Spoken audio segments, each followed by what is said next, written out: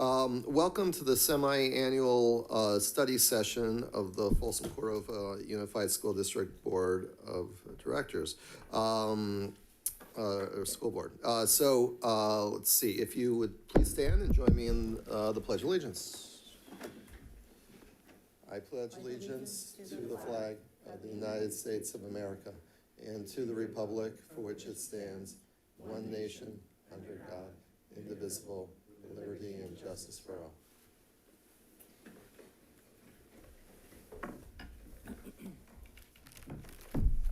Okay. Recording is being made at the direction of the board, and the recording may capture images and sounds of those attending the meeting. I will note that we are not live streaming, but this recording will be posted after the meeting. Folsom Cordova Unified School District Board Policy 1313 promotes mutual respect, civility, and orderly conduct among employees, parents, and the public.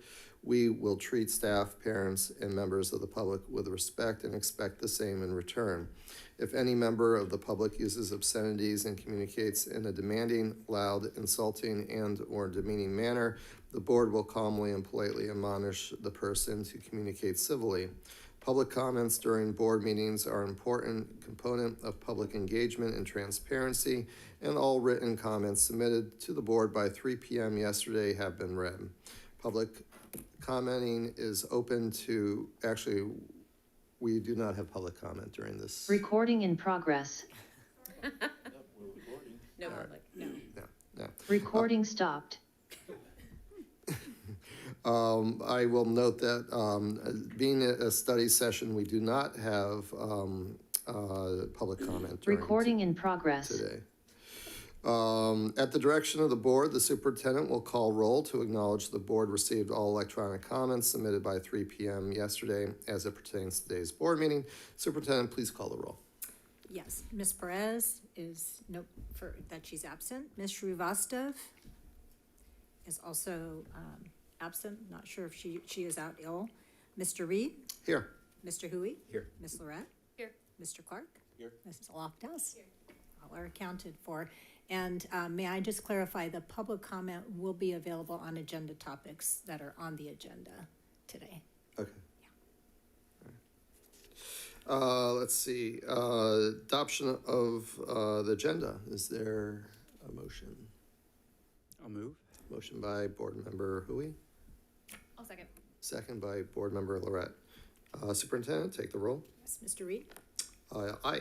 Mr. Huey? Aye. Ms. Lorette? Aye. Mr. Clark? Aye. Ms. Loftus? Aye. Motion carries 5-0. Thank you. All right. Board study session, item 3, warm welcome team building. Superintendent. Yes, so I've invited our director of school initiatives and Kate Hazarian to do our warm welcome and to introduce the activity for us. And hopefully these are questions that we can, think about with fondness as we do this warm welcome. And Kate's going to share a little bit about why the importance of doing warm welcomes at the beginning of meetings, such as a study session. All right. Good morning, Superintendent Kaligian, Cabinet, and also our board. Really happy to be here this morning. So our district has a many-year commitment to social emotional learning, and we know that Dr. Pease is our expert in this area, but she's helped me craft this exercise for you. We follow the CASTLE model for social emotional learning, so it is beyond a curriculum that we teach in our schools. It's part of everyday instruction in our classrooms. And CASTLE promotes the 3 signature practices, one of those being the warm welcome and also the optimistic close. So we're going to do a warm welcome today, much like you would do in a classroom. And the goal of this is to get the brain ready for learning and for growing and then working together as a community. So we have 2 questions. We'll do a round 1 and a round 2. You just need to give a couple sentence answer. It does not have to be a whole story, but a couple sentences. I'll look for a volunteer to start us off, and then you'll popcorn to the person to your right. So our first question, what is your best memories of school as a student? And looking for a volunteer. Tim, Mr. Huey. Well, the first memory that pops into my mind is my first day of kindergarten. It's actually my second day of kindergarten. I was at a new school, moved in the middle of the year, and a fellow student who I didn't know at all greeted me with a giant bear hug, lifting me off the ground, and we were kind of off and running from there. So mostly just this connection with other students that continued. Thank you, Mr. Hui. We'll go to your right. Am I allowed to say snow days? I did enjoy those. Let's see. You know, oddly enough, it's my entire junior high school experience was my fondest memory. I just loved that school and loved the teachers and my classmates. So I'm going to go very broad and say my fondest memory is of my 7th and 8th grade. So. Thank you. For me, it was probably in 7th grade. They had a trip to Washington, D.C. And I decided like right away I was going to go, and I babysat all year long to pay for this trip. And just remember going on that trip with the teachers that were there and the 7 other students. And really, those 7 students that I met in 7th grade became lifelong friends through high school and into my adult years and things like that. So just, appreciate teachers who go to that extra effort to go to that next level to create experiences for students. Thank you. For me, I think we built the floats, the homecoming floats in my garage. And so that was sort of when I had I don't want to say zero rules at my house, but we had glitter and paint everywhere in my dad's like immaculate garage. So, and it lasted for 2 weeks every year. And so I'd say that. Thank you. My best memory is, there we go. My best memory is PE and recess. I loved going out and playing sports all through school, from elementary all the way to high school, and I loved being on sports teams in high school. Do you really want to know? Really want to know. I honestly, I think the community of the schools, when I had my friends and teachers, we were very close, especially at middle school, I would say as well. But I won't lie, I always enjoyed eyes on my face. And so when I could get the whole classroom laughing with a good zinger, especially when you could crack the teacher, that was pretty fun. So I would say those kind of experiences were highlights for me.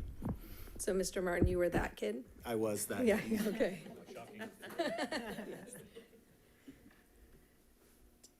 Yes. Oh, go ahead. okay. Yeah. I would say that it was the travel between my sophomore and junior year. We went as part of the Spanish program and traveled to Europe, and I couldn't speak Spanish even after being in Spanish 1 and 2. Unfortunately, I'm not very linguistic, but it really opened my eyes to worldwide travel, and I've had the travel bug ever since.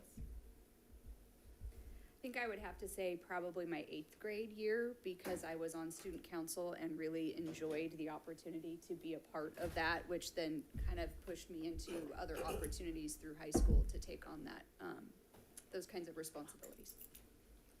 Thank you.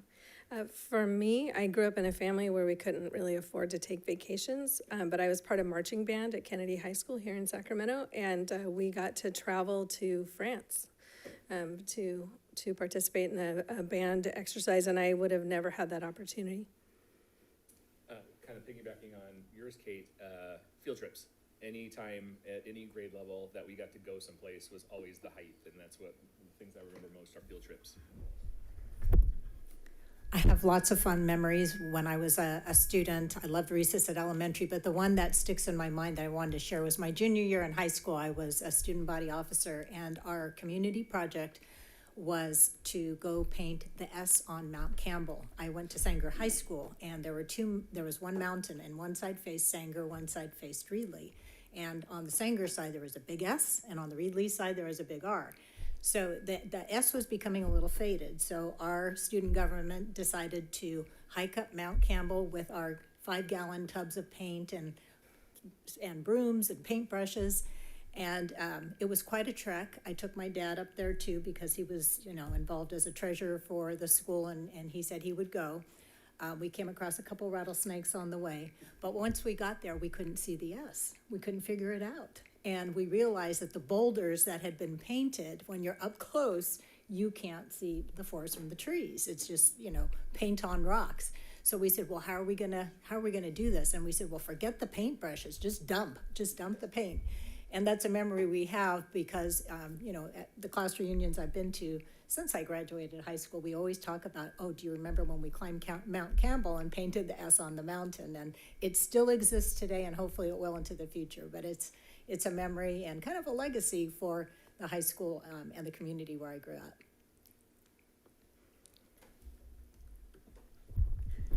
Oops, this one doesn't stretch. I would have to go back to a time where we took a field trip up to Mount Butte County in Chico State. It was during the times when the fires were very prevalent in California. So we went down there to go help some students, uplift them. We brought them a few snacks, we played with them, and I felt like an older sister. I was like, so it was really nice to go connect with them and really just uplift them and tell the students that everything would be okay after everything that they had gone through in their town.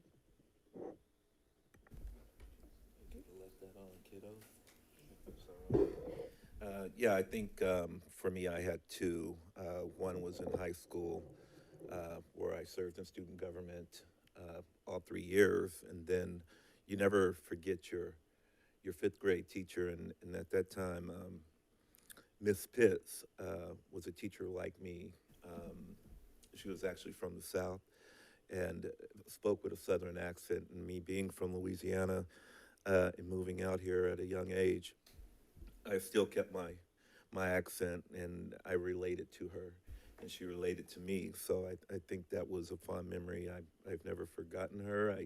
I'm still in touch with her grandchildren, which was kind of awesome. So those are my memories. Thank you, Mr. Clark. So we're going to transition to round two. So who's an adult that you need to thank for something that they did to support you when you were in school? So this isn't a family member, this is a staff member that you're thinking of. We'll start again with Mr. Huey, but this time we're going to go to his left. Mrs. Johnson, I may have spoken about her in the last 2 years on here. She was my fifth grade teacher. The biggest thing she did for our fifth grade class was treat us like real people, I suppose.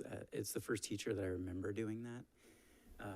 We learned a whole lot as well. I mean, probably the thing that sticks out to me the most is, she gave us fake money to play the stock market and taught us how to write checks and balance a budget. And as a fifth grader, that was I didn't learn that lesson until much later in life, in real life, but it was important to get that foundation.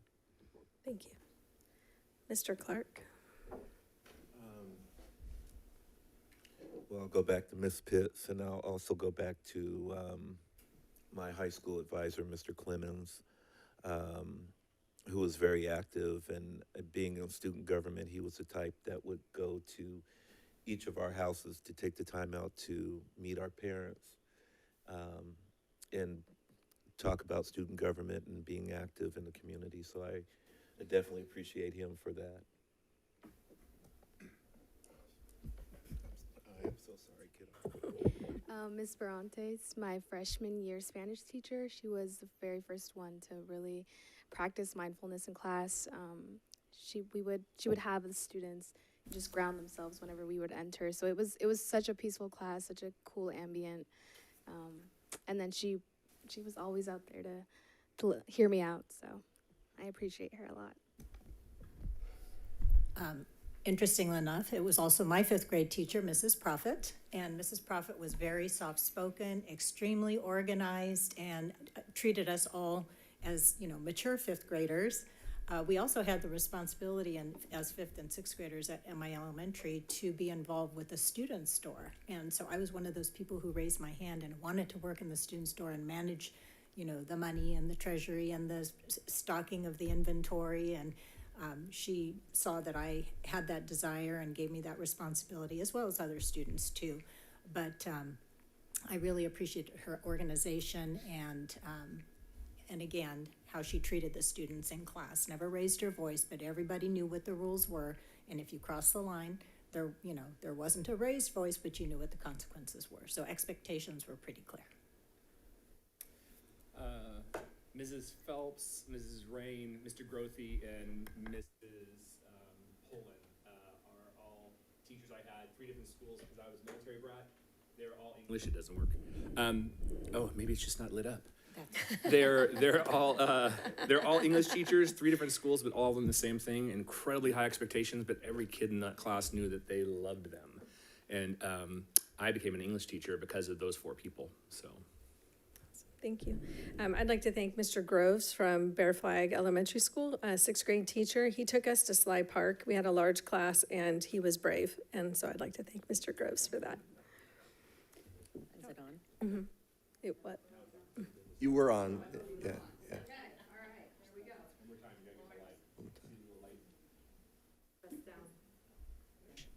There we go. Okay. I was going to make myself choose one, but Jim, after you had a list, I'm going to go with that too. And mine happened to be English teachers as well. My freshman English teacher, sophomore year, and then junior year, each of which were very different teachers, very different styles. And it really taught me to make sure that I understood who my audience was, because something I would do for one teacher was not what the other teacher wanted. And then the third teacher, even more so, and she happened to be an attorney who decided as a second career to become a teacher. So she kind of lit the fire under me for the possibility of becoming an attorney as well. I'm going to go a slightly different route than everyone else went. One of the first person that jumped into my mind was a school bus driver. Her name was Wanda. I don't know her last name, but I rode the bus every day into Theodore Judah, and she was one of those bus drivers who everyone loved, but she also had control of what was happening on the bus. She was always very caring, and I remember one time I got on the bus and I had the stomach flu, and that didn't go really well. But she was so kind, and she laid me down in the front seat and put her jacket over me until she should get me home. And she was just like that all the time. She was a caregiver. She was an emotional support kind of person. So I had her as a bus driver for many years, and it really sticks out as someone who was emotionally supportive.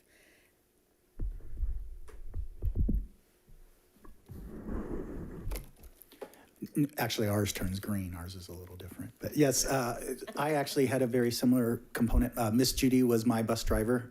And in Pollock Pines, we drove through the snow and the rain and all that good stuff, and she was amazing. Mr. Jesse was one of our custodians who could throw a football 80 yards, so I was always impressed by that. And I did, for whatever reason, I feel like I had more connections with some of our classified staff, more than our teacher staff for me. And then my last one would be Miss Ethel, who is actually still a lifelong friend, and we go hiking. So she was my elementary secretary, my middle school secretary. Then when I came back, I actually worked my first school district job was at Pollock Pines, and she was the district secretary. So we actually worked together as colleagues for quite a long time. And now we go walking on the weekends when we can together, so. Well, in high school, I went to an all-boys Catholic school, and my first period of my freshman year, the principal taught that class, and it was Father Gebb, so I'd like to thank Father Gebb.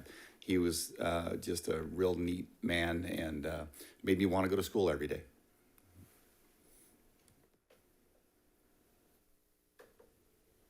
There you go. I could list a whole bunch, and what's fun is most of them are still teachers in Folsom, Cordova, so but I would say my number one is Kelly Hillsland. She's currently at Vista, but she was at Folsom High. And I had her probably her second year of teaching.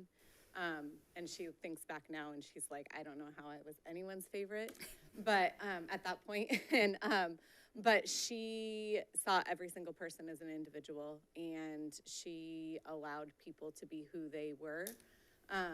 The moment they walked in the door, she never questioned if somebody was having a bad day. She really cared about each individual student.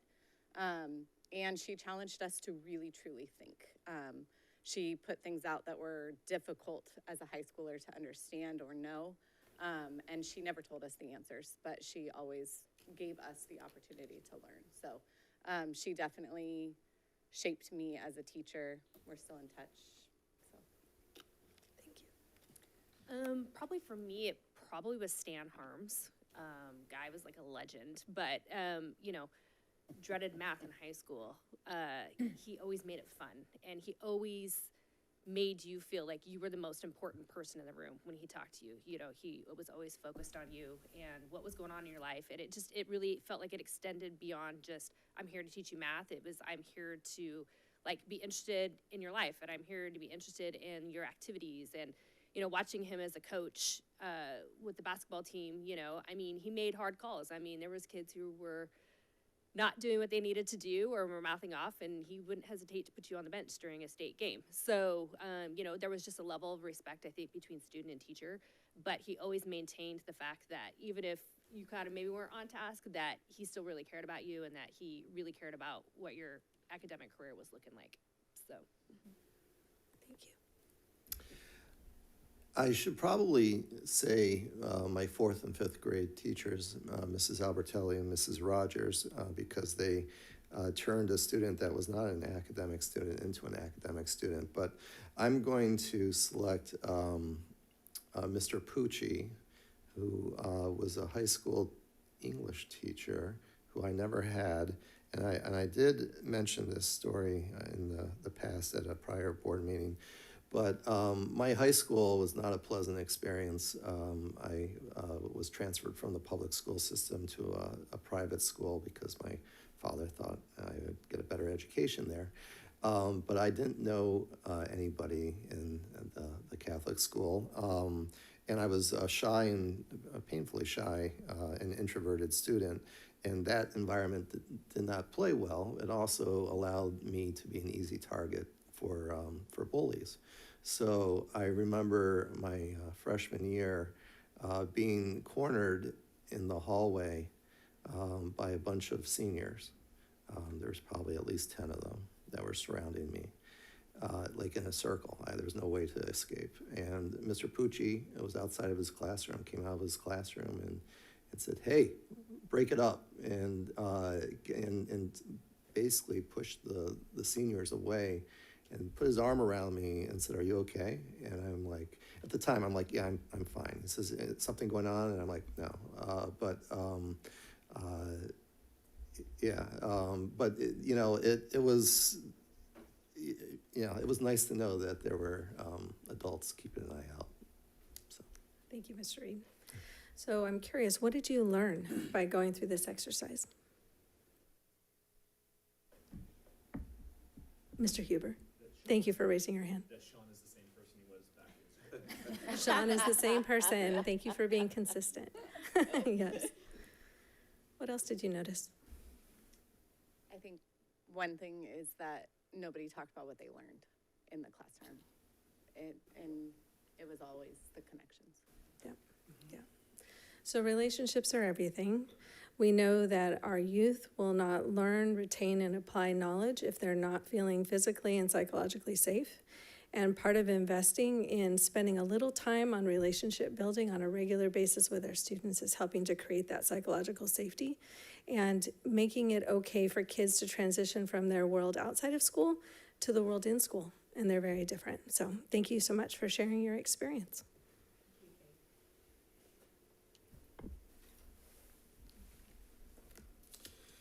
So let's see. Looks like next on the agenda is review of the Brown Act basics from our friends at Kingsley Bogart.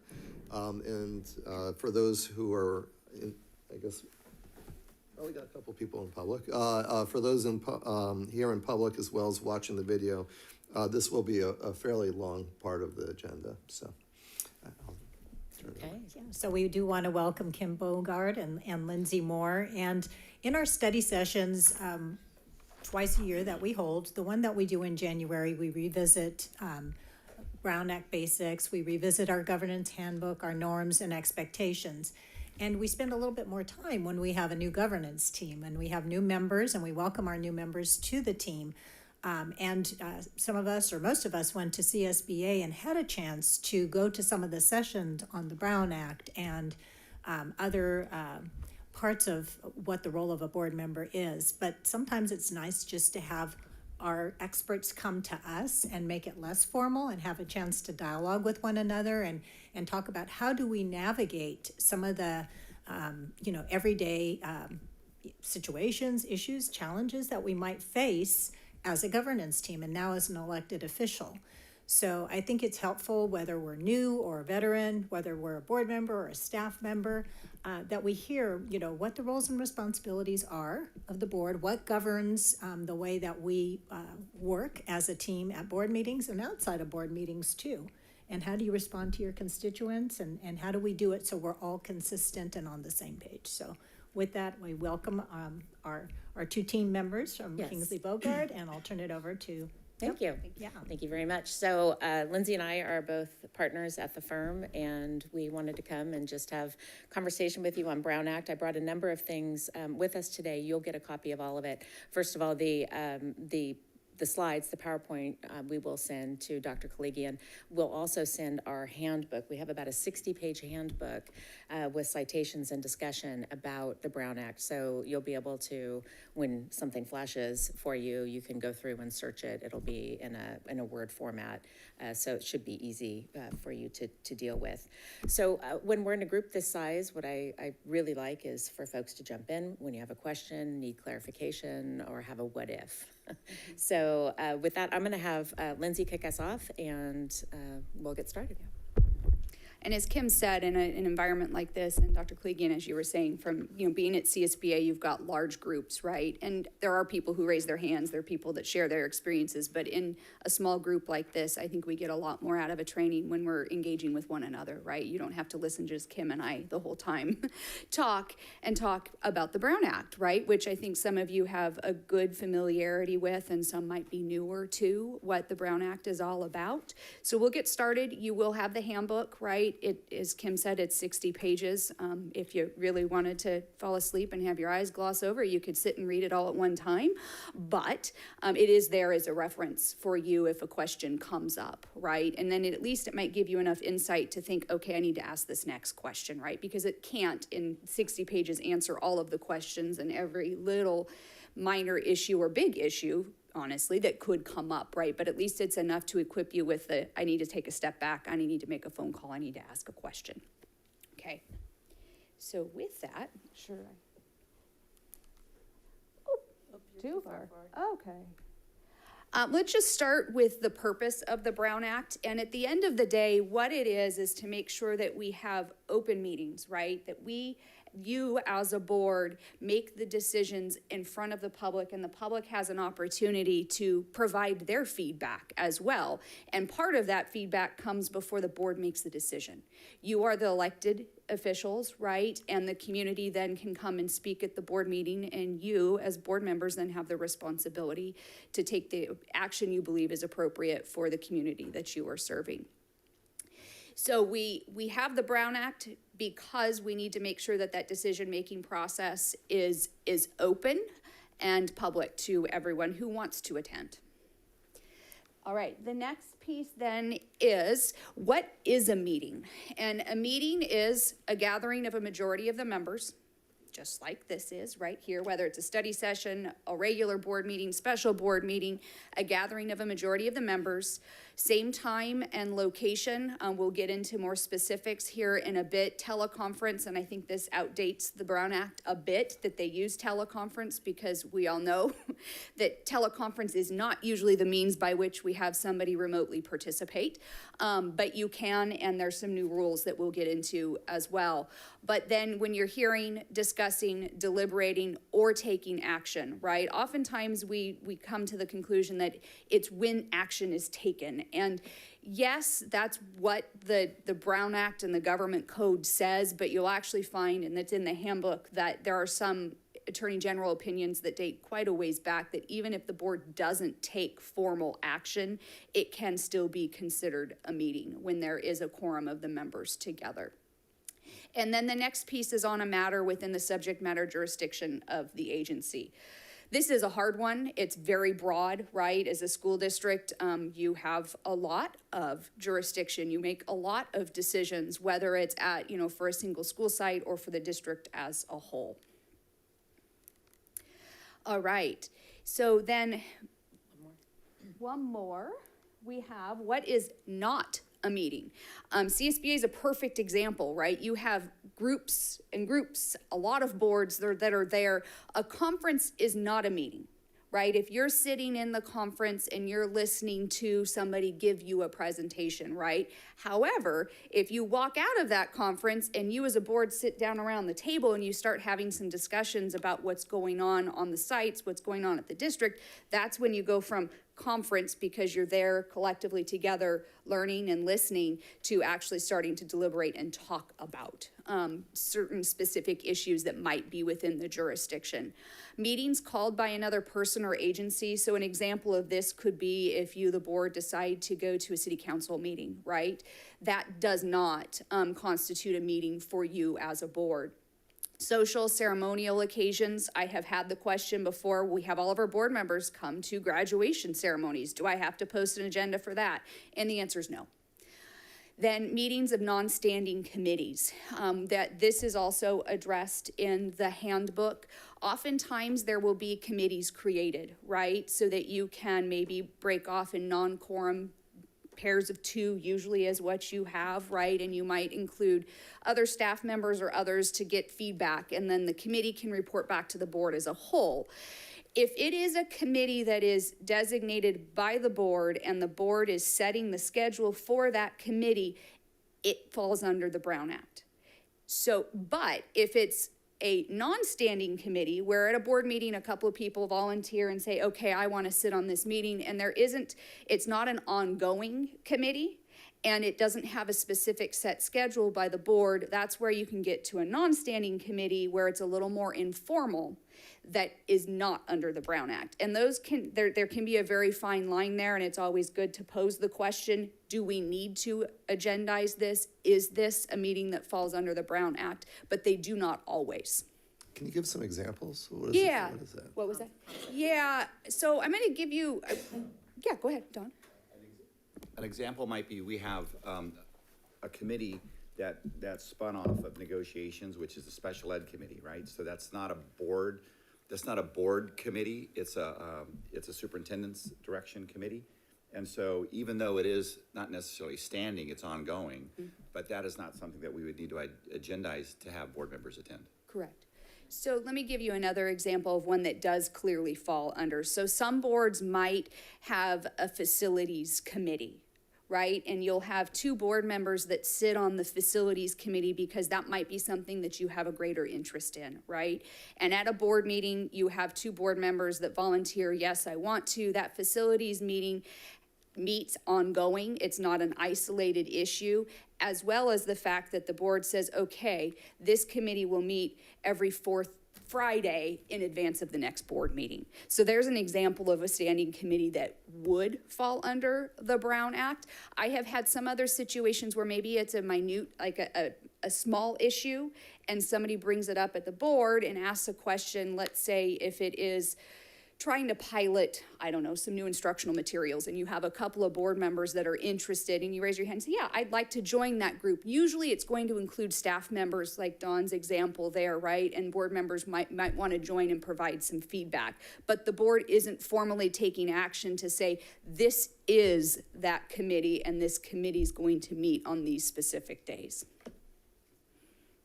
That is a fine line. It's a very fine line. And I'll be honest with you, I think that most boards probably shy on the side of posting, right? So that you don't run into problems with somebody challenging whether or not the Brown Act applies.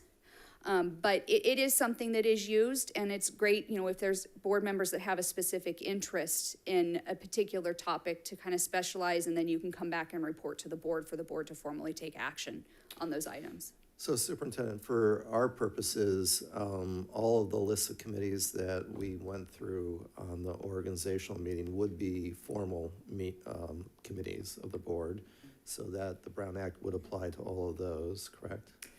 That would be my understanding of how you defined it. Dawn's example is like a subcommittee of, a negotiating team, so that's a little bit different.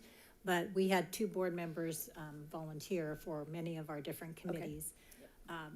Those that we do with our neighboring jurisdictions, the city governments, they do post their agenda, and they do that as well. I think we probably need to be more intentional about posting when our meetings take place. If what I'm understanding is what Brown Act would govern them. Correct.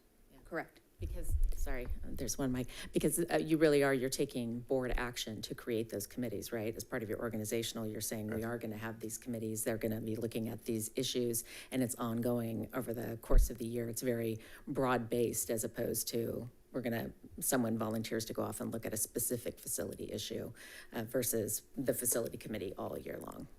And when you said those meetings have to be posted, even though there's only 2 board members? That is correct, yes, because generally, right, the default is only when you have a quorum of the board. Right. Because the board is delegating some authority to these 2 members to go and meet, provide feedback, and come back with a recommendation, it does fall under the Brown Act, even though you only have 2 board members or not a full quorum of the board there.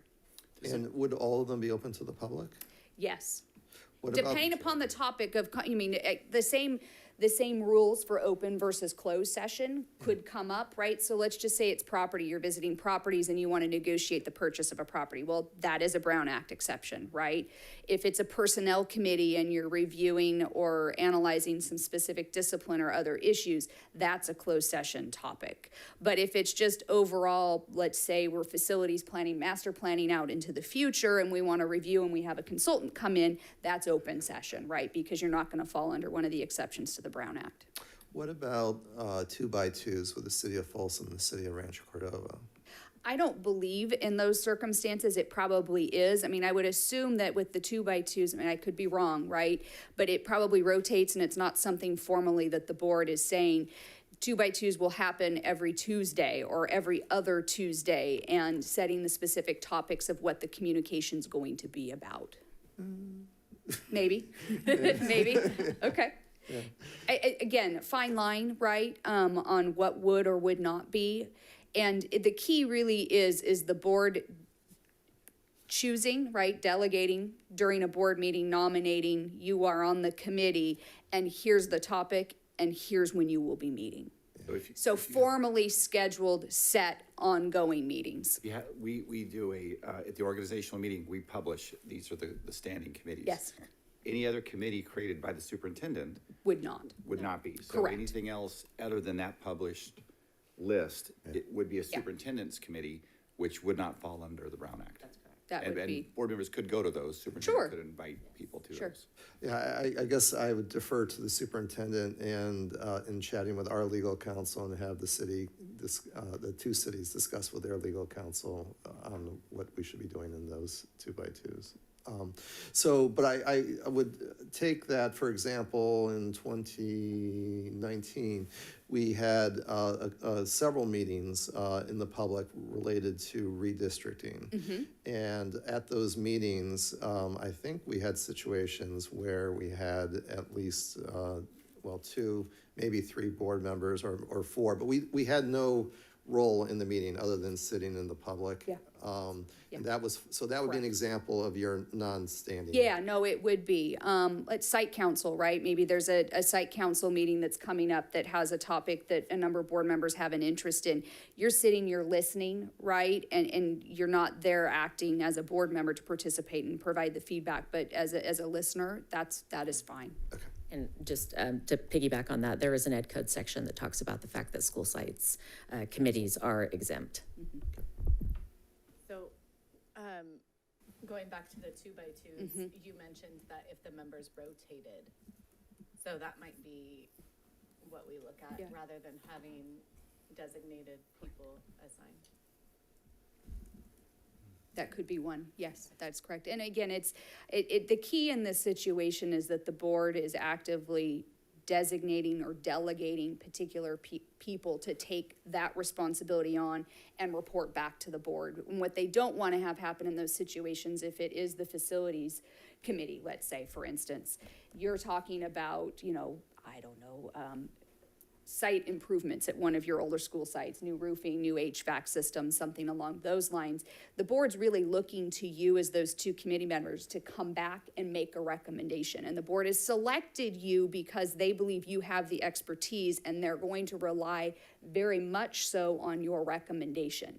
So your deliberative process, when you're thinking through that, they want the public to be a part of it, if that helps kind of explain what the reasoning is behind making the Brown Act apply in those situations.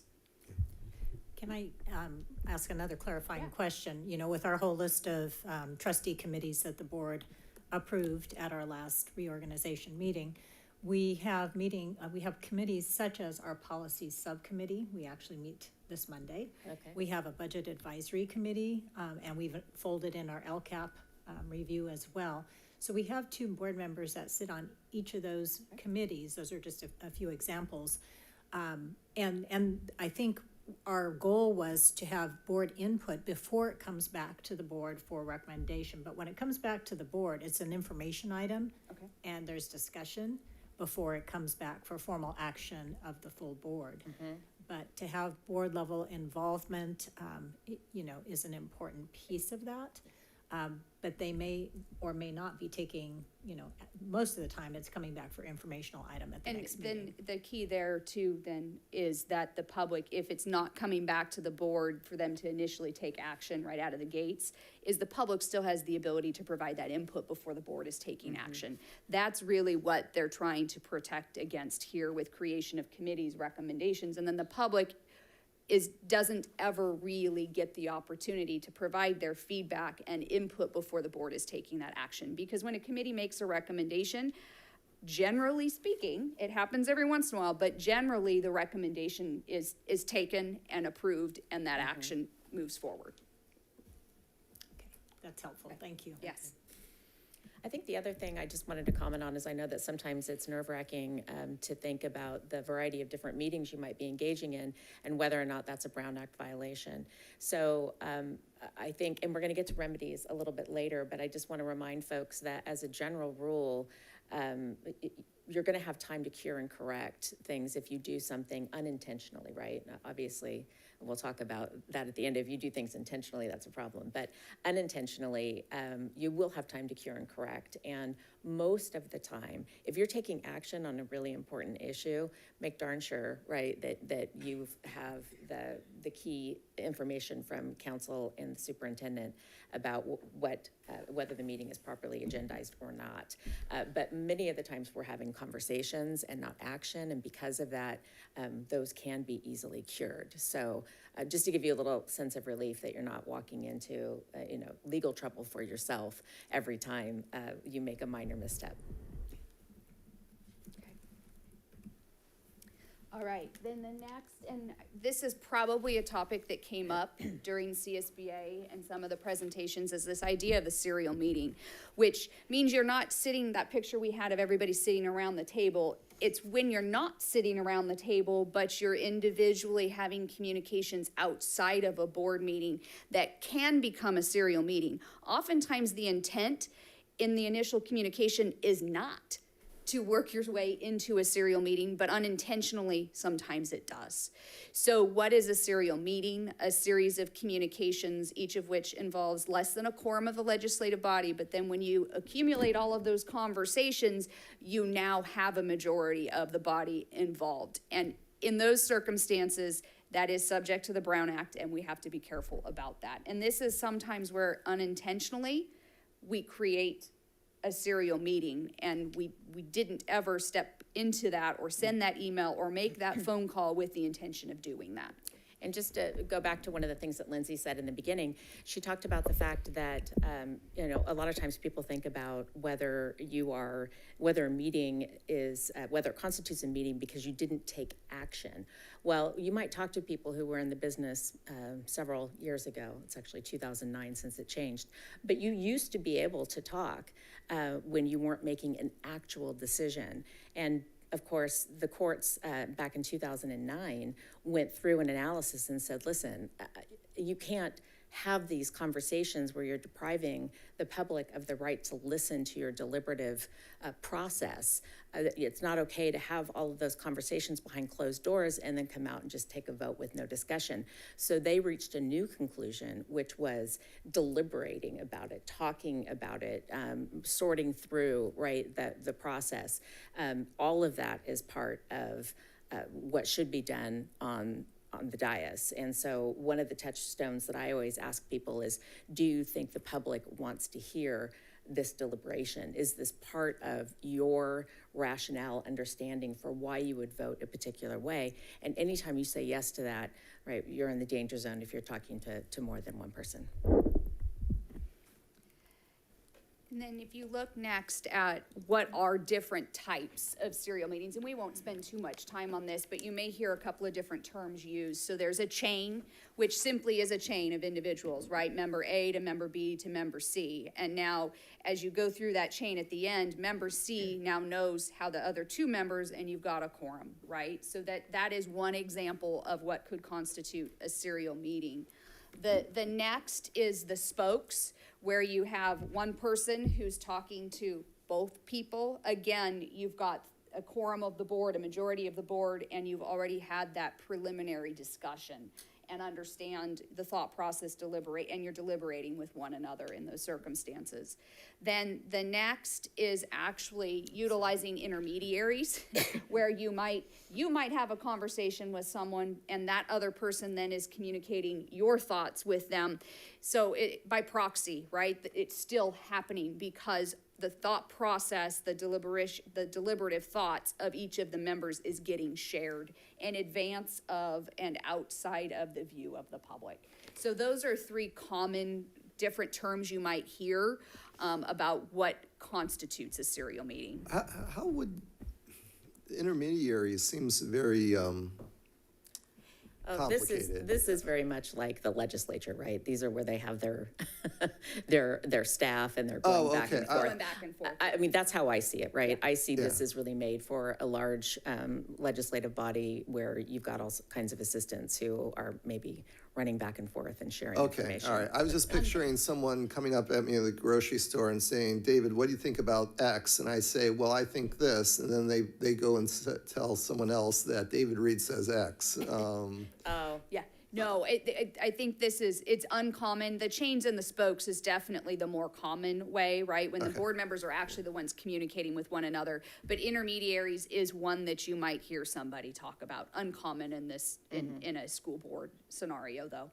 But it'd have to come back to member A. So as you can see in this one, it would have to be somebody that member A had a conversation with. And it really is intended to be like, go do reconnaissance for me, right? Go find out what B and C want and come back and talk to me about it. And this is how laws get put in place, right? Because it happens because once people do crafty things, and then they come up with ways to keep people in check. So this really is a function of intentionally sending people out to do the digging for you. So, the other thing I wanted to say in this area was that at the time that the serial meetings went into the code, people were frustrated and fearful that that was going to stop conversation with the superintendent. And what they said in the legislative process was that breaking it down to the most basic, superintendent is safe base, right? She will not create a spoke or run as an intermediary. Now, she can't go back and pull the board and share with all of you. But my point is that a lot of things that happen in your job, you need a place to send that. And I think you're going to talk about norms and you'll talk about roles. And so this is one of those things that when you need to do something with something a constituent has sent you, or something, just related to policies or rules, you need to be sending that over to the superintendent so that she can follow the proper processes to keep you all from engaging in a serial meeting. But she is safe base, and more than one of you can communicate with her on a topic without violating the Brown Act. Quick question here. It's often been a practice for us to CC the board president on emails to the superintendent. If let's say, board member Clark and I have a conversation about something, and then I email the president about that conversation, would that kind of be roping in a third member if the board president is also CC'd? I think it could be, absolutely. I think that it's perhaps a better practice to simply shoot it back to the superintendent, and then the superintendent can do and I don't know what the conversation might be, but you might be looking for, if all you're doing is looking for additional information and you CC'd somebody else, that's not a big deal. But the more you get into, hey, we were talking and we're thinking that this is a great idea, that's a better piece to shoot back to the superintendent so she can have that conversation about, if she sits down with Mr. Reed and says, okay, it looks like maybe we have some interest in talking about a particular policy, let's put that on the board agenda, sort of thing. And I think for best practices, right, because sometimes it may just purely be an FYI, right? But if we get into the habit of doing it, then the time, you can run into issues because maybe one out of 10 of those emails might create that serial meeting scenario. And an example of where this has happened is, oftentimes the superintendent might do a Friday update or a monthly update, right? And it gets sent to all of the board members, and a board member replies all and provides some feedback and discussion. Then all of a sudden you have other board members responding. Again, it's not intentional, but it can create that serial meeting outside of a public board meeting. To clarify, though, Tim's example, I would 100% agree that would be a serial meeting. If, in your example, you and Chris had a conversation, then you CC'd the president when you communicated with the superintendent. But the other scenario would be if you're just communicating with the superintendent, there was no other conversation. It has been practice of this board, at least since I've been on it, that you always CC the president. That would not be a serious, because that would just be the second. It wouldn't be, correct, Yeah. yes. Because the key is that you don't get a quorum, so 3 board members involved in that communication. And one of those examples might be a member saying, I'd like to have this added to the agenda. Well, That's no big deal. the president generally is probably working alongside or at least reviewing the agenda. It makes sense that the president might be included in that communication to know, okay, this item is going to be on the agenda at the next meeting. Yeah, and we also actually have established a different way of getting things on the agenda on our, each meeting we have. I recall that, yes, yeah. Just to clarify, go ahead, Karen. I just have a question in terms of, I think the perception of possible Brown Act violations, and we had a very real situation last board meeting where it was questioned a number of times to me of what the perception was. Like, I don't know the history of it because I was not part of it, but so I guess if there is question or concern as a board member or as a member of the community, like, what's the next step, I guess? Because I think that it definitely violates a lot of trust in terms of community perception and board member perception when something very obviously was discussed. And when you are somebody left out, you're kind of like, okay. This is one of those things where I think you're really looking at governance norms, right? How are you going to communicate with each other? What do you expect from one another? And what's the right way to approach areas of discord? And I think that that's really important because otherwise, I mean, a lot of times I understand what you're saying, and I've had people say that to me before. Yeah. Over the years, they've said that, it felt wrong to me, but it can often be very difficult to show one way or the other. So I think the best thing is to fall back on governance norms and find ways to have conversations among yourself so that you can create and maintain trust about how things are being done. And Kim earlier mentioned the opportunity to cure. So for a member of the public who believes there is a Brown Act violation, in the government code, there's a process and they have to give a notice. Then the district has X number of days to respond to that notice. And if there is a need to cure, that's when the board can cure it. Let me ask you, and this perhaps is the question that Kara is referencing. It has always been my belief, and I could be wrong, that the Brown Act still applies even when you're electing officers. So no more than 2 people can get together and our board members can get together and have a conversation about, who's going to be whatever leadership position. Is that true? Because It is true. I That is mean, true, that's okay. something within your jurisdiction. It applies for that purpose, and employee and new board members at the time that they are certified by the elections office, I'm gonna come up with it, the registrar, then they have to act as though they are a sitting board member, right? Meaning that they have to act under the Brown Act rules. So everyone's covered by that. So once two board members speak about specific positions, it prevents us from having a conversation with a third or a fourth or a Correct. fifth. That's correct. Okay, thank you. Any other questions on this topic before we move on? We just jump backwards Yeah, for a no second. problem. Oh, go ahead. If back to Mr. Reed's example before the previous conversation. Yeah. If a board member is emailing superintendent about information about a topic, we include the president because we haven't talked with anybody else.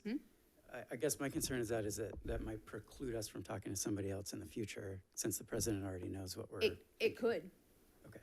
Okay. Yeah, I really think it comes down to whether or not whether the information that you're sending is sharing a thought process, right?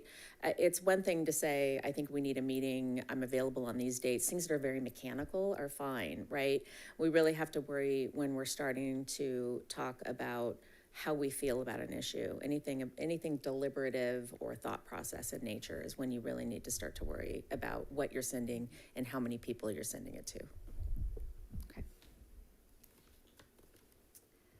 Okay, the next piece then we get into meeting requirements and making sure we're on track with where I'm at here.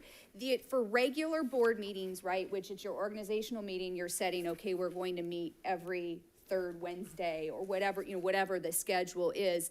Those meetings have to be agendized and posted at least 72 hours before the regular meeting.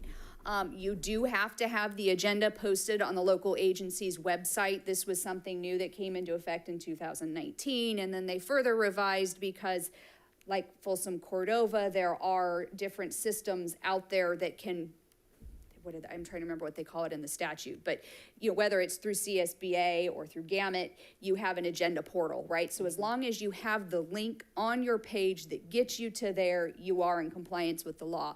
But it didn't used to be that agendas had to be posted on the website. They do now.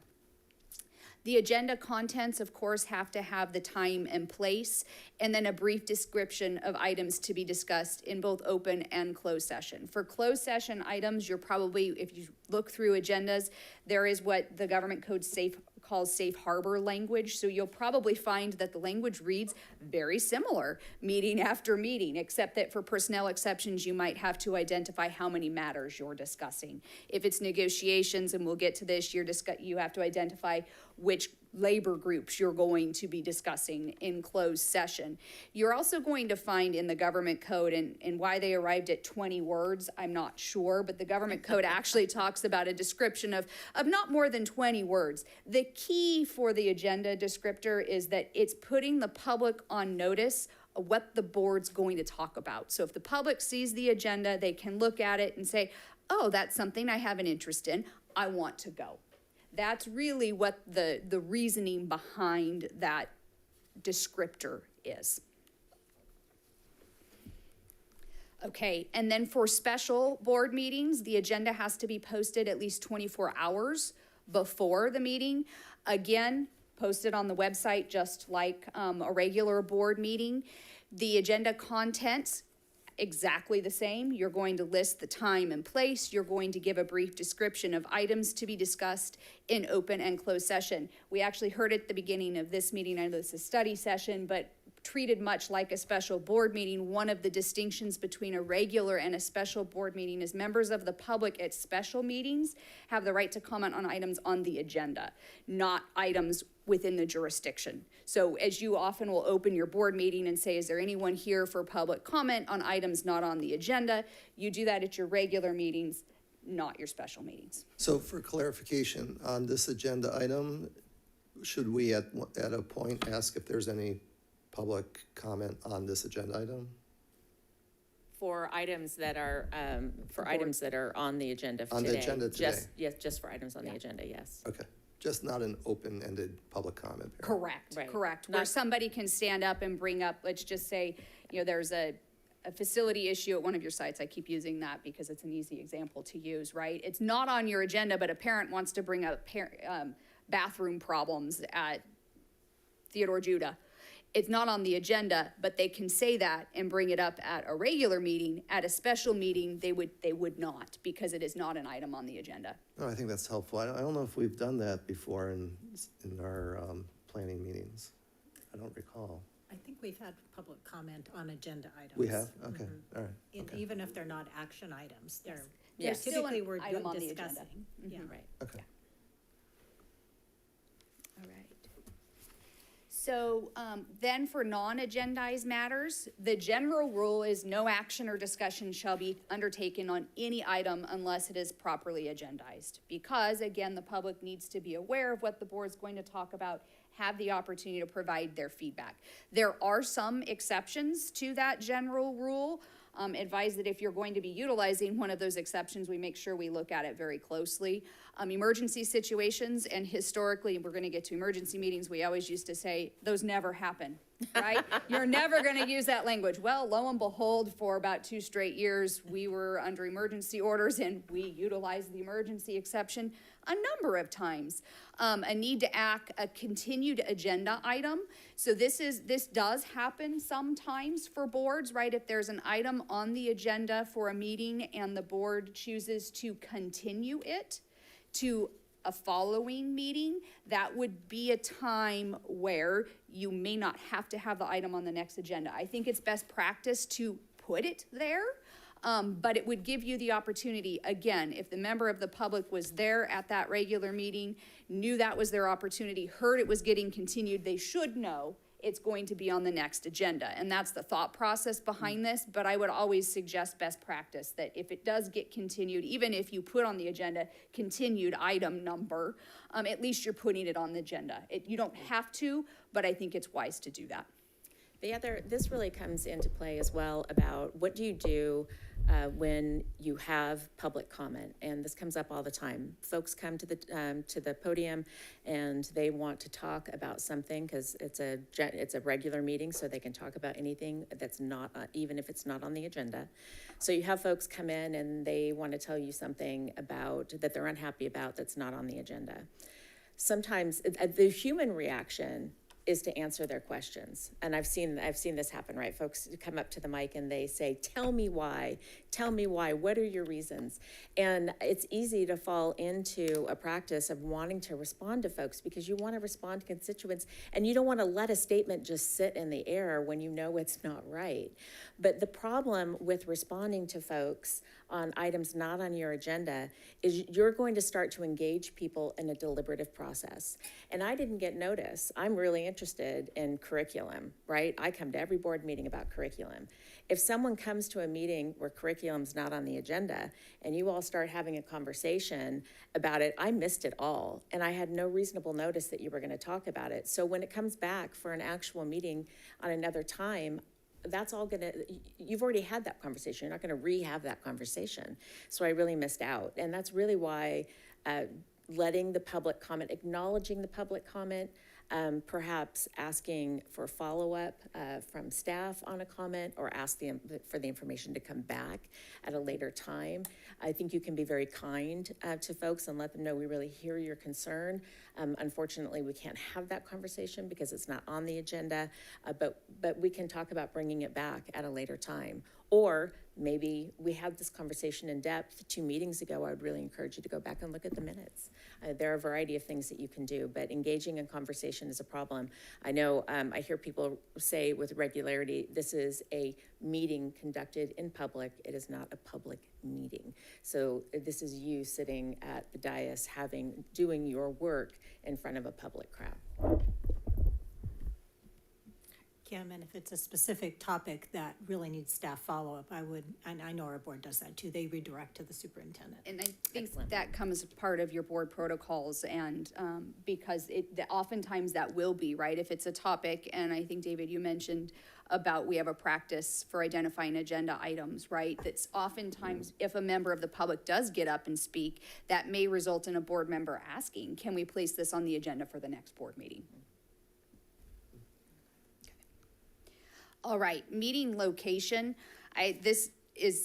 Doesn't usually come up. However, if you have a field trip or you're going somewhere else to go and view a site, there may be an exception. The general rule is it has to be held within the boundaries of the school district, right? So it could be here, which I know is where you hold your meetings. Sometimes folks will rotate and go to different school sites to give the public an opportunity to see those other sites. That's fine. It's within the jurisdiction, right? And you just have to obviously post the agenda with the location identified, but generally speaking, needs to be within the boundaries of the school district.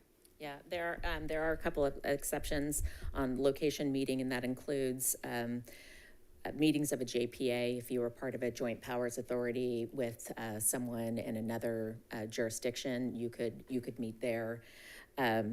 You can also meet someplace else if you're looking at real property. Perhaps it's outside of your regular jurisdiction, and you're specifically allowed to meet outside to attend conferences and non-adversarial bargaining techniques, conduct interviews, superintendent interviews, this comes up, and anything concerning, the superintendent's search itself. So there are a variety of situations in which you can get past the general rule, but otherwise you're holding those within your boundaries. So Lindsay, one quick question. What about board retreats and we want to go somewhere outside of our jurisdiction? I don't see that. I mean, I know folks used to do that all the time. Right. And we remember the heyday stories of people going off and having some really interesting retreats in the 90s. Right. At least I heard those stories. Right. But I mean, if it was like a retreat, team building Right. type thing.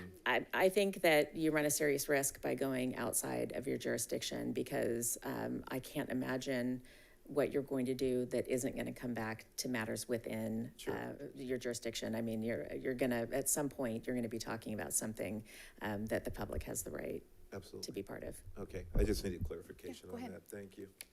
What about if you go to visit a school in another school district? That would be that would be one of the exceptions. So like I said, let's just say you're looking to build a new school and there's an architect who is interested in building that school, and you say, we as a board would like to go see that school site, and it's not within your boundaries. That is an example of where you can meet. You're posting, right? If the whole board is going, you do have a quorum and it is related and within the jurisdiction, but you can go outside the boundaries of the district. Social, if you're all 5 board members are at a wedding or that's outside of the district, that's acceptable. It is. Just no whispering about jurisdictional things in that. Which is hard, right? It is hard, but yes, that's where it would come into play, right? Because oftentimes you might go to the same fundraising events or other things like that, and you just have to make sure that what you're talking about there isn't board related. Yeah. Okay. Not a problem. That comes up actually a lot. And a quick clarification, we've had several instances where individual board members have had to be out of the state or something like that, and they zoom in.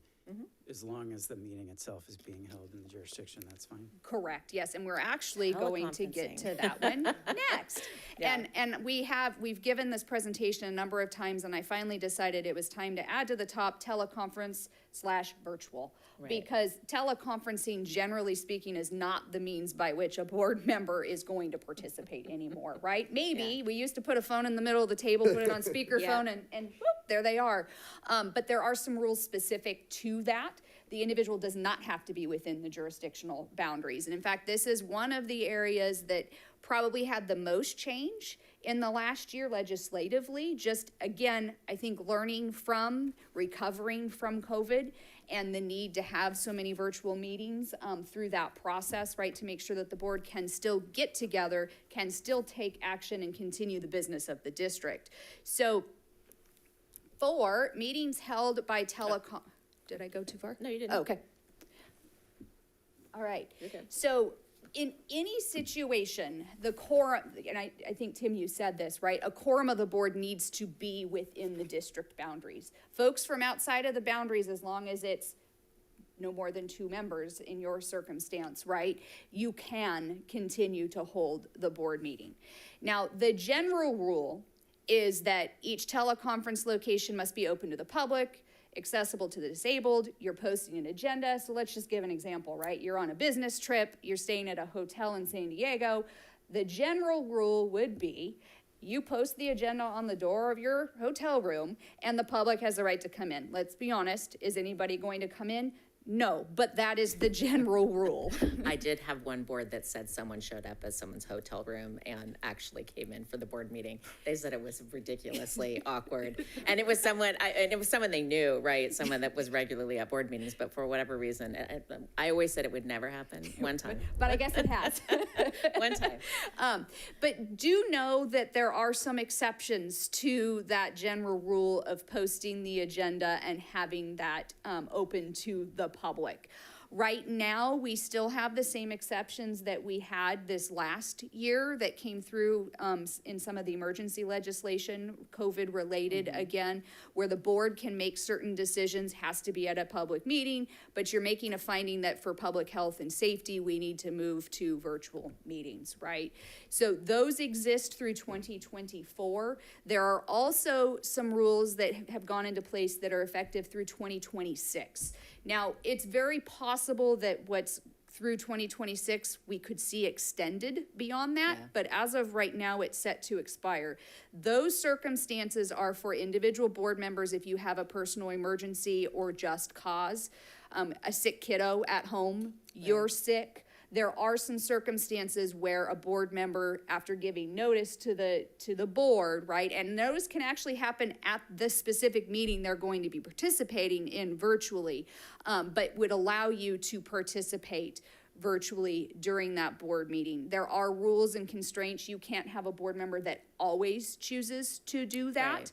So there's limitations and restrictions on how often it can be used. Yeah, it's 3, just to jump in, it is 3 consecutive months or 20%. That's no more than 3 consecutive months or 20%. So it really is meant to address the issue. I mean, how many times during COVID in particular did you have someone say, I feel well enough to participate, but I have COVID, so I can't come in. And I hope this sticks around because I think this is a really great thing. This is the one area, the technology, I think has really furthered the public's ability to participate and really see what's happening. And if you are going to have members participate in that way, you need to make sure the public has the ability to participate in that manner as well. So the personal emergency just cause through 2026, was that statutory or was that through a governor's? Statutory. Is statutory. Yeah, it's statutory. So it sunsets in 2026. It does, correct. Now, like I said, it's very possible that we'll see that get continued beyond. And the 2024, which was first done through emergency orders, right, is now also a part of that government code section as well, but set to sunset in 2024. So the personal emergency just cause, you don't need to have the advanced posting that you're sick and that, okay. But if you go your San Diego example where you know you're going to be in San Diego, then that address needs to be posted on the agenda as well. So one example, and the statute actually talks about this a bit, because they still want, if somebody's going to be for just cause, it'd really probably be the circumstance where this comes into play. You are, and you know for work, I'm going to be in San Diego for a conference. You announce that to the board at the previous board meeting, and the board says, okay, yes, go ahead. You still fall under the exception. But in those circumstances, if you have the time to post, there certainly wouldn't be any harm in doing so, but you wouldn't have to. They want to get as much notice, so again, the public knows that a board member might not be there in person. But under the emergency, it does recognize in the statute itself that you may have a board member who logs in virtually and before the board meeting even gets started, right, says, I'm making the request to participate under personal emergency. You don't have to disclose what the medical condition is or anything else, but I have a personal emergency. I'm home with a sick kiddo, whatever it might be. And the board then hears it, the public hears that comment and then you move forward. And Just Cause, they actually gave us some definition of things it for certain includes. And they say that's a family, childcare, or caregiving need, a contagious disease, a need related to physical or mental disability that is not otherwise accommodated, and travel while on official business. So if you're traveling, that is going to be one that constitutes just cause. And then they say an emergency circumstance is defined as a physical or family emergency that prevents the member from attending in person. So the emergency is pretty darn broad. And I think as long as it's reasonable, that's not going to be a problem. So I know a majority of the districts, at least from what I understand, the majority of the districts in California have ceased the practice of allowing public comment virtually. They, many of them still stream, but they don't allow virtual public comment. We haven't gone there yet. We've talked about it, but we've kept that flexibility open for a little bit longer. If we were to switch to just streaming and requiring all public comment to be in person, and someone takes advantage of the personal emergency just cause, does that mean at that meeting we need to open up the mic to allow public comment virtually as well? Or can we just say, or no? No. I mean, I think it would just go back to the way we used to, when we're talking about throwing the phone in the middle of the of the table, right? In those days, we would have someone call in, and that didn't mean that people could participate otherwise. I think if the board wants to extend virtual public comment, that's at this point not required, right? But certainly within your jurisdiction to decide. Okay. But it won't. Whether someone else's telephonic will not change the nature of whether you can cause people to be in person for commentary. I think the only thing I might consider is the one thing that might change would be like an ADA requirement, a disability requirement, right? If someone said, I need to participate in your meeting, I have public comment, but I can't attend physically for the following reasons. That might be something that you would see, but not just in general for preference reasons. Okay. And along those same lines, that is another item that got added in the statute this year, was about disruptions, and not public disruptions, but disruptions to connectivity, right? Because everyone experienced some of that early on, right? Zoom goes down, Google Meet goes down. The statute actually talks about the fact that if you do have a virtual meeting and that technology is not working, the board cannot take action while that technology is not working. So that got added to the statute too. Again, a lot lessons learned through the last few years, and the legislature was trying to catch up.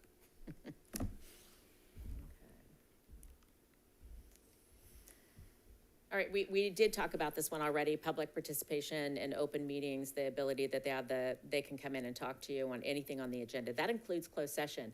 Now, one of the strangest things about commenting on closed session is when it's an employee discipline, and we don't list who is who's being disciplined, but I have had people, because they know, it typically comes up because the person that we sent a 24-hour notice to that said, hey, we're going to talk about you in closed session tonight. So folks may come and they may want to speak to the character of the person who's currently being looked at for discipline, and they can come and talk to you, give their comment before closed session. So I've seen that happen in some high-profile cases. So that is permissible. And of course, on the special meetings like we're doing today, that's just talking about what things are actually on the agenda.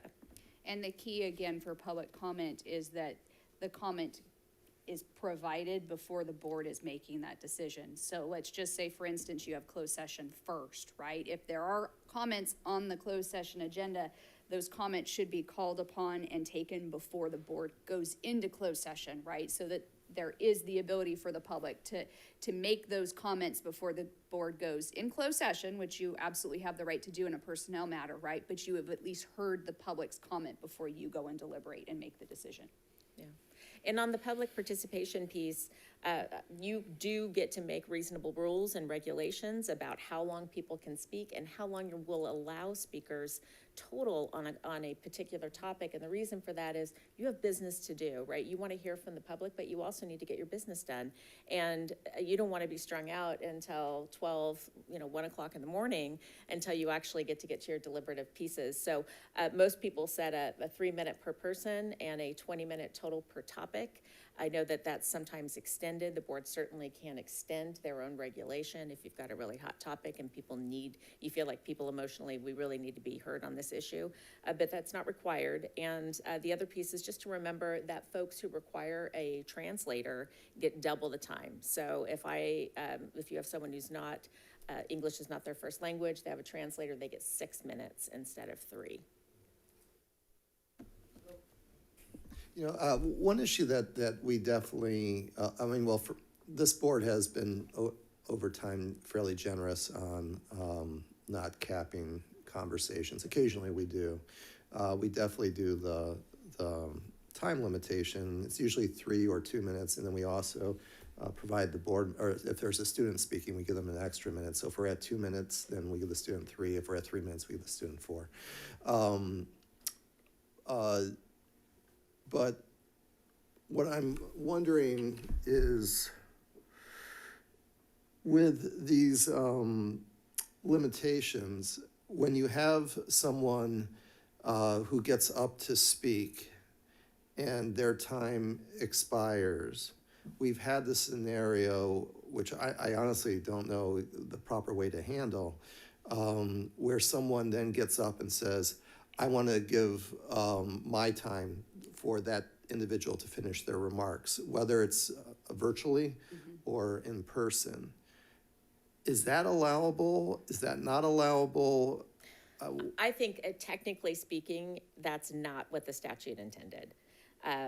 Most boards, most of the time that happens, you've got a really emotional topic, and so most boards don't rock the boat. But I think that on a technicality, I would say no, that's not how public comment is intended to be used. But it happens. And All the time. As Kim said, I think oftentimes the board chooses to not take issue with it just because it is a topic that they know folks want to comment on. But the problem you get yourself into there is, when do you and when don't you? And if I say no now, but I say yes later, why are we treating certain topics, certain issues, or certain individuals differently? Right. Okay, thank you. Yes. Consistency is key, Yeah. absolutely. That's true in all angles of business, right? Because whenever we're inconsistent, someone will construe that we did it specifically because we don't like them for some reason. Kim already hit on this a bit, reasonable regulations, right? Viewpoint neutrality, so you can't limit a particular person because they have a view that's contrary to what you, the board, or the district wants to hear. Specific time, place, and manner regulations, that's where you have the ability to say we're going to limit to 3 minutes on a topic, up to 40 minutes, or whatever the limitation is on the item on the agenda. Right. Oh, this one comes up. The public, even, they can record either audio, video, whatever that is. And I remember being with the district during a very contentious labor issue, and they had people coming up and, videoing right near the dais, and it was really disconcerting for board members. But the reality is, we can ask them to sit down, right? They're not supposed to be up here in your personal space. But the reality is, they can come in and set up a video camera and video the whole thing, and that's okay. So it can't be, but they can't be, obnoxious about it. Again, it can't be noisy, and they can't be blinding you with lights, and all those sorts of things can't be occurring, and they can't be a disruption to the proceeding. Meaning the people that were up at the dais with their cell phones, wanting to ask questions or intimidate folks. So, but they can come in and do that, and they do sometimes. They do. Jump backwards again. Yeah. I'm just thinking through your scenario, David, with when people are giving their time to another person. And I would say we don't generally cap it at 20 minutes, so maybe this is moot. If we did, I wonder, would it be reasonable to say, if after every other speaker has gone, if time allots, you can have that other person's time? I think, again, this is where you can have reasonable regulations, and if that's something that the board chose to do, right? It makes sense, it's logical, because you're still keeping that item just like any other within an allotted time frame, and we're not cutting that time short. That certainly would be an option, right, of a way to address Yeah, I think the that's scenario. I think that's an interesting point, because one of the reasons, the Attorney General opinion back in the 90s talked about why we can limit, and it's because we don't want a particular topic to monopolize. So if you extrapolate that out a little bit, we don't want a particular person to monopolize either. And so I think that that's an interesting way in which to handle that, because you're saying, listen, we want to hear more diverse voices, and we don't want you to take up the full time limit. So we'll come back to you later in order to do that. So that's really interesting. In the past, I mean, I think there's different ways we've handled this. I don't know if there's an appropriate way, but if you have a topic that you literally have, the room is filled, Yes. standing room only, and they're here for one particular topic. Often we will move that topic forward in the agenda, so they don't have to wait till where it comes up.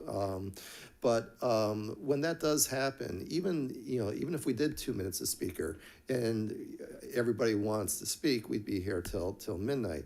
If you could you reduce it even further to 1 minute per speaker, or because of the volume of folks in the room, is I guess my first question. We've never taken it to 1 minute. We've always, at the very minimum, 2 minutes, often 3 minutes. But then the second question is, and I think we've done this in the past, so I assume we can do this, where we ask, before the meeting starts, we get down, we speak to some of the leaders of the people that we know are and say, can you select people to speak on behalf of the group? Yes. Because we just don't have the time to handle Right. 100 people getting up to speak. And I think that, and we've done that, right? Part of what happens in this situation is crowd control, right? Because you have so many people, and you want it to happen in a pretty rapid fire succession, because you don't want. I was at a board meeting recently where they were coming down out of the bleachers, and it took so long between speakers. You're really elongating that time even further. So some of the things that I've seen are making sure that you call multiple people, right? That you're at the podium and here are the next two on deck.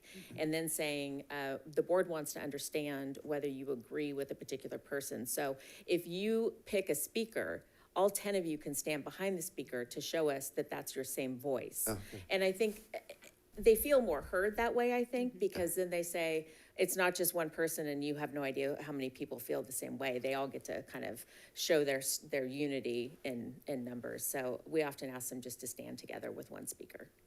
Okay. Thank you. Mm-hmm. Any other follow-up on that one? Okay. Yes. Yeah. On what David said, happened here. He will, the president will say, in a large room filled with people, wanting to hear all of the comments, but if you're coming up there to just speak and want to be heard, but all you're saying is to reflect what somebody else has already said. So the chair has, I believe David's done it, I believe Chris has done it, where you are saying, if you're agreeing with other people, then, we would like to hear all of the discussion. And I've seen our board in the past do that, which is not trying to deny somebody to be heard, but trying to ensure that the viewpoints are all shared. Okay. So a couple of things. First of all, having talked about the fact that we have a time and place for public comment, I am going to hold that one until public comment and not set a bad example. I know we're really small, and as board members often I feel compelled to speak with you. But let's have that come back as part of the public comment on the topic at large. Yeah, and I actually will open up for official public comment after the board finishes each topic. I guess technically I should have opened it up for public comment for the warm welcome. I suppose, well, technically, but it's I'm not sure what people would have said there, so I'm not too worried about that. Okay, all right. But I will, when the board is finished on each of items B, C, I guess D, and E, I will open it up for public comment. Okay, sounds great. So no preconditions on attendance are allowed. I know that we often have had boards say you must state your name. We like to ask people to state their name because we want to know who they are, where they're coming from, so we know where their perspective is. But if they say, I don't want to tell you who I am, or I don't want to sign your sheet when I come to your meeting, that's their prerogative. We can't cause that to happen. It is not, it's okay to have speaker cards, right? And ask people or request that people do that. It helps you as a board to kind of assess, okay, how many people want to speak on the topic, and depending upon what your protocols are, might then dictate, okay, now we're going to announce, given the number of speakers, it's going to be a 2-minute limit on this particular item because we have X number of folks. But we can't just cut it short with those cards, right? We need to make sure that we invite others beyond who's submitting a speaker card to come up and speak if they want to. This one is interesting. This one comes up typically right on the heels of public comment, where we have a lot of people. So an orderly meeting is your right. Again, this is you as a board meeting at a public place for people to see you, to deliberate, but you have to be able to get the job done. And if you have someone who is disorderly in your audience, maybe shouting or won't stop talking, won't go away from the public comment. If they're at the podium, they just won't stop talking and they're starting to yell. You have the ability to have that orderly meeting. So what we usually do is we warn people that they're being disruptive, that they're going to be removed from the meeting. And they also, you have the right to say, we're gonna call a break and we're gonna clear the room, and then we're going to allow people to come back in. Now, that all sounds great on a piece of paper, but I've seen disorderly meetings and I've seen people try to clear the room, and it's very difficult. And we often have even law enforcement, and law enforcement will say, this is not one where I'm gonna clear the room. So it can be very difficult. I think if you truly have folks who are out of control and you can't get the room cleared, you are gonna end up coming back to a place where maybe you're continuing an agenda item because things are just kind of, out of control. But there are rules and regulations, and there are some changed rules on that as well. You wanna talk about this? Yeah, no, certainly. And this again is coming on the heels of what we saw in a lot of very boisterous, unruly board meetings, right? When school closures, and we had a lot of board meetings, and folks had very polar opinions, right, on what the right or wrong thing was to do. So what we have through the newer government code is actually the right to, and it's specifying this, right? I think that folks would do this, but now we have a clear, this is the step you need to take. It authorizes the removal of an individual for disrupting the meeting. It requires, as Kim suggested at the beginning, that you give them the opportunity first and you tell them you're being disruptive. If you don't stop, we will have you removed from the meeting. But now we have a statute in place that gives some of those specific steps that need to be followed to remove a particular individual. And sometimes it's a particular individual, but more often than not, right, it's not just one person, it's likely a group of people. Crowd mentality at some point can take over, so that can be difficult to cope with. And as I said, it reads great on paper, but it is not easy to implement.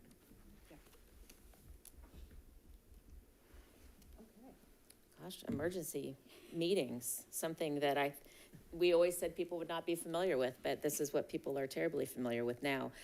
So the general rule here is that you can have emergency meetings and it can be things like a work stoppage, which fortunately you've not been through, but any kind of a crippling activity or something that severely impairs public health, COVID, safety, or both. And those are all reasons why we can have emergency meetings, and those require only 24 hours notice, and up to actually can be even less than that, right? Because the whole idea, oh, that's true. The reason behind emergency meeting is this is happening and we can't satisfy the special meeting requirement, right?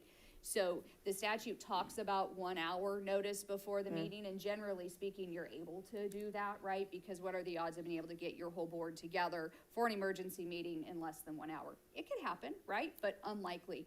But before you do that, before you actually start the meeting, the board then has to make certain specific findings by 2/3 vote that yes, the emergency exists, and then you move forward, right? Because the board's making the decision that yes, the emergency exists, we need to come together, we need to make these decisions. If you are doing that and you have newspapers or other folks that have requested notice, you have to make sure that you're reaching out and letting those individuals know that the emergency meeting is happening to the extent that you can. Okay, public right to receive and inspect materials. Many of you are familiar with the Public Records Act, and of course, this is something that's now codified, and we get requests all of the time. But you also have some requirements to provide documentation related to your board meeting. And the general rule that used to sit was that you had to make the documents provided within, if we gave documents to the full board before a meeting, those documents became public at the time that we distributed them, and they had to be readily available for the public. Now, we do have some changes to the way that that's working. Ann, do you want to talk about that? Sure, yeah, so we have a couple of different changes. So it used to be in the general rule, right, is less than 72 hours prior to the meeting, same as the agenda, right? We're posting the agenda, whatever material the board is getting in the agenda packet, but for anything that might be closed session related, right, that is not it is not for public consumption. The public receives those documents at or about the same time that the board is receiving those same records. You may have also seen this happen if there was an item or something that wasn't ready for the agenda packet, but it's ready at the board meeting. You hand it to the board and you have copies in the back of the room for members of the public. Again, public's getting it when the board is receiving it. There is an exception that went into effect January 1, so this year, that allows, under certain circumstances, local agencies to produce the agendas and not other writings available upon request without delay, but the other writings then are governed by the Public Records Act. So let's just say, for instance, you have your agenda, right? The item clearly has to be on the agenda for the board to be considering it, right? So it has to be agendized, but if it is the approval of a contract, let's say it's for an independent contractor who's going to come in and provide some special training for staff, right? And we didn't have that finalized for the agenda, but it's available to the board at the board meeting. Now it says somebody can request that through the Public Records Act, which then gives you 10 days to provide that, instead of as soon as the board gets it, the public has to have it. That being said, it's probably still not a bad practice if the board's getting something at the board meeting, to make sure that members of the public can see it as well, right? Because they have likely an interest in reviewing it, especially if the board is asking questions about it. And so in order to take advantage of this new rule, which says you're just going to post the agenda, right? You're just going to provide the agenda and not all the other writings. You do have to have a couple of pieces in place, and that includes a staff report or similar document that has that executive summary, and that has to be made available for public inspection at an office or location that's designated by the district. And you also have to show that you've posted, the agency posts on 72-hour document, any document that's part of the agenda, on its website, and you can't bury it, right? You have to put it in a position and in a manner that makes it clear that this is something that you're going to talk about. The local agency also has to list the web address of the local agency's internet. So on that agenda, you have to tell people where your website is, and then you do have to make physical copies available for public inspection beginning the next regular business hours, the next regular day. So there are a variety of things that you have to meet in order to do that. It's an exception that exists, but I'm not sure that in practice it's going to change that much of how you've operated before. I really don't. But it is a new exception that was added to the statute. Okay, so closed session. The government code specifically addresses the reasons why a board can go into closed session, and in order for the board to go to closed session, it has to fit under one of those exceptions. The list that we have here is not the exhaustive list. We actually have pulled out some more common exceptions, and we're going to address them a little more in depth. But conference with legal counsel is one exception that applies. You may find it in threatened litigation, i.e. somebody has threatened to sue, or you are threatening to sue someone because you need to have that confidential discussion in closed session as a board about that litigation specifically. Liability claims, so one other area where this could come up would be, say, a tort claim, right? A tort claim is submitted against the district, and the district needs to decide whether you're going to accept, reject, or accept in part that tort claim. Threat to security, public services, or facilities. Conference with a real property negotiator, which again makes sense, right? If you're trying to purchase property, if you're having that internal dialogue about here's what we want to offer, here's the conditions, you need to be able to have that discussion in closed session. Otherwise, it works against you as you're negotiating with whoever it is you're trying to purchase or sell that property to. And then student expulsions are another that can occur in closed session, but could happen in open session if there's a request for that. And in those circumstances, it would be, oh. Are we way off? We are. Oh, I got, Oh, I'm moving mine, not yeah, yours. let's see, thank you for. Sorry. All right, there's closed session, and here's where I'm talking. Here's where we are. Sorry about that. I'm moving it on my screen. And I forgot to push the button. So student expulsions, now when you have an admin panel, right, that's hearing it, the board then considers whatever that recommendation is, but student expulsion is one that you find in the education code, not in the government code, right? The government code has the specific list of reasons. The education code supplements that and adds the student expulsion to the list. And I want to go back and talk about conference with legal counsel for a minute. Remember that the reason a conference with legal counsel is one of the exceptions of an open meeting is that you're receiving confidential attorney-client privileged information. So what's important in those is that the attorney is present, the attorney is virtual or calls, or you're receiving information which is being relayed to you by an administrator. It might be an opinion memo or something that we're saying. But the conference with legal counsel can't just be a broad umbrella to talk about litigation when you're not communicating with the attorney who is creating that closed session exception. And with conference with legal counsel, if it's pending litigation, you actually have to put the case number, right? So if it's something that's in Sacramento County Superior Court, you would have the case number listed so that, again, you're identifying what the specific case is. Lindsay, Kim, can you discuss the scenario? I know it's not our attorney's favorite scenario, where we are in open session, and one of the board members says, "Well, can we get our attorney's opinion on that?"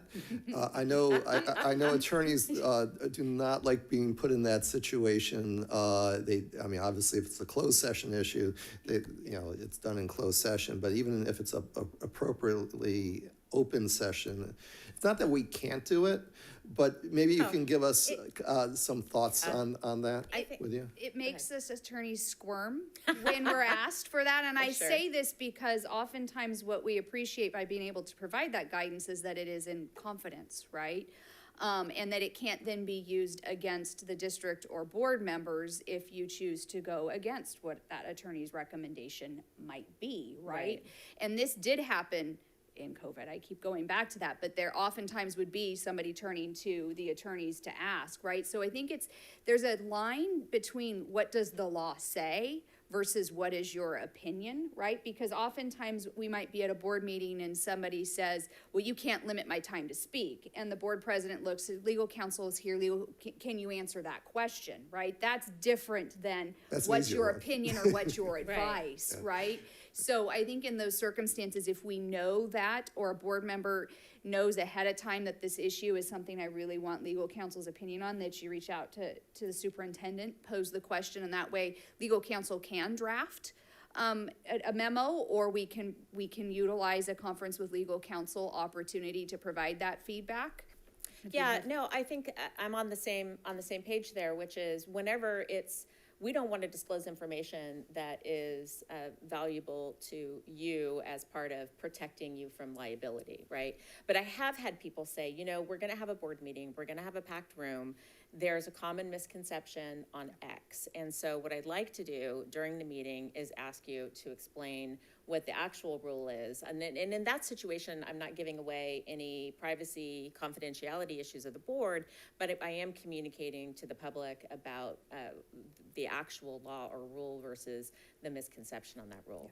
And I think that if I were in that situation and I was getting asked a question and I thought we were going to step out into releasing confidential information, I would probably say, I'd like to circle back with the board in closed session on that topic.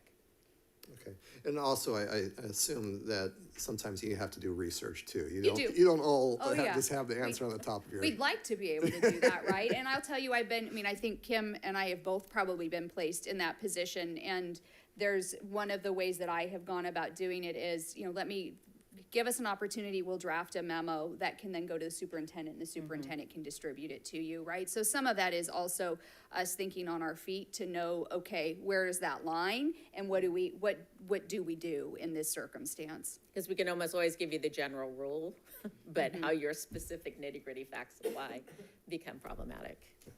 Thank you. Yeah. Okay, and I'm gonna make sure I Are you switch the going? slide. Okay, the personnel exception. Oh, this is an interesting one. The personnel exception is really, I think people don't always use it correctly. It really is just for public employees, and it really is limited to those areas where we're considering appointment, employment, evaluation, discipline, or dismissal.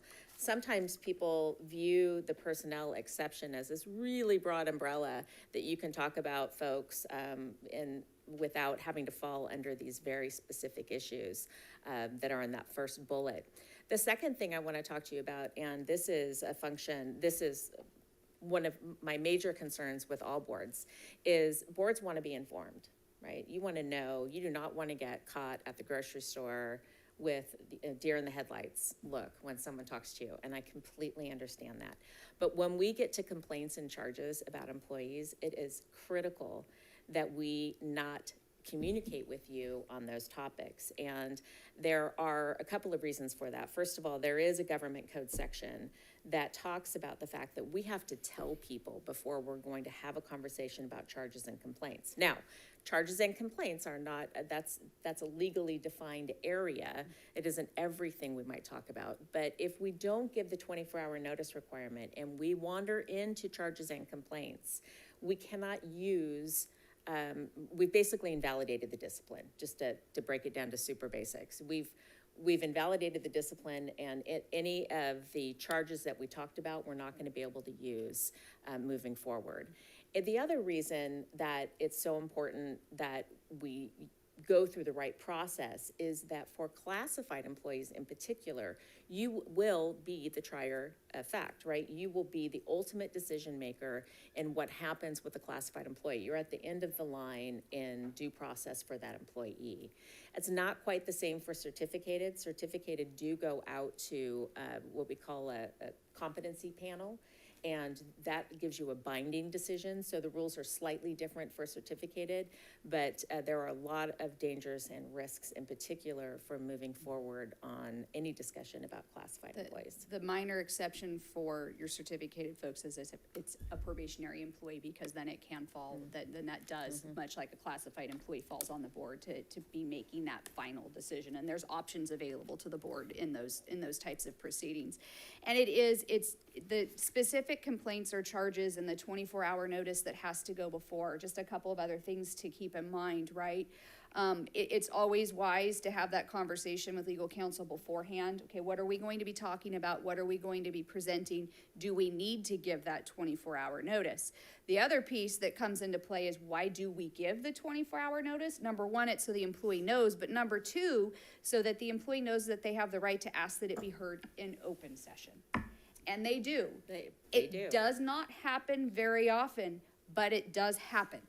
And that can be a very difficult situation, right, for the board to have to sit and hear from the employee directly. Does not mean the board has to deliberate on that decision in open session, but the individual has the right to address the board in open session about the specific complaints or charges, which means they also have to understand what those complaints are to respond to them. Right, so the board ends up in a situation where they're talking about openly, here are the charges or complaints that we have against the employee.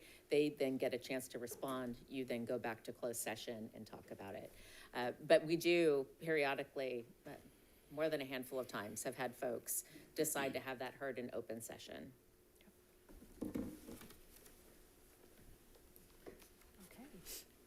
Bargaining, negotiations, all this good stuff.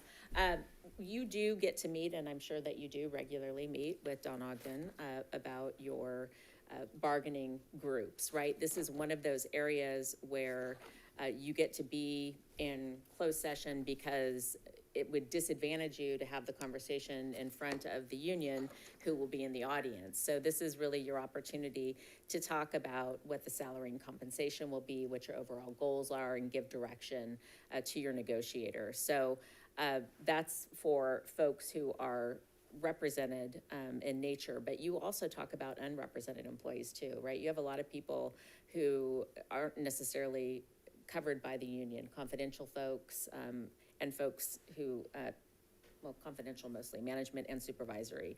And those people you can also talk in closed session to the superintendent about what your interest is in salaries and benefits, et cetera. You know, this topic is probably one that probably frustrates board members the most. And, you know, we've had situations where, you know, we advise staff in closed session and give them the parameters for the negotiation. And then in public and on social media, the board is attacked for not providing X, Y, or Z to the employees in the negotiations. The board's not sitting in on the negotiations, and sometimes what the public is saying that the board is not providing, we did provide in closed session to the direction to the staff that is at the negotiating table. So basically, we are in a position that we just have to sit there and smile and say, we can't say anything, even though Right. what is being said about us is completely false. And here's my bird walk on negotiations. So negotiations they're run by, I'll pick on CTA for a minute.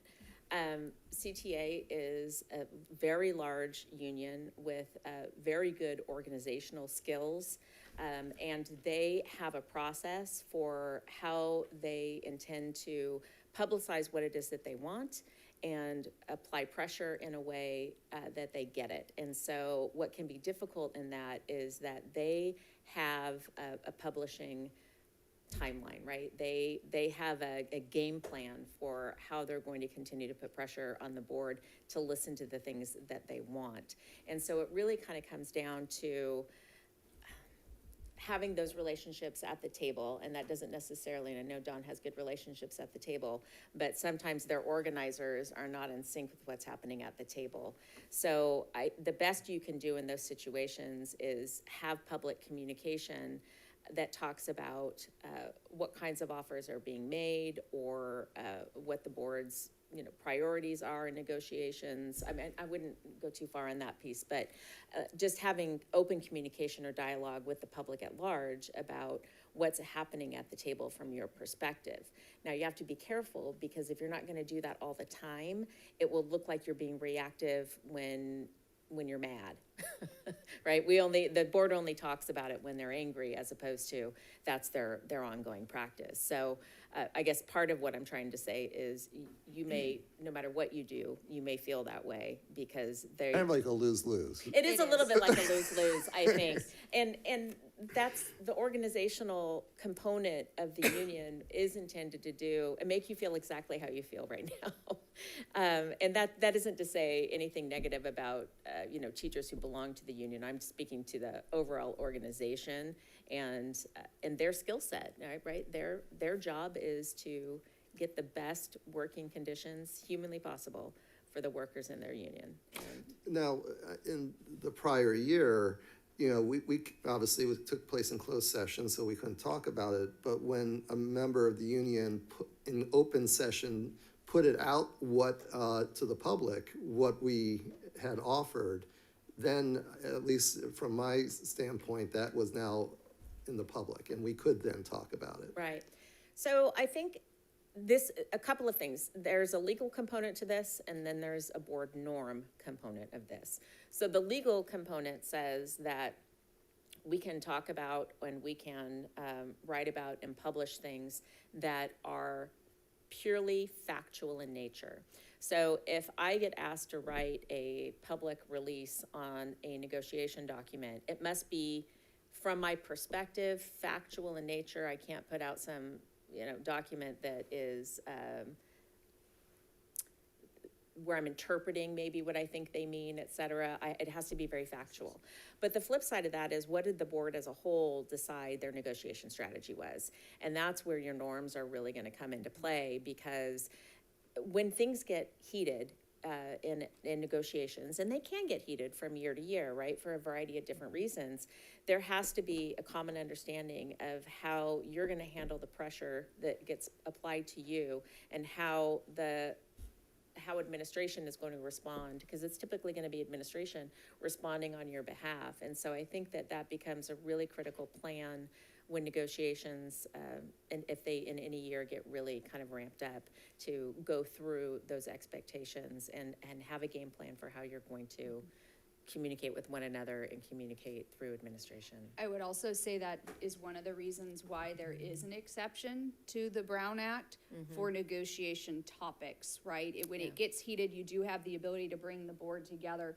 It doesn't happen very often, but you can, and I believe one of those reasons is because you can get in a very tenable position and you need to be able to react and act very quickly, right? And maybe it is delegating a particular person. Maybe it's talking about, okay, what are those talking points that we're going to release? And you'll actually find that some districts, right, there's a practice of always releasing a negotiation update, right?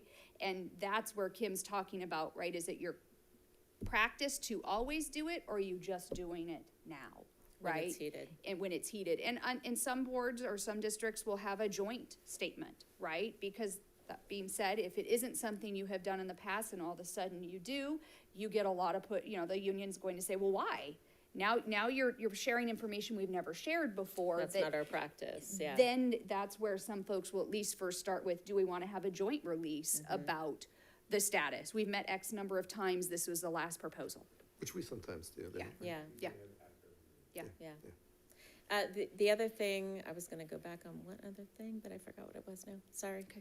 It escaped. Any other questions on this topic? This is a very difficult topic, right? And it's a very difficult situation for board members to find themselves in, because this is when negotiations get tough, and they often do. That is when you probably see the most folks in the audience that have feedback and want to share their opinions. And when you will have teachers whom you respect will also be up speaking to you from the podium as well. Yeah, and I remembered what it was. Because it's an exception, this is actually an exception altogether from the Brown Act. And so legally, you can have a meeting without agendizing it. As a general statement, folks don't do that for a variety of reasons. It creates a level of distrust when they find out that meetings are happening and they weren't known to the public. It starts to shake people's confidence in what's happening with the board. Now, it does happen when I did take a district through strike, regrettably, and they did have meetings that were not agendized at the end because we were in nonstop negotiations, and so we were polling them and we were meeting with them sometimes twice a day, and of course that wasn't agendized. But I think as a whole, I wouldn't recommend that. I'd always put that on a regular agenda, because you want to be as transparent with people as you can, and I would only use that when it's just not possible to comply. In rare circumstances, yeah. Yeah. Okay. Let's see. prohibitions. So one of the other pieces to consider, and this can also become difficult, right? And there's a specific statute that addresses this, but that one of the prohibitions about what cannot happen in closed session is consider, discuss, or acting upon, which acting upon would be approving the salary schedule, or other form of compensation for a local agency executive. So that would be, for instance, the superintendent. Oftentimes what you'll find is the board may have a board member that has some of those discussions and dialogues, and then it comes back. But the actual approval of the salary and setting of the salary is an open session topic, which for some folks can feel very uncomfortable, right? And I know that it was probably a practice for years that negotiations would happen during closed session because the entire board wanted to be a part of that dialogue. But, and this is one of those situations where committees come in handy, right? Where you can have someone, just a single board member and administration put together so that they can go out. Let's say you're recruiting for an assistant superintendent, then they can have those conversations on the side, have some parameters, or look at what they think is appropriate for salary based on comps, and come together so that when it comes back to the meeting, they can make some recommendations based on facts, and that makes it a little bit easier for you as a group. Okay, who can attend closed session? This is interesting, I think, and it's important that you stick to it, right? Only the governing board goes into closed session, and then it's people or staff who have an official or essential role to play in closed session. Remember that you're in closed session because most of the time you have some sort of privilege that's put you there. If you bring people into your closed session that are not essential or official in nature, you may be breaking, for instance, attorney-client privilege. So we come in to talk to you. If you've got people in there that really don't have any business, someone down the line may argue that there was no attorney-client privilege because there were people there that were not official or essential in nature. And that also happens, this can happen in employee discipline areas where people feel compelled to invite people in for portions of disciplinary discussions, but you have to be really careful about who's left in the room when you start to have your truly confidential conversations. Minutes and reporting. I would say that in most circumstances, folks do not keep a minute book for closed session We meetings. say please don't. Yeah. Oh, she didn't move Oh, it. you're right, I didn't. Sorry about that. There we go. Yeah, don't I'll keep keep a this in my minute hand. book. A minute book is something that's typically required when you've been in violation of closed session rules. So this is not something that I would recommend. And then, of course, reporting out, you do have to report out on any actions that are taken in closed session. And sometimes it's as simple as we just got direction in order to move forward on a topic. And reporting out also means identifying, right, by vote, which can also be very uncomfortable in certain situations. If it's unanimous, you just come out and say the board unanimously approved this, right? But if it isn't unanimous, you're reporting out how the members voted on that particular item. And you do have to give basic information about what the action was. So let's assume that we entered into a confidential settlement with an employee to close a disciplinary matter. What we would expect on a report out are the very basic terms of that agreement, not disclosing the agreement itself, but to say, listen, we settled a litigation case for $30,000 that includes these other maybe 2 financial or semi-financial terms. So it can't just be we approved a settlement agreement without talking about the basic terms. Okay. Did you forward? I did forward. The next slide that we have here is when has action occurred, right? Because that's a question. What are we reporting out? Did we really take action? And I think what you're looking at really is, are you discussing and having an open dialogue versus are we actually making a collective decision, right? The approval of a particular action or a particular decision, right? We are entering into a settlement agreement. That's easy. We know. We took action, we approved the settlement agreement, that's what we're reporting out. But it could also be that we gave direction to the superintendent. So we're just looking at what is happening in closed session. Are we actually giving direction? Is there a decision made? Doesn't have to be by a formal vote, right? Where we're taking a Right. role of the members to give that direction. But if you are coming out of closed session, giving a staff member direction on something to do, you would report that out.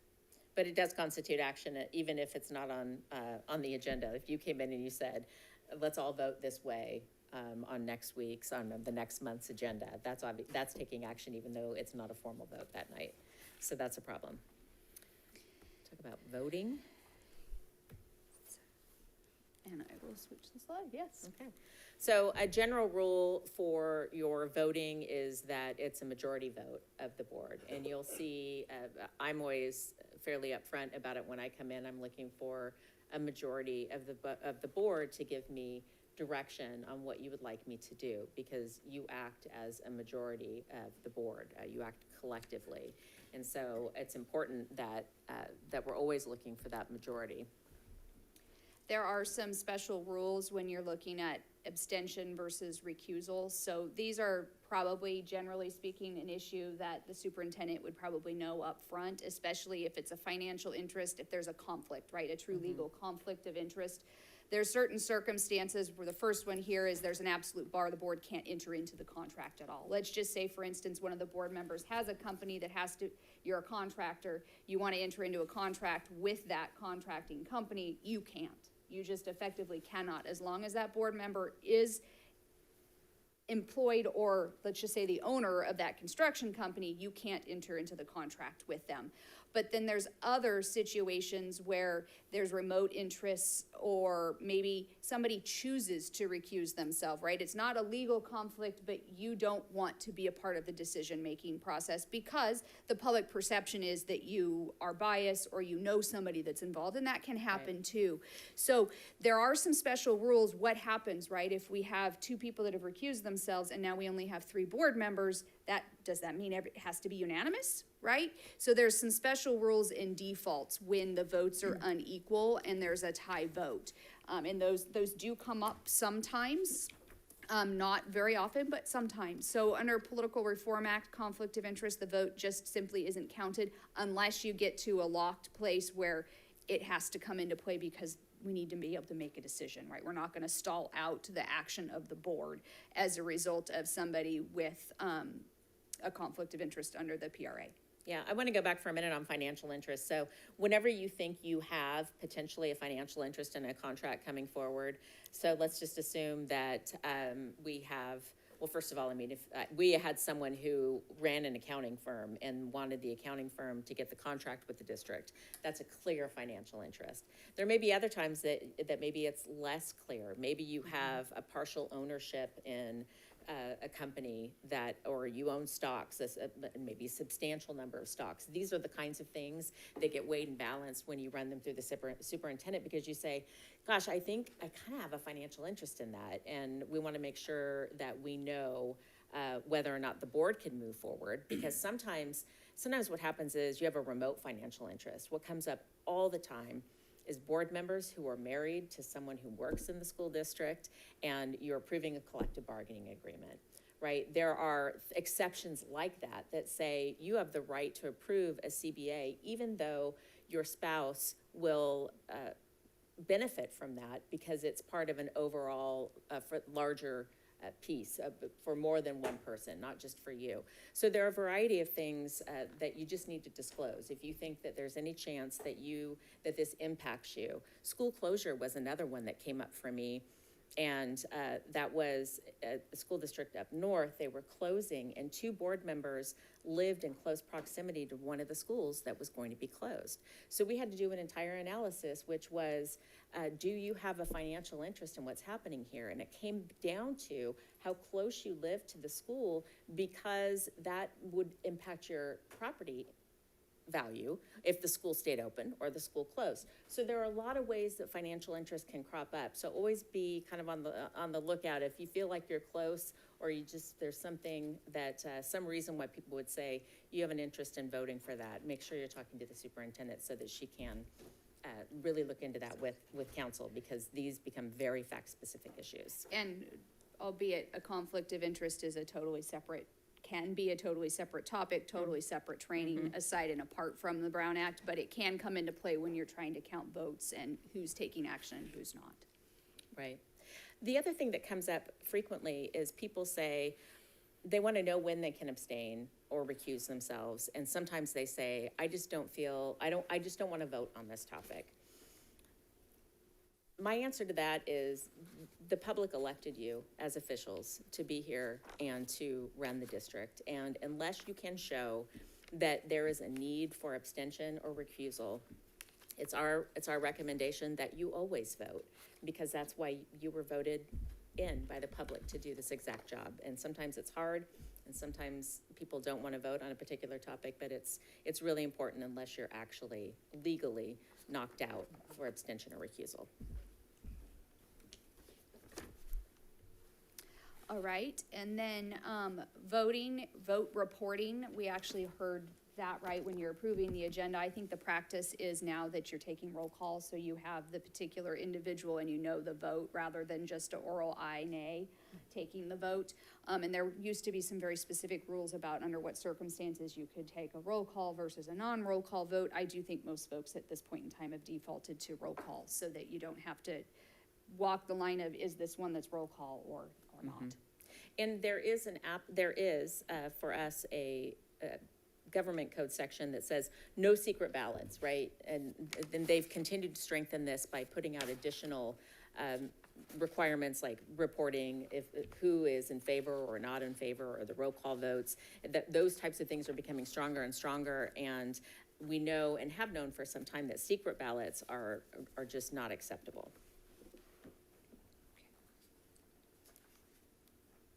And right, yes, enforcement of the Brown Act. All right, so it's a misdemeanor for someone who is on the board to attend a meeting where they know that action is taken in violation. So if someone showed up and they said they knew that they'd had a serial meeting behind the background and they understood what was going to actually happen at that meeting, and or they've done something that really it's intended to deprive the public of information. This is why I say the touchstone is always, are you talking about something within the jurisdiction? Is this something that the public should be listening to your thought process on?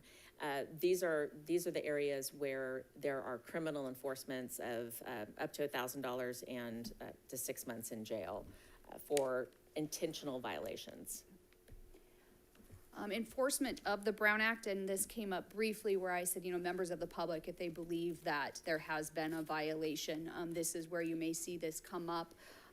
You can have a writ, which is going into court and having the court direct, right, where you've done something wrong, they're going to direct you, they're prohibiting you from taking this action, they're doing that. An injunction might be something that happens, right, you need to come in initially for a temporary injunction because we need to stop that action quickly first now, and then move on and get a more permanent injunction to stop whatever that violation is or was.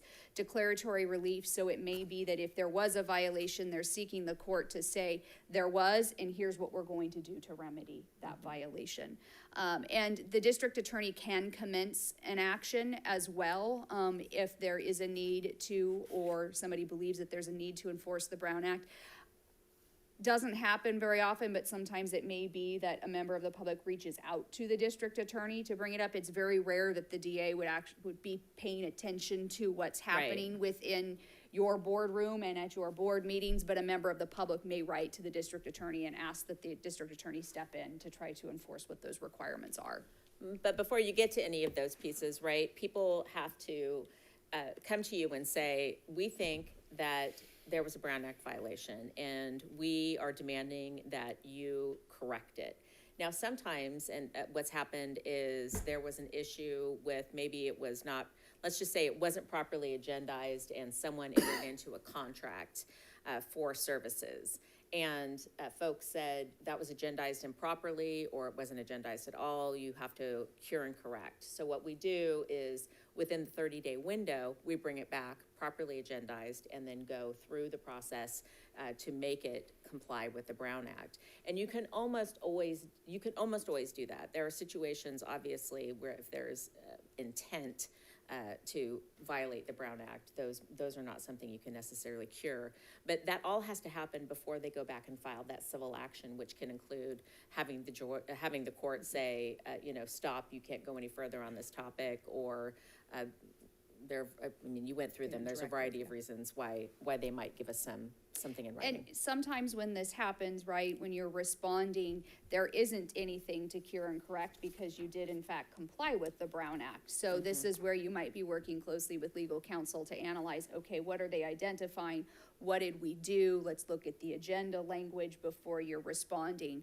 Because sometimes there isn't anything to correct, but we do need to provide a written response to the member of the public to show them this is why we didn't.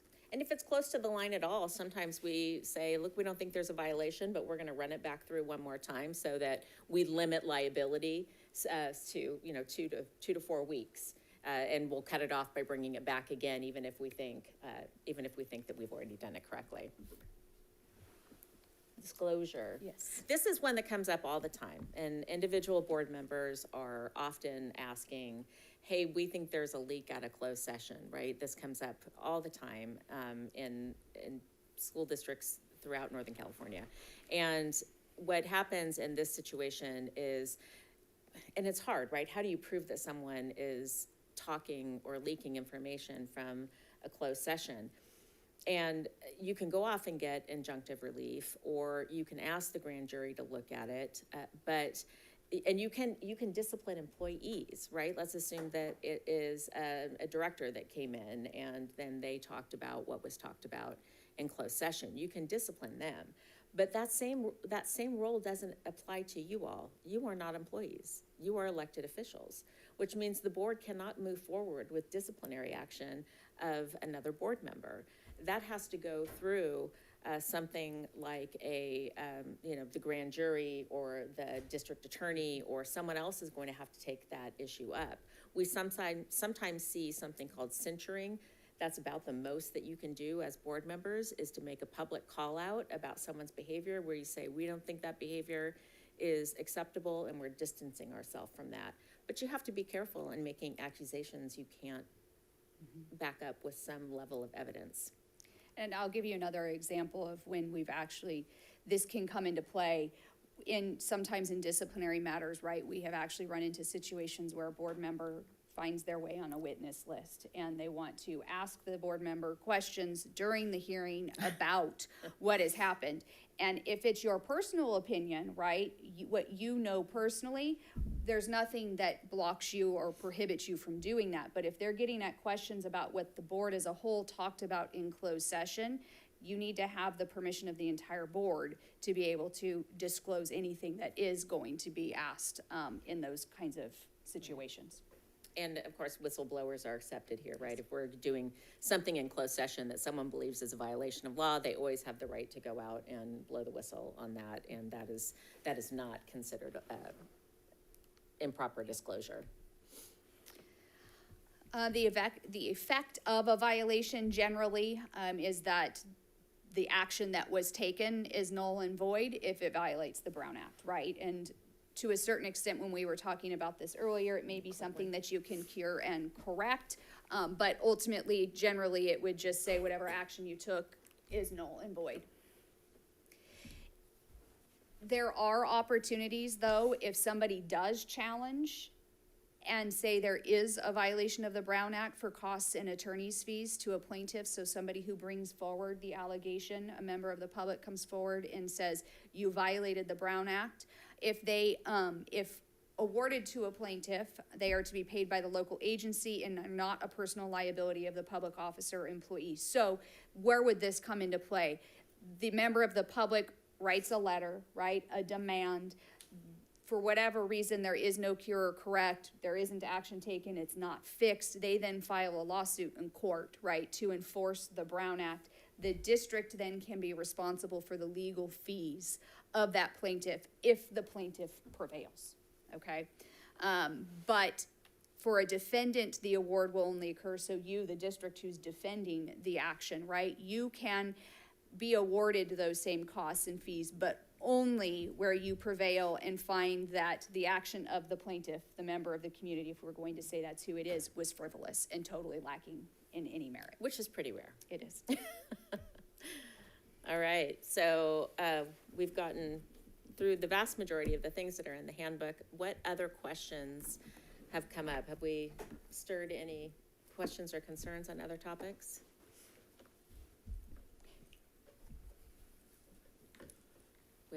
we have sit fatigue now. We're 2 hours in. Yeah. It's a lot to listen to. It is. But there is, we will give you both the PowerPoint and, as I said, the handbook, which is a great resource just to look at. And we can't cover everything, but it should be enough to give you a sense of whether you need to start calling Dr. Kaligian and asking, I think this might be a problem. No, different handbook. Yeah. You'll find when you look through our handbook that the handbook follows the order of the slides. It's just going to provide you a lot more detail. A lot more detail, cases and other citations. Yep. Will you be staying for the rest of the meeting, or will you be leaving after this? I think we're staying for a while, yes. Yes, to answer any questions on protocols in our norms, expectations, or governance handbook, Okay. Yeah. and then closed session. Oh, in Yeah, closed one session, item okay, in all right, closed all right, session. perfect. The last thing I had was more of maybe a question, and it does perhaps span this conversation and the next conversation on the agenda item, which is this actual meeting that we have right now, our January planning meeting. Is there anything that would prevent us from moving our annual January planning meeting to December and have it occur prior to our organizational meeting? So I think, our organizational meeting is usually the third Thursday, I think, of December-ish, somewhere around there. There's a time frame by which we have to have it, so it's usually, by But the third would there Friday. be any reason why we couldn't have this planning meeting before the organizational meeting so that new board members could have the advantage of hearing a presentation like this? To have the opportunity to go through the governance document like we will after the next agenda item. And as well as have a conversation about leadership prior to the following board meeting when there's actual voting on leadership. Is that enough? No, I think that's totally acceptable. I think that at the time that a new member comes in, they won't be seated, right? But they still have to act in accordance with all the rules of a governing board member. So there's no reason why you can't sit and have these meetings ahead of time. They'll be agendized, but it's fine. Yeah, And just the like board this. member-elect would be able to sit right up with us? Absolutely, and- yeah. Okay, I don't see any issue with that. Yeah. okay. That would be something through your norms, right? If that's a change that you want to make, that this board could absolutely make the decision to do that. And if the new board hypothetically has 3 new board members and 2 existing, because the vote has been certified, it would still fall in the Brown Act. It would have to be, Yes, it would yeah. have to be advertised and all that. Yes. Yeah, I would still put it under, agendize it, but we saw a lot of that this year with majority changeover. And I think I'm intrigued by your question because I think it is difficult to walk cold into the first meeting and not have all the background. All right. Well, I think, like I said, I think this is going to dovetail with the next topic, but let me open it up for public comment. Make a comment quickly Oh, on yeah, the fact, sure. I think that's a great idea. I'm just thinking the last 2 elections, that certification didn't happen until Happened right right before away. the meeting, the first meeting. Right. So there's some potential it could get tricky. I don't know what that would look like if the board members hadn't been certified. Well, if they're not certified, I think you can still have a meeting and invite them to be present, and we would just include them as someone who is reasonably essential to what's happening.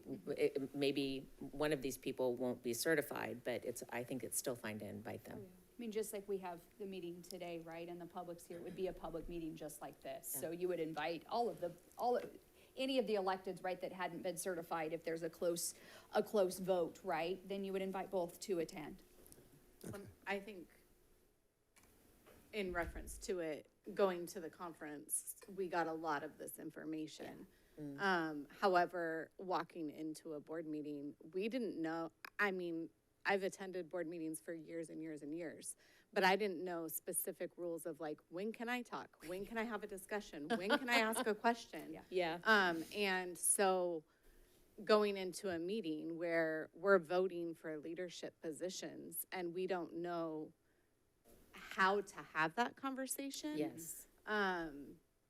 It's really not fair to a new board member, for one, and for two, puts us in a very awkward situation where we're sworn in as a new board member, we have community watching, and this is our one chance to make a first impression as a new board. And our first impression was not good. And so then now we're at a situation where, as a brand new board, we have to rebuild trust that we could have built on day one. And because of the way it rolled out, we don't have that. And so now we're in a position where minority new members are now in a position where, like, did we violate Brown Act? We might have. Did we, do this? We might have. And it's all based on not knowing, for one. Sure. And for two, just a very poor perception. So we have a lot of work to do as a board because of the way that meeting rolled out. And had we had time to have conversations before, or if we knew, could we have conversations before, things like that would have totally changed the dynamic of that meeting and of this board, and possibly for the next 2 years of this board, so. And that was the reason why I asked the question earlier about did the Brown Act apply, as I thought it did, to conversations regarding leadership positions? Because while I think going through the governance document is incredibly helpful to new board members, I would have liked to have had that done prior to being sworn in. As I think every new board member would like that. But I also recognize how awkward the leadership vote was, and the fact that the Brown Act doesn't afford an opportunity to have dialogue among the board saying, so who's interested in this position? Let's get on the table. Everybody who's interested in the position of president, everybody who's interested in the position of vice president, who's interested in being on the CSB board delegate. Not for the purpose of voting, but for the purpose of discussion. Yeah, sure, that's okay. And I think that if we could have this meeting prior to the organizational meeting, it would make a world of difference. And that's why I was curious if that was. Yeah, I don't see an issue with it. Okay. Yeah. As long as that discussion's happening in an open session meeting, right? But it does give you the opportunity, because oftentimes, if you have a board that not many folks want to step up into those leadership roles, right? We're looking around, okay, who's gonna put their hand up? Nobody's, it can go both ways. It can be that nobody wants to do it, nobody wants to volunteer, and then you have multiple people, right? And the nominations, you're in a race to who's gonna nominate first, because then we take the vote on that. The board elections can be a very difficult and complicated process, because, you're making a decision for the next year about who's going to act and sit as president for the board. Right. Like I said, I think that will bleed over to the next. Any other board? I was just gonna say, I think that to the other committees, it'd be easier on a new board members to have a little more fleshing out of what they all completely entail, time commitment wise. We get like a real brief description, but I think it's like, we're just kind of like, well.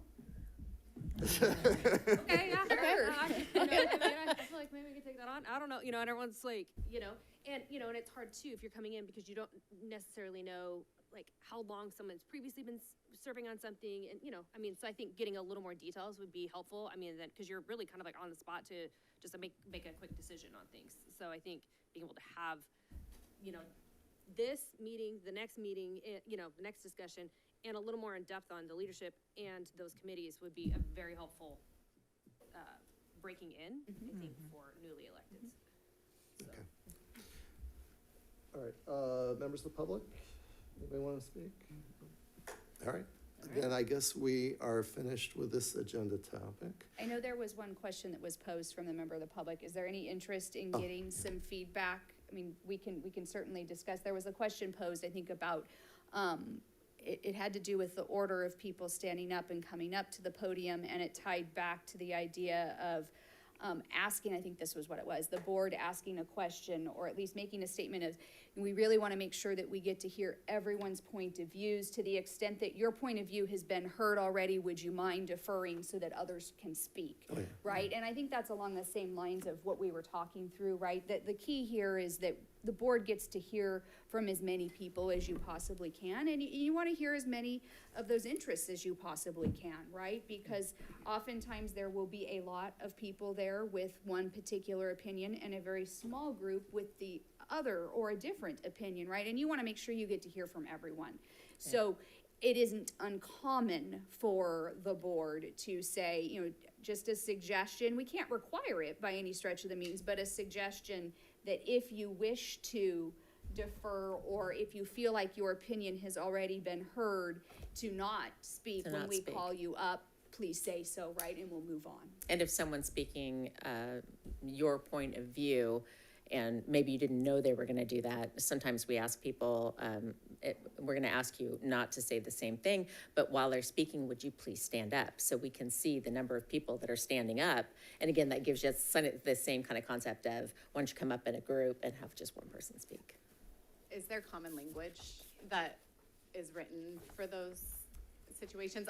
I'm thinking back to a situation where we had advocacy groups come and they had the exact same statement. And so they would all stand up and they would give their 2-minute statement, and it was exactly the same with the exception of changing their name. And so is there common language for the board to use in situations like that makes sure it covers their basis of? I don't know that there's we could craft something. Yeah. So it would be simplistic. Yeah. Right. And I think just something to the effect of, in the interest of time, Right. and we want to hear everyone, and we want to know how many people feel the same way. You're just finding some mechanism that makes you comfortable to say, you know, either stand up in the stands or stand behind the person, just. Right. And it's better to be upfront, right, at the beginning. And generally speaking, this isn't always true. You will know before you get there for that meeting if you're expecting happening. a crowd, right? So that you can prepare the board president with a statement to give when you're opening that item. That way, the more you can be upfront about here's how we're going to do it, the better off you are, so that you don't cut somebody off in the middle of what they're talking about, right? So that everybody knows what those expectations are. And consistency is important. Right. It really feel is. like just that statement of consistency is important too, so that someone doesn't say, oh, well, last meeting during the same thing or during a different topic, this happened. So. Yeah. All right, I'll defer to the board on this. Do folks want to take a 5-minute break? We don't have, because we're doing closed session at the end, if we go long, that's okay. We just might be here after 1 o'clock. But our folks want to take a 5-minute break, or do you want to just keep on going? Opinion? I'd like to stretch my legs. All right, we'll take a 5-minute break then. Thank you, Chris. All right.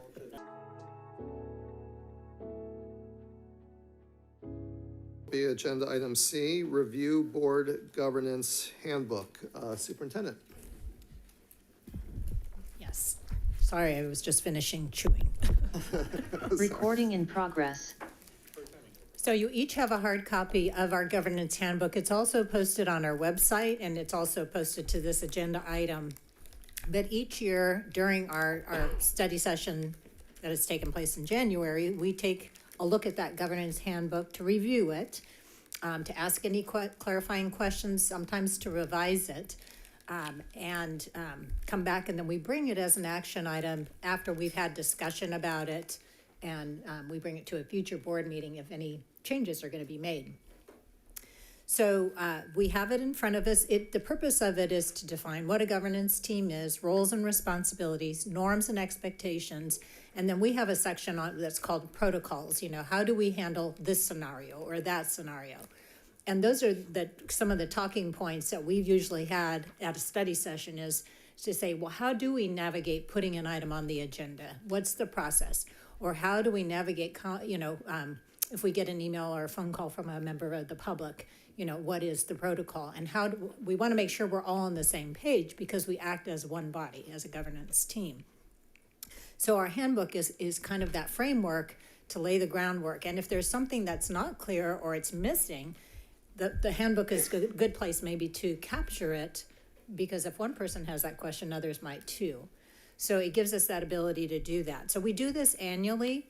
We can do it more frequently if we needed to, but we didn't make any major revisions last year. So you can see on the front cover, you know, we've typically done this every year. Our last revision was August 2021. So we really haven't changed anything unless there was a typo or something since that point in time. But I've also asked our legal counsel to chime in on anything that might be a question on norms and expectations or protocols, or, you know, a legal opinion as we're putting things and memorializing it here in our handbook. So they'll be chiming in too, or they can answer questions that we may have. As we go through this too, we went to some sessions at CSBA that gave us some really good feedback on how to handle certain scenarios, to the point where we said, well, I think we might want to discuss that at our study session. For instance, how we communicate back to the public when the public comes to us as a governance team. And we were in a session with Carmel Unified as the presenter, and they had some documents that they were referring to in a flow chart, and you know, how do we make sure that everyone understands that flow, that chain of command, and make sure that the person with the question has been responded to, but you know, that there is a consistent way to handle that. So I have put some of that information with this agenda item as well, so we have it as backup, because we thought that was really helpful when we went to that particular breakout session at CSBA. So we don't have a formal way to go through this other than sequentially, and unless there are, you know, things that you as a board would like to bring up right off the bat. Otherwise, I'd probably just go through it in the sequence that it's in and just ask if it's clear, if there are any questions, are we missing anything? So page by page. Yeah. But we're not going to read. No, we're not going to. That's why I said it is a document available for your reference. Yeah. And by the way, my apologies. I was going to ask the question when we started up after break. Is there any board member who has a time limitation that would have to leave by 1 p.m.? Because we want to guarantee that we have at least 45 days for the 45 minutes for the Rancho Cordova envisioning presentation and conversation. And obviously, this is a very important topic as well. So it may eat into time with closed session. We've already checked with legal counsel and they're able to stay. Is there any time limitations? Okay, all right. So I guess let's jump right into it. I guess page 3. Any questions, comments, observations on page 3? And what you'll see are, you know, many of these things are actually noted in our board bylaws. Oh, I'm sorry. Yeah, that's my fault. It's page 3, but it actually has page number 1 on it. So, or it says 3 of 18. Actually, right there, it says 3 of 18. Nope. I have the handout. All right, 1. Sorry, page 1. I printed my own off. That's why. Oh, you printed yours. Yeah. Okay. I think yeah. So there is a table of contents, so that should help. But page 1 is the definition of governance. So and again, a lot of this is memorialized in our board bylaws, and it comes straight from CSBA language. On page 2 and 3, the professional governance standards, again, those come from CSBA, and they're also noted in our board bylaws. But if there's anything we wanted to I do have a question on 4, item 4, and it actually comes to play in the opening statement that the board president reads as well. In fact, I once in one meeting actually inserted the word board into in there, but actually it's an interesting question. Is there a reason why where we say, for example, you know, Folsom Cordova Unified School District, or per board policy 13 promotes mutual respect, civility, orderly conduct among employees, parents, and the public. We don't say the board. should we be saying the board? And that really kind of comes into, I think, the first bullet point in 4, treat the community, parents, students, and staff with dignity and respect. Should it say, treat the community, parents, students, staff, and fellow board members with dignity and respect? I don't think anyone would disagree with that, and if we wanted to make that more intentional, there's nothing that would prevent us from adding the board in there as well. I think that's probably an unspoken expectation, but if that's a norm that we want it to be very clear, I think we could add that in there if there's consensus from the board to do that. I'm just wondering, do we have, because these are straight from CSBA. So our board as a team forms norms in which our board operates under. And I feel like that falls much more under The norms. that purview because our goal is to operate as an individual board together. And so I feel like that norm falls under our board norms versus the professional standards that are put out by CSBA. But I believe, correct me if I'm wrong, we do amend CSBA documents. Yeah. Yeah, okay. Through board action. Yeah. Yeah. So we wouldn't be approving this today. This is discussion. Any revisions to this will come back to the board at a formal board meeting that's agendized and with red lines. I understand. Okay.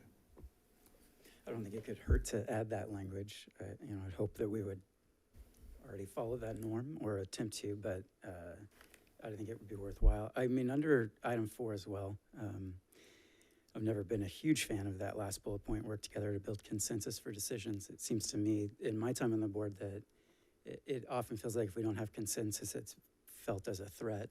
I think it's healthy to not always have consensus and to be able to deal with that as a board together. So it seems like a 5-0 vote seems to always be certainly that's always great, but I don't think we should see it as a bad thing if people have different thoughts. With that, I think it's how we define consensus. So Yeah, again, in the norms, we would define consensus in one way or another and how we operate under that consensus rule. So I think standards and norms are very different, and understanding the difference between standards and norms is important. And if there is confusion on that, maybe we can kind of get more clarity on that. But with us operating as a group of 5, we may or may not have a 5-0, but just the same as if we're asking teachers to come to consensus on something, we're never going to have 100%. So how do we operate without 100%? How do we carry through knowing if it is a 3-2 vote, how are those other 2 going to react to that 3 vote? And how are we going to carry it through? And that's defining consensus as a team and how we operate under that. So consensus doesn't mean 100%. In our situation, most of the time it will be a 3-2. And then how do those 2 operate if we determine that consensus is 3? Maybe we determine consensus needs to be 4-1 on certain situations, and then how do we operate under that situation? So defining consensus as a team, again, is going to go back into those norms.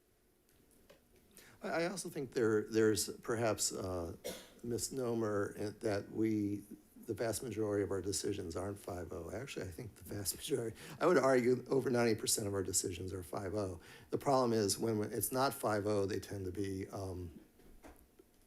I guess, sometimes influential or important topics. So, May I add Yeah. one piece? So if you look at what folks who train in board governance, if you look at their definition of consensus, they agree it isn't necessarily a majority, but that you should get to a place where, in their opinion, you answer 3 questions. My voice has been heard, I understand the proposal, and it's clear to me that the will of the group generally has emerged around this particular proposal. So I think those who train in it would talk about consensus not necessarily being a majority, but a common understanding. Yeah, I think that's an excellent point, Kara, because I think people do get confused. Sometimes people use consensus to mean unanimous. Yeah.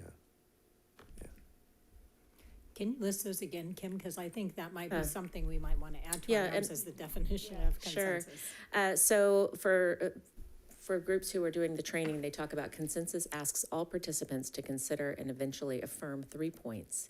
My voice has been heard. I understand the proposal. And it's clear to me that the will of the group has emerged around this proposal. Maybe we can find a place to insert that.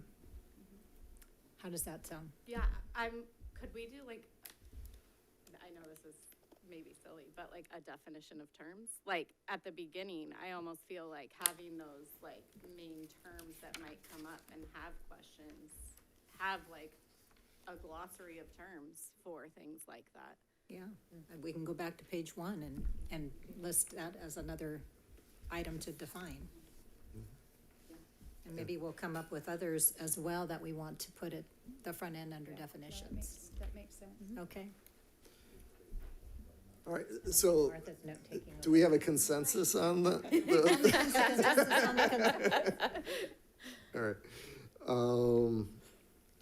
All right, so then I guess moving on. Page 3, any questions, comments, observations?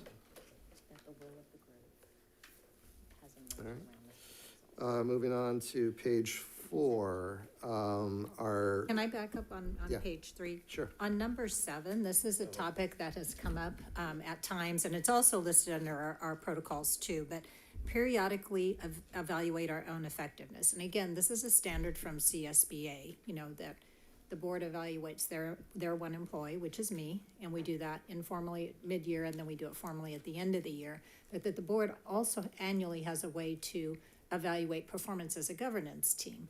And a few years ago, we brought in a CSBA consultant to help go through their tool. They actually have a tool, and they calculated everything. But the consultant that worked with us reached out to every board member ahead of time, talked with them, kind of talked about the glows and the grows, and how do you feel the team is operating, and some of those questions. And then the survey was taken, and then we looked at the results at a study session and identified those areas, that were glows, that were in the green and the blue, and those areas that were in the red and the yellow, and said, why are they, and what can we maybe do differently as a team to inform us of how we navigate our role together as a team, so we can move that to a green or a blue. So we said we should do it annually, but we haven't officially done it annually except for that time. And then last year we were in the process of collecting that same data again, but doing it in-house.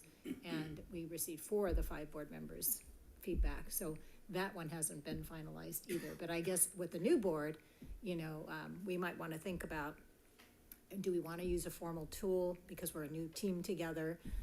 And see how CSBA formats that, and then we can figure it out from there. But I think it's really important that the board has a way to dialogue around standards and norms and expectations, and that we communicate that and make adjustments when needed. could that be hypothetically like our special session in January, or maybe soon to be December, covers the handbook? Could we make our June special session always focused on the self-evaluation of the board, and perhaps the year following an election, so that would be this year, we go through the process of working with CSBA, because it's going to be the same governing board for 2 years at that point. Yeah. And then maybe the opposite year, where the board has been together for a full year, year and a half, that we do more of an internal, so we don't have to spend the money every single year with CSBA. Could that be in? That's a possibility. I think it's just defining what is that rhythm, and how we decide to do it. I think that's one way to, have it done with an external consultant when it's a new team, and then we can do it internally and review our own with those same standards the following year. I think that's possible. Thoughts? I think you can only grow from self-evaluation. So, and I think you sometimes think I'm doing great. And then sometimes when you get a review with your boss, you're like, oh, I didn't realize, and so I think sometimes being able to see that physical data, you know, that maybe you're looking at yourself and going, oh, okay, well, I'm not doing as great as I thought, you know, or, hey, we're doing awesome in this. So, you know, I think that timeframe seems like that would make sense, you know, I mean, by that point, we'd be sitting at 6 months. So, you know, June. Anybody disagree, I guess? I don't disagree. I almost wonder if there should be a mid-year as well. Just kind of a pulse in terms of, even for this particular meeting, it doesn't have to be a full extensive thing, but what are we coming into, where, like, what are the feelings, emotions, grows and glows of the board as is? And even new members, obviously, they had an intent to run for a reason. So they have ideas as well of where those glows and grows. And it might be eye-opening for current board members to see why did somebody run? And outside of the campaigning time, but what are the perceptions of community? Because when you are running, you hear every single perception of the community. And so having that insight and just having just a small, I mean, it doesn't need to be full extents, but just measuring that pulse as you come in will also help with everything else that we've talked about, like doing those leadership roles and where do we want to go as a team and help with the norms. And so I think that having a mid-year in addition to maybe a full extensive one in June. We can do that more informally as a check-in. That's fine. There's consensus. That's our definition of consensus. Okay. Thank you for having that discussion. All right, moving on to page 4, let's just do the mission state. Well, actually, I guess my question, it really involves both the mission and vision. Didn't we update the mission and vision statements because last year, because we list on our agenda as of last year, our mission and vision statement, or our vision statement, I think, each time we post our agenda. And it doesn't align with this. Correct. So we do need to update that, and it is on the front of our agenda today of what our vision is: empowering all students to thrive through educational excellence. And that was brought to the board for discussion. Right. We didn't update it here in the handbook. So yes, it would be appropriate to update the vision and the mission. And if you pull up the first page of the agenda, Rochelle, we can see what the Yeah, see, our mission the first sentence is the same, but we added another sentence after that's not here. Wait a second, am I right? The vision, That's the revised one. the vision we really shortened. Yes, And then the mission. because we wanted it something that we could remember when we stepped away from the meetings and we were out in the public, and so we made it shortened to the point. And our leadership had feedback into this too before we brought it back to the board, and so did the board. Same with the mission statement. We also had a lot of discussion on that last year with the board, and both of those were board approved last year, but it hasn't been captured here yet. Okay. All right. So unless we want to change anything with the ones we revised last year, we would revise this total page 4. And just a note for that, probably switch it so that it's vision, mission, so it's in the same order, in the governance handbook is up there. Good point. Yep, good idea. Got that? All right, moving on to page 5. This is governance roles and responsibilities.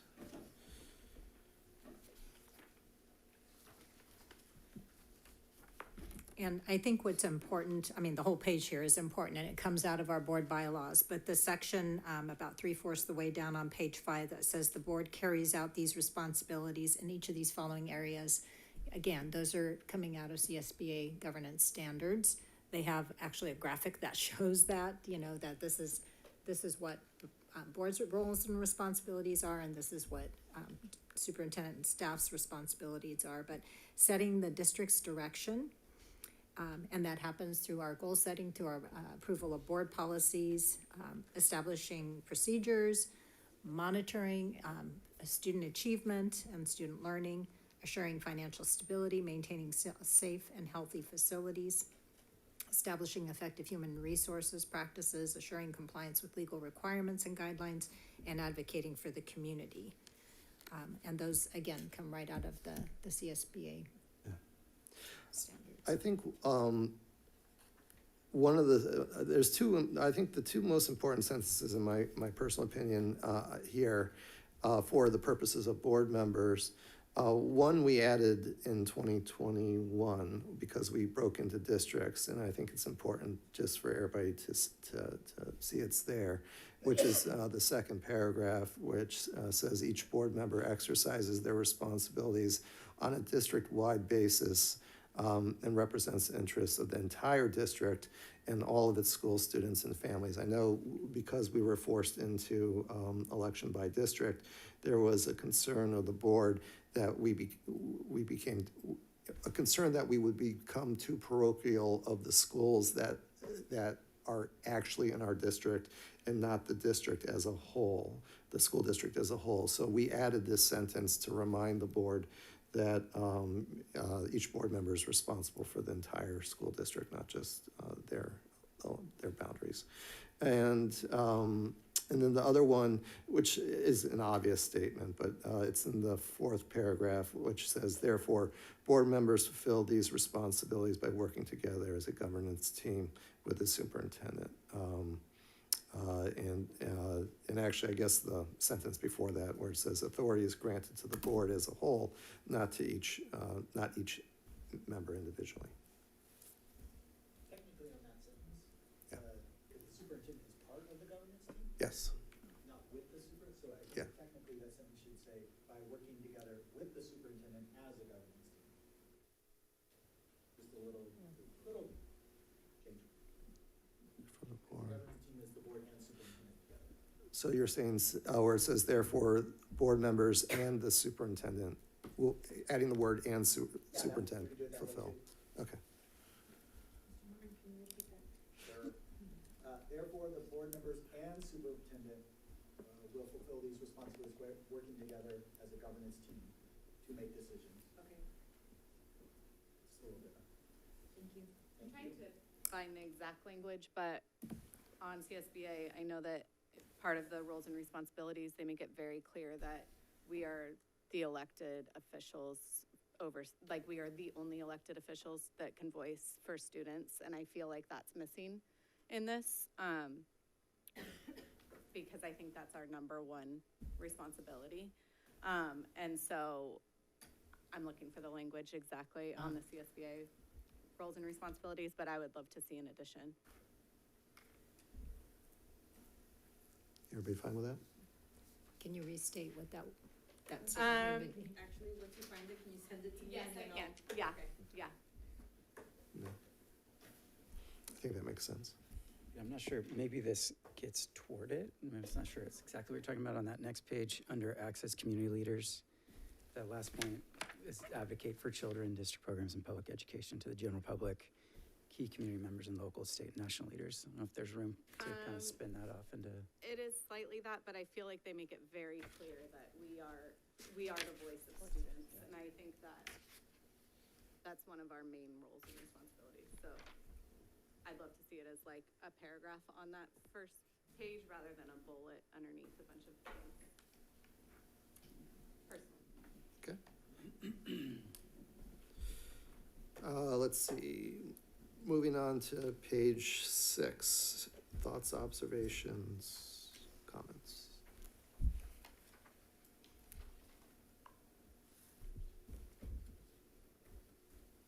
All right, hearing none, move to page 7. We'll start with the top top section, positive governance team culture. We have a definition there too of what we have defined culture to be: positive or negative atmosphere created by the interaction among the people in an organization. Teams have unwritten or implicit and written explicit agreements about how they will behave. These behavioral ground rules, often called norms, enable teams to build and maintain a positive culture. So we tried to give that some definition. To Kara's point, do we want to put all the definitions in the same location? Or do we want to have them spread out through the document? I think the reason it's here is because it's the lead into, you know, the culture is then defined by the norms and expectations. So we can have it both places if the board wants, but I think it was more as a lead in, you know, so what does it look like? How do we treat one another? What are those norms and expectations? And then we go into the norms in that next section. But we can have it in both places. I'd be nervous defining culture in general at the beginning because culture has many different definitions. So that is directly related to the team culture. But if we were to define culture in the beginning the same way as this, then I think you would get backlash.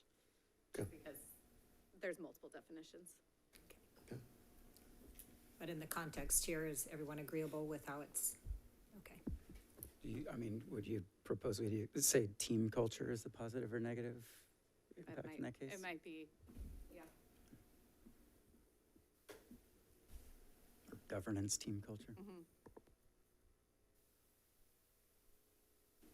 Okay. Okay. All right.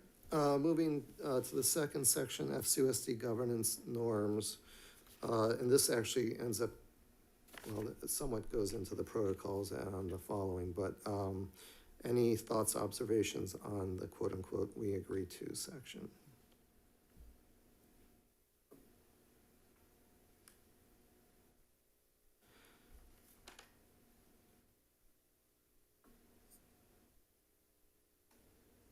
Okay, I'll have a couple notes here. I have to read my writing here.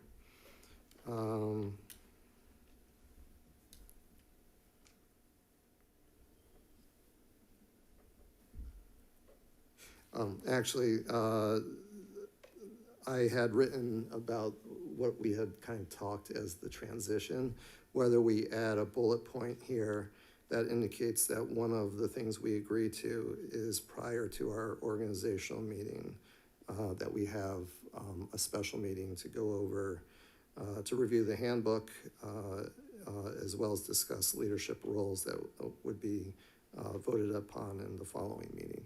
So I'm not sure exactly how we would word it, but would that make sense to add that as a bullet to this section? I don't know if that would be a norm, because a norm is something that's expected to be followed all the time, like every meeting. Like theoretically, we could read these norms every meeting and say, like, do we agree to these norms? So a norm is sort of an expectation that the team follows at all times. So is that more of a protocol then? I think it might be its own topic and protocol we could add. Protocol? Okay. Right.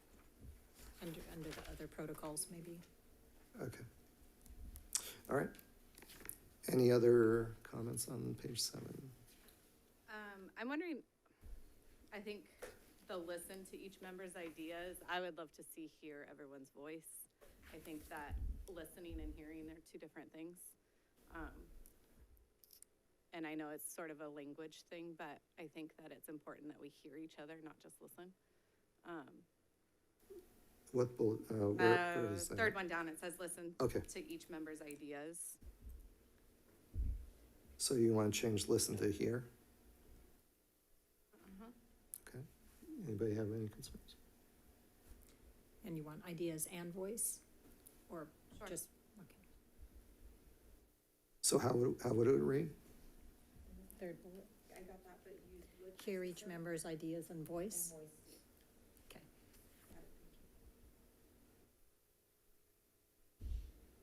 Okay. All right, moving on to page 8. First section, structures and processes to support effective governance.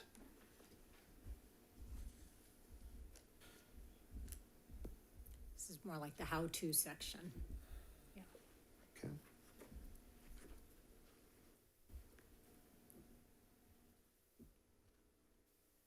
Under that topic too, placing items on the board meeting agenda, I don't know if we want to have a bullet in here about the process we've created through the agenda, or through the actual meeting, future agenda items. Yeah, we have strayed a little bit on how we do this. And I think there's, if I saw somewhere in the protocols that we need to update that as well because of that new process that we do. So that'd be the second one under topic 2, correct, Mhm. Tim? Okay.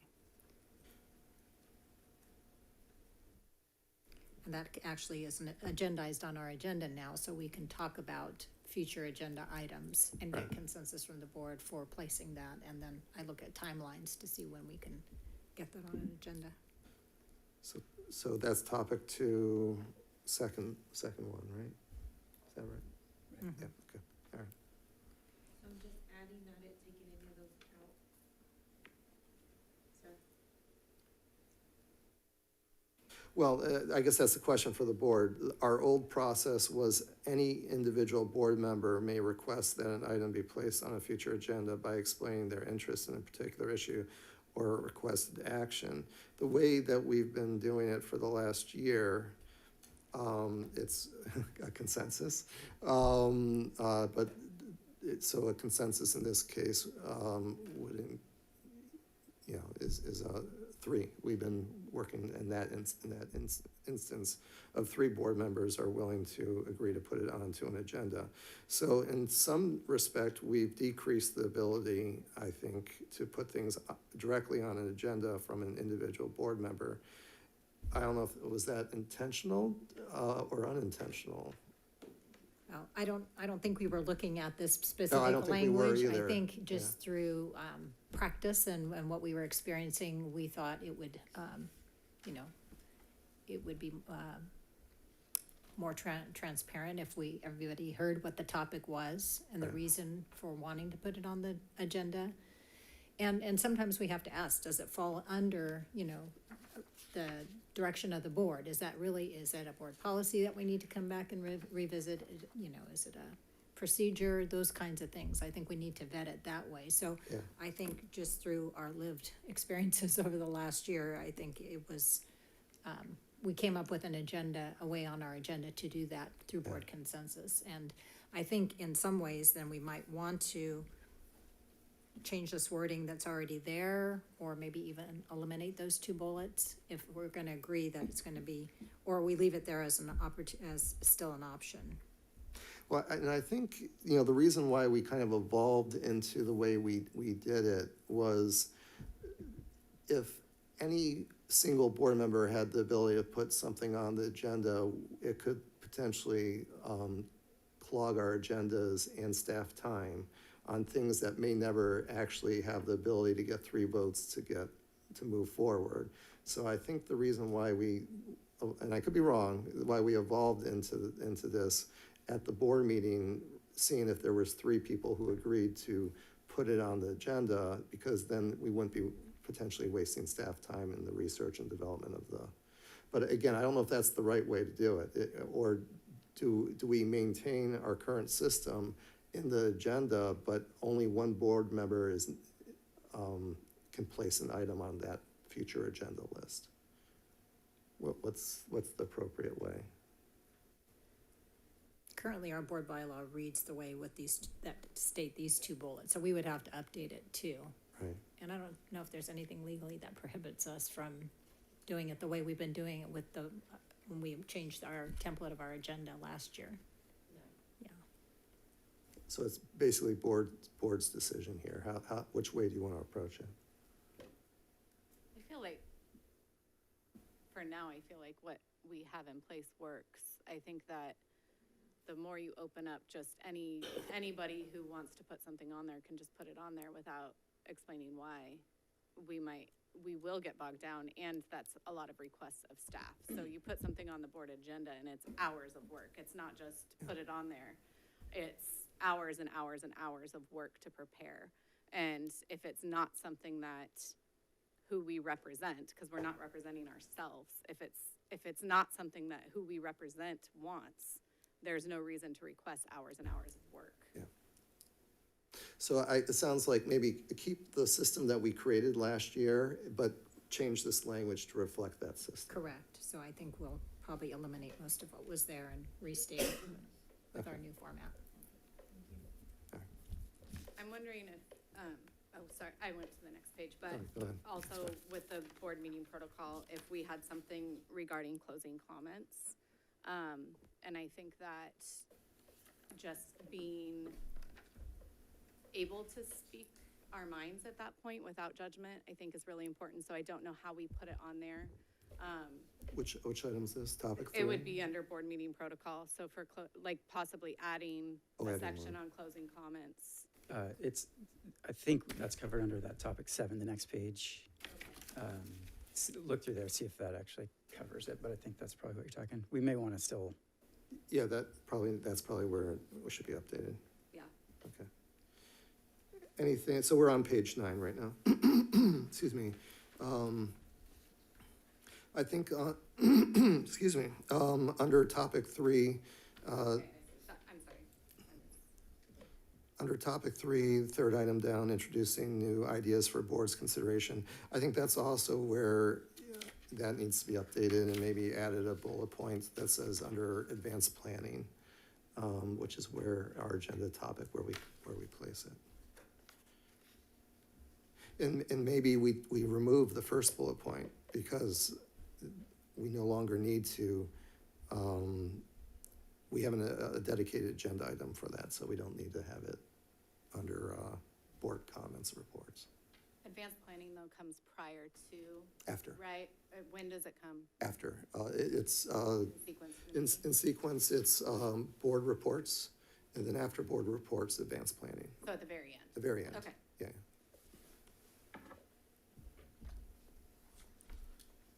yeah, David, I agree with that. And I actually think it's been really effective, I think. Yeah. Maybe we'll talk about this later when we're talking about. I don't know how much staff loves it, but. But I'd be curious to hear. I think it seems as if the board's gotten better about monitoring.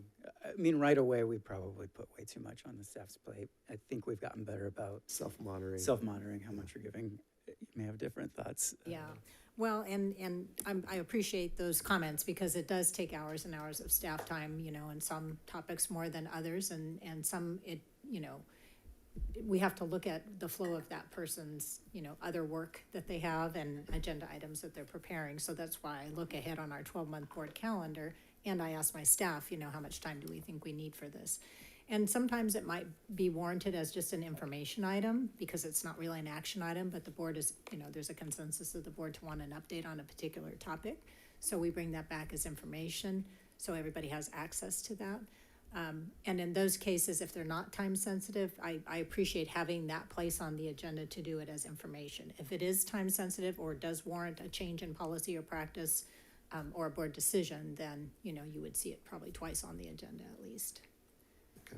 Yeah. All right, anything else on page 9? So on page 9, introducing new ideas for board's consideration, that's where we're making the changes on that one. Yeah, I think we just delete the first bullet point and add a new bullet point that says under the advanced planning agenda item. And just follow our sequence. Right. Okay. Page 10, I think that gets to, Kara, your item in 7.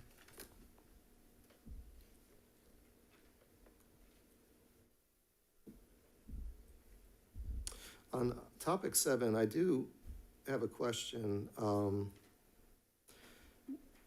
The second bullet point under protocol, it says comments on routine school visits or events should be omitted.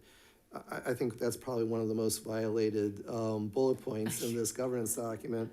So the question is, if we want to comment on, this week I visited Sandra J. Gallardo Elementary, then we should delete that. Or if we want to keep it, we should just consciously remember that routine visits. Although I think the important word there is routine, because if you went to a school site for a celebratory event, I think that probably makes sense that you could report out on that, right?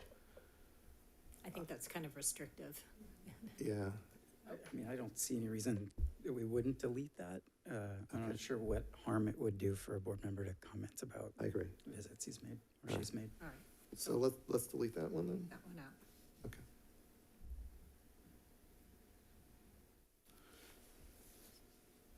Kara, was there anything more you wanted to define there with Yeah, and I closing think comments? it's just from what I've seen that happens is reflection on the actual board meeting, which isn't listed on there. And I think that sometimes it's important to have time to reflect on maybe the hours, hours and hours prior. It's something that's hard for me because I'm like a thinker, and I like go home and I think about it for days before I have my words of what I want to say. But I think that for somebody who needs to kind of voice like how they're feeling at the end of a board meeting, I think that's very important, and it happens. And so I don't know if that's something we want to list as something that's the opportunity to do. I think it's important for people to know how we feel, and it kind of humanizes us as people for one. But for two, it's sort of that chance to close and walk away feeling heard. Because oftentimes there's a lot of things that happen during a board meeting where you don't feel heard. And so I think there needs to be that if we're gonna follow like the castle protocols in our board meetings, having that closure is important in any meeting, so.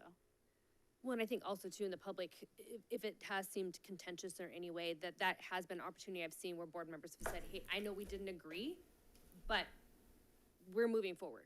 Like, you know, and I've seen that kind of closure, and I think for the public to be able to see that closure creates a sense of, okay, we can move forward with this together, you know, and that, you know, it's not, oh, well, we had, you know, we didn't vote the same way on a particular issue, there's strife, you know, it just gives us that opportunity to, you know, kind of publicly address it with another board member of like, hey, I totally get and I respect your opinion, and, you know, we're good, we can move forward. And it goes back to our definition of consensus, you know. Right. I was able to voice my, you know, my voice was heard. And, you know, the last point of that is that, you know, even if, you know, I agree to support the board's decision and move forward as a team. Right, and I think as parents and things like that, that's really important for them to see the board as a unit moving forward, you know, despite a hot topic. Given that comment, do you want to look back at topic 3, voting? Because you do have some protocols there about when the board should be talking about their reasons for a no vote, right? You may just want to make sure that they coincide. Whatever you're making the changes there, it matches what you have in that voting section. I still think under voting, it's important if, to articulate your no vote while the vote is taking place. And actually, you know, I did put a question mark here. I didn't raise it when we were on this page. Because this says you should articulate your no vote prior to casting your vote. Which sometimes it's happened on occasion where I really don't know how I'm voting until it gets to me. And so I think there should be an opportunity to explain your vote. Either I respectfully cast my vote in the negative for the following reasons, rather than necessarily beforehand. Is that allowable?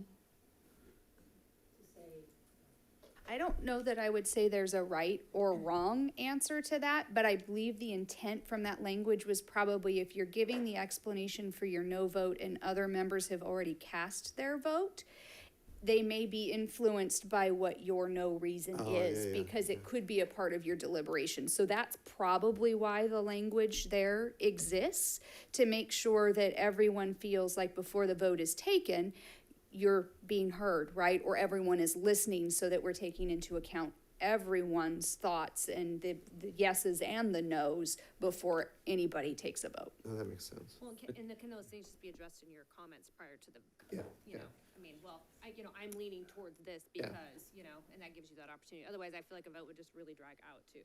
Yeah, that's You know, true. and from a public standpoint, you're like, okay, no, and then we have like a 5-6 minute explanation and then we're voting, you know, and I think that might be a little bit gum up the system. I do have a question about parliamentary procedure with that. I know. So sometimes, especially on very benign agenda items, there's a rush to motion second. And under parliamentary procedure, when you get a second on the table, you're supposed to go to vote.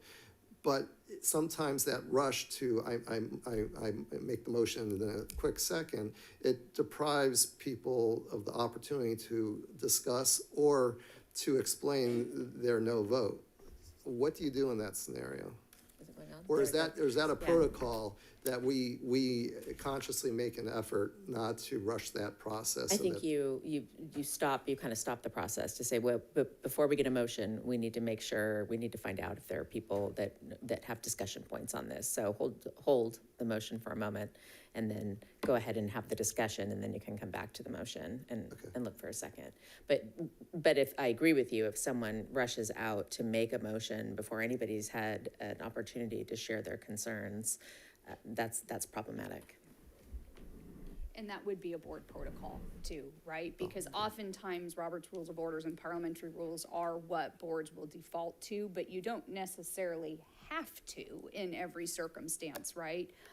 But yes, I think I agree with Kim that it can be problematic if there's the rush, right? Almost somebody may get the sense that it's intentional because nobody wants to hear what my perspective is, that you want to respect one another, give everybody the opportunity to have some comments. So the protocol could be before a second, make sure before I take a motion, is there any comment that wants to be made? That's a simple question that could be posed that would kind of eliminate the concern that we're rushing to a motion to try to get the vote taken.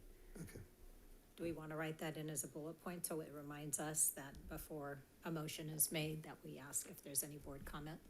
Something to. I think so. Yeah. I agree. Yeah, I'm not sure where that would fall in this. In the but voting. We could You find, could we could say find a voting, place yeah. for it. Voting, yeah. Okay, all right.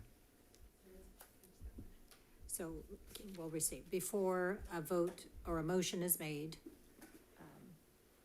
the board president will ask the board members if they have any questions or comments. Questions, comments? You could add another row there to be motions. And before a motion is taken, board president will ask for comment, and it's separate from the voting because in essence, once the motion's taken, that's what's driving your vote. You could do that too. Because the first time through tends to be questions of the board, then we go to public comment, and then back to the board for comments or potentially some additional questions. And that's where it sometimes gets rushed, potentially. And usually that rush doesn't really result in anything, because usually when it's being rushed, it's not, it's like, should we paint the walls white? You know, they're like, yeah, emotion in a second. It's a perception though. I mean, if we are putting out there that we're rushing things, then it's just putting out that perception that we're just checking boxes and not allowing discussion. And so, so I don't know if, I could see it as a separate one, but I also think that there needs to be that clear question even of, before a motion, are there any comments? Yes. But then also, before we take a vote, does anybody want to explain their vote? Is like almost another question to ask, because the comments might not reflect a no vote. It might just be a comment, or that question maybe be phrased that way in that point of allowing people to have a conversation about the way they are going to vote prior to voting. And be very clear on that. Because a comment to me isn't necessarily, well, I'm gonna vote no because, that's more of like, I agree with something I've heard. So I don't know if we wanna be very clear in that. I see the benefit. I also see a detriment, though, also. If people start, human nature, I find, is once you make up your mind, it's very difficult to publicly change your mind. So if I'm the first person they go to, and I say, well, I'm voting for this because of X, Y, and Z, and then the next person that goes makes a really compelling reason, then the first person basically, are they going to go back and say, yeah, you know what, I changed my mind. I hadn't thought about that.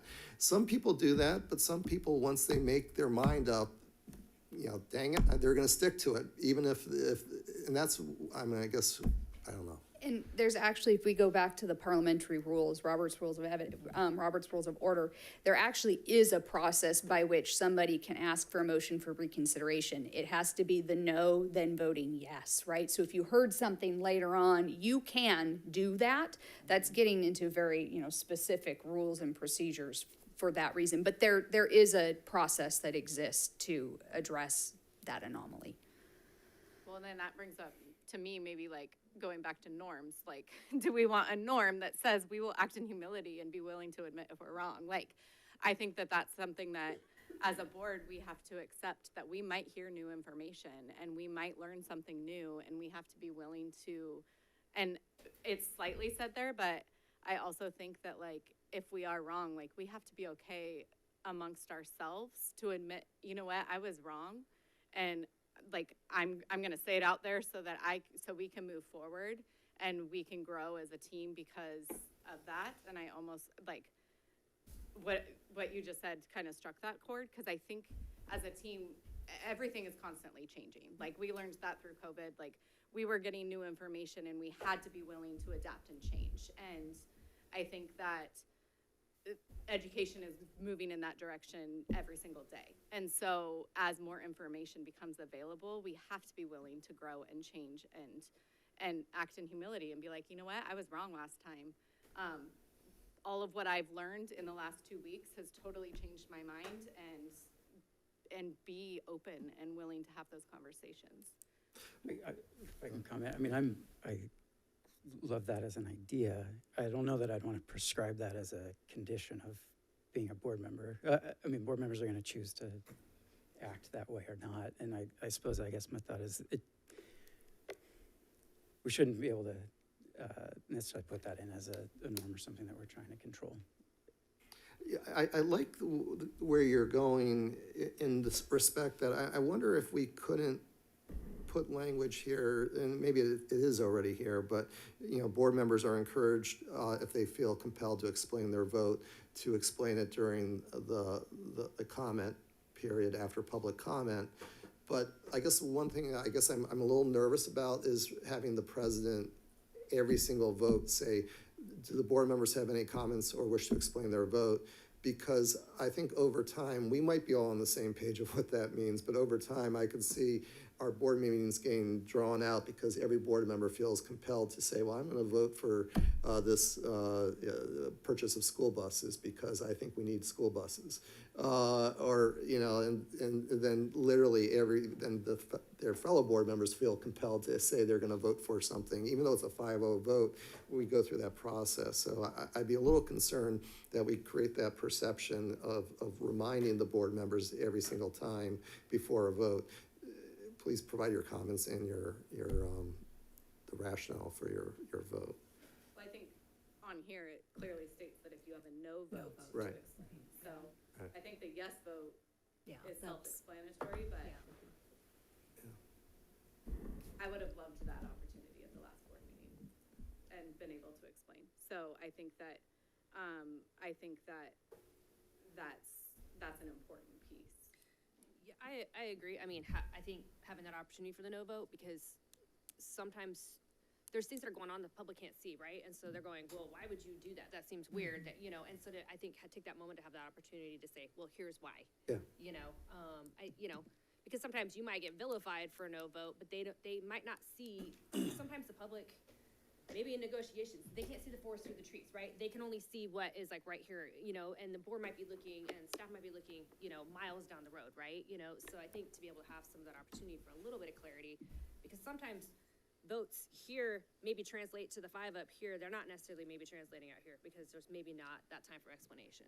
Well, I think we're on the same page that Yeah. that you should be able to explain your vote, but do you literally want the president every single time to say, are there any comments, or do you want to explain your vote? That's. Well, I don't know if you have to say, explain your vote. I think you could just say, are there any Comments, and then, yes, and then anybody who chooses to explain their vote can. Yeah, I don't think that, I mean, if we clearly have a consensus on something, no one's gonna say, yeah, I feel like they need to draw this whole thing out to, when we clearly have a 5 vote, but I mean, I think for contentious issues, which we've really have had, that having that extra opportunity to have a little more dialogue is healthy. Right. In it, you know, but I mean, I think we're all pretty smart people to know, okay, like, we don't need to draw this out, we don't need to have a comment over, you know. Right. Okay, I'm voting to like approve expenditures, we don't need to have a conversation about it, you know, it's just. I think it creates transparency, and that's something that we're lacking right now, to be transparent. So I think that it creates transparency, and I think that public education is not common knowledge to the general public. So having a chance to explain maybe ramifications that we know because we know education to a point, that 5 years down the line, this vote is going to have an impact. And without having that opportunity to explain that, then people might be very mad about my decision that I make today, but in 5 years from now, they might be really happy that I made that decision. But you're able to say that though, under comment. But I think it's important for the president to call out that opportunity, because one, it slows the president down from rushing things, and it also reminds us, like, hey, we can explain why we're voting no or yes. And I think that's important for public to see. And you don't have to.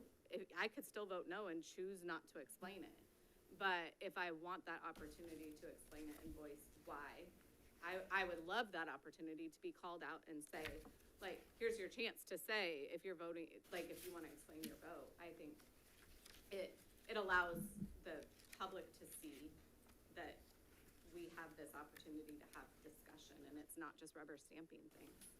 Maybe it's just like amending, you know, when you say, are there any comments? Are there any comments or, you know, Or explanations. or explanations for, you know, just maybe amending that statement then just reminds the board and it reminds the public, you know, that's the purpose of this section of, you know, because sometimes it's like very fast, right? And if you're new and you're sitting in a meeting for the first time, you're trying to figure that out, you know, where if you had a little more clarity for the public to know, okay, this is what comments are for. Comments are specifically on the topic, but also to maybe explain why I'm about to do what I'm about to do. Yeah.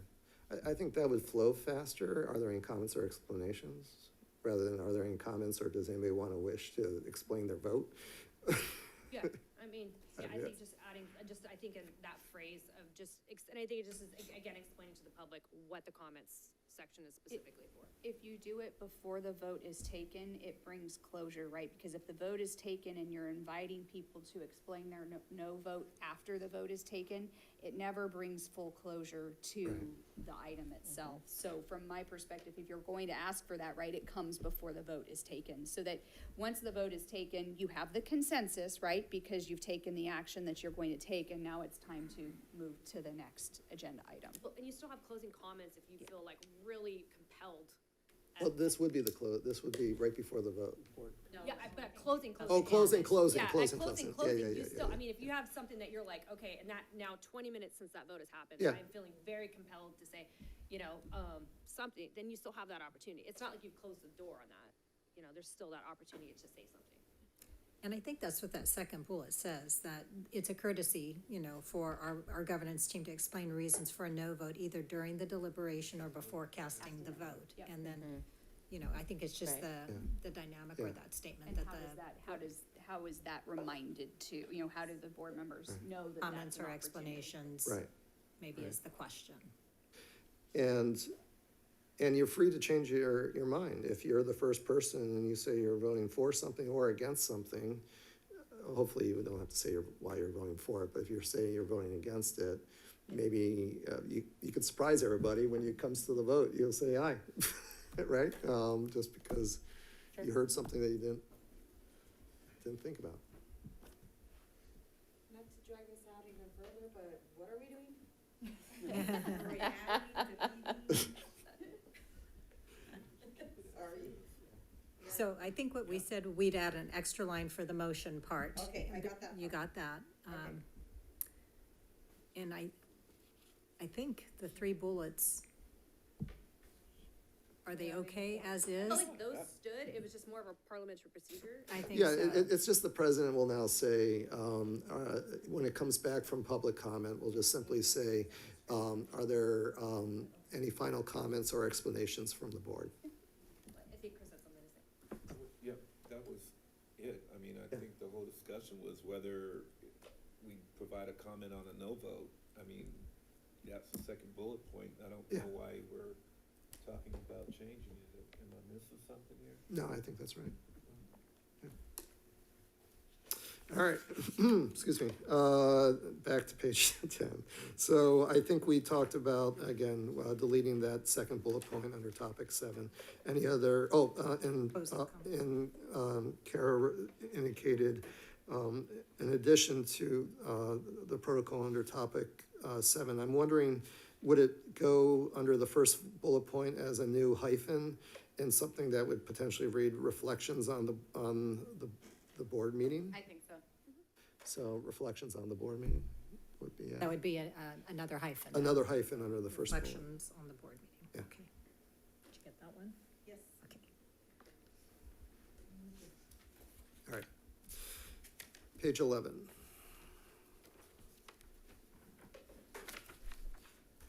I do have a couple of things, 3 in particular on this page, and I think there might be one on another page. I'd like to change all of the gender pronouns to gender neutral. There are 3 on this page. Under the first paragraph, you see his or her. I'd like to change that to their. On the second paragraph, you have a S/he. I'd like to change that to the board president. And under halfway down, more than halfway down, under the caption, as meeting chair, the board president will, there's a reference to his or her own comments. I'd like to change that to there. I think, and I don't know if I'm 100% accurate, so I would love to reference somebody who might know that, but I don't think you should get rid of he, she. I think it should be he, she, or they. Like, I think you should have all options, because their and they and them is one specific pronoun choice, where if we're going to be neutral, that's not a neutral. I don't believe that's a neutral pronoun. I know from the state legislatures and the federal government have abandoned the use of his or her or he and she. They have switched it over to their, or specifically identifying the positions. Yeah, you could utilize board president throughout instead of putting Yeah, a you could use- pronoun at all. Yeah, You know, you could. a gender pronoun, or one that feels as if it's, So- gender driven. So would you prefer? I would say the board president. All right, so I would agree the with board that. president. Yeah. All right. Perfect. Any other items on 11? Did we capture those areas, David? It's first paragraph at the top, there's a his or her. Second paragraph, there's an S/he. And then let's see, 1, 2, 3, 4, 5, 6, 7, 8, 9, 10, 11, 12, 13, 14. 14th bullet point down. There's That first reference, Found it. the first reference is not to the board president. So we do want to maybe have a discussion about what we want to do with those pronouns. I thought it was gonna be there. Okay. I'm happy with there, but Yeah. I just want to, that one won't be a title. Well, that one is referencing His the or board her member, so viewpoint. there would be There appropriate would be- there. Yes. Yeah. And then the second one is the board president, correct? Yeah, Yes. yep. And let's see, call on board members to speak before adding the board president's own comments. The board president would be fine there. Logistically, there's some spaces where the word board is capitalized, and others it's not, so it should probably be consistent. Yeah. Fixed. And unless I'm told otherwise, I like capital B. Yeah. Yeah. That's, should be. Yep. All right, anything else on page 11? I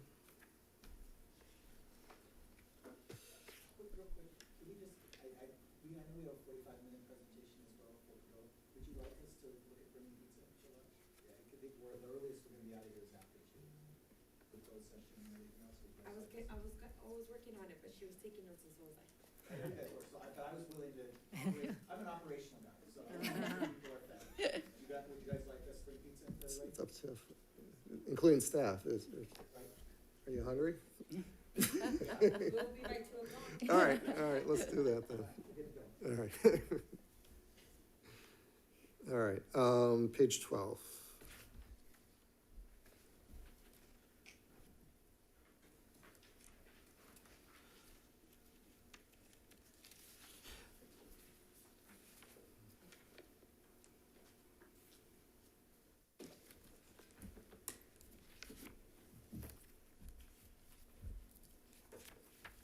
I think, topic 12 is the communication piece that Yeah. we wanted to spend time with.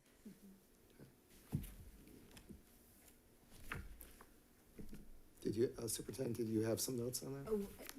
I think when we were thinking about this topic, we were thinking about the example that we had from Carmel, which I did have as part of our attachments for this item. So I don't know if we want to add that specificity. Rochelle, can you bring that up? The addressing your questions and concerns document from Carmel. Or maybe we can just cross-reference it with what we have here and see if we need to add anything.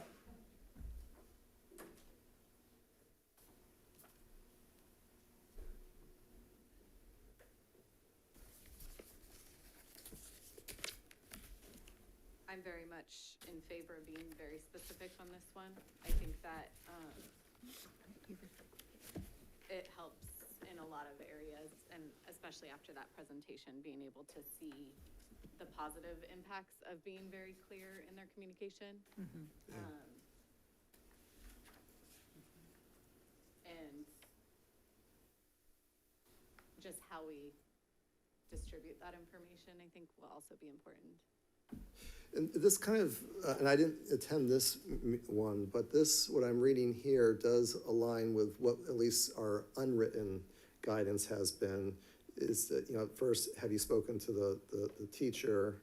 And then if you're not satisfied, have you spoken to the principal? Because oftentimes we get emails when they haven't done those two Correct. steps first. Correct. So I think that does make sense to get it in writing, just to remind the board that, because it's gonna save all of us a lot of headaches if we can solve the problem without it getting up to the board and to the superintendent. If they just simply go ask the question to the teacher, that might resolve the issue, right? It helps you as board members, just food for thought when you have something like this too, because if you have a member of the public come to you and pose a question, you can say, we have a bylaw, we have a policy, here's the process that needs to be followed, so you don't feel like you're not giving them what they want or what they expect. This is what I can do. This is the process you need to follow. It is very helpful. She, like, I don't remember who it was, but she was like, I'm a dead end. Like, I'm a dead end for communication. And I think that in this district specifically, the board has become a sounding board way quicker than they need to be. And I think becoming that dead end of saying, like we trust our staff. Our staff is the person who's going to be able to actually do something. So being able to be clear for us, if the board is going to respond, having that response come from, it was just the board president, and they always started like on behalf of the board, because that shows us in unity of like, we've had conversations, we know that this is happening together, but being very clear and transparent in that. And coming into this position from the teacher perspective, we always were like, why do we get one or two responses from a board member? We never get response from every board member. And it's all because of Brown Act stuff. Yeah. But even as a teacher, or as somebody who worked in the district office who received emails from the same emails that the board did, we were like, why is this the only person that ever responds to an email? And it was like, became favoritism of like, well, fine, I'm just going to email that person because that person's the only one that ever responds.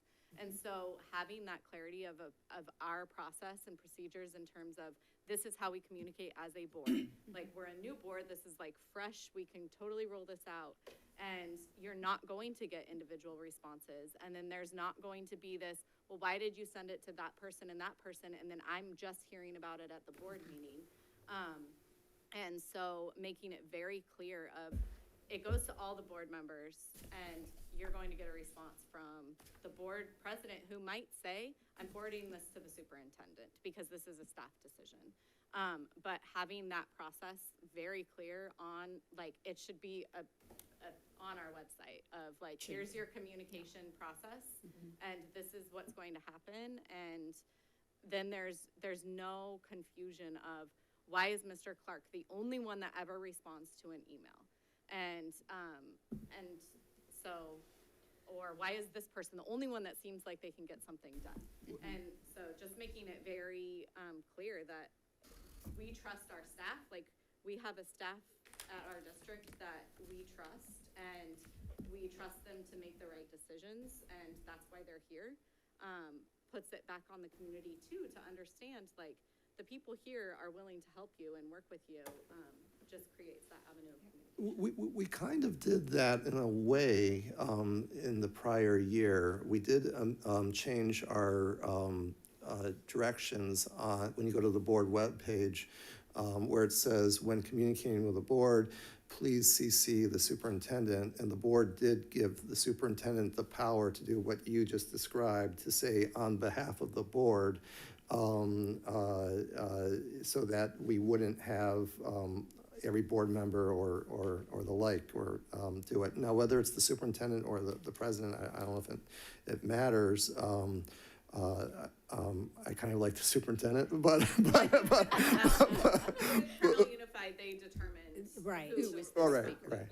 So I think when all board members are emailed and they're in the loop, if our consensus is, board president is the person who will, talk with the superintendent and will decide, Right. who should respond. That's fine. Because most cases, it'll be the superintendent, but I'd like to reference our protocol. Right.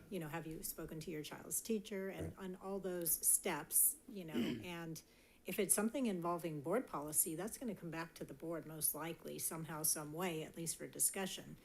But a lot of things can be resolved at a school site level, sometimes at a classroom level, because that's where most of the information exists. Now, if all those efforts have been made and we're not, the person from the public is still experiencing frustration, then we take it to the next level. And there's a process for that too. And we do have a formal process, we have complaint processes too, if you want to get, to that level, but that's not where we want to start. Here's another question, and there may be reasons why this is not a good idea and why we may not want to do this, but in addition to having all of our individual email addresses of the board members with FCUSD, is there a reason why we couldn't or shouldn't create a board at fcusd.org email address where so when members of the public want to complain or send something to all 5 board members and the superintendent, they don't have to type out each of our email addresses. They could just simply type in board at fcusd.org, and we will inform them by typing that in. That email will automatically go to all 5 board members and the superintendent without having to type in all 5 or 6 email addresses. Is that possible?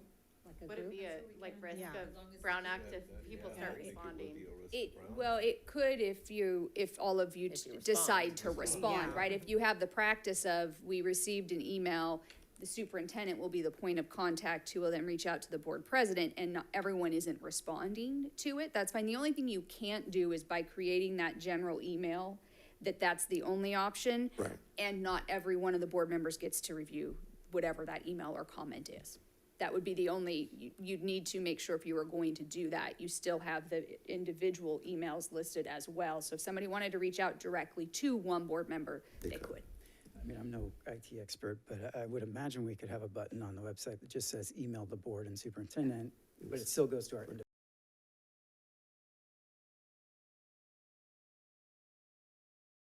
Practice that you don't respond back to those emails. Yeah. But that we have a protocol, the president and the superintendent, as to who will vet that and create the response. I like it. I do, just real quick, I mean, I really like the way this is laid out.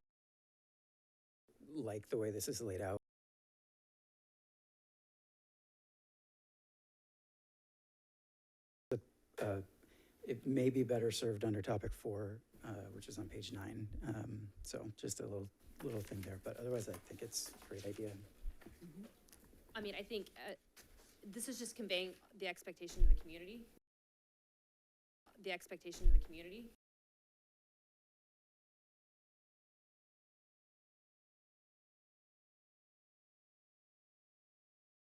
clarity to them, I think will give them a sense of a little bit of relief, because sometimes, even prior to this, I've had, well, if I have something, who do I go to, right? You know, and so, you know, now we have it in writing where you can say, these are your steps, A, B, and C, you know, and I think just for parents, they'll be like, okay, I didn't get satisfaction at the school site, you know, in the classroom level, I went to the site level, didn't get satisfaction, you know, and then there's an escalation process, which I think people love steps and they love processes, you know, because they're like, sometimes, I mean, there was some lady who was reading like about assignment, you know, she's a board member getting, well, Johnny, you got the star on the thing, I don't understand why the assignment wasn't, you know, I mean, clearly not a board issue, right? You know, so I think just being able to give the clarity to the public, with these issues, you know, and the website's so good now that I think that we've got a spot where it can land very cleanly, for that to be able to be communicated.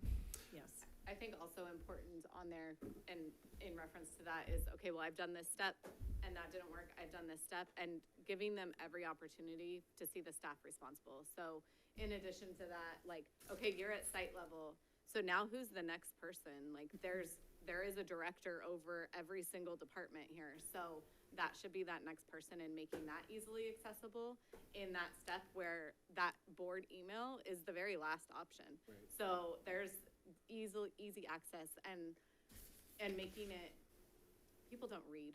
So if it's all in like verbiage rather than like A flow quick, chart. easy infographic, and they're like, oh, okay, I'm on step 3 now, I'm gonna click this link.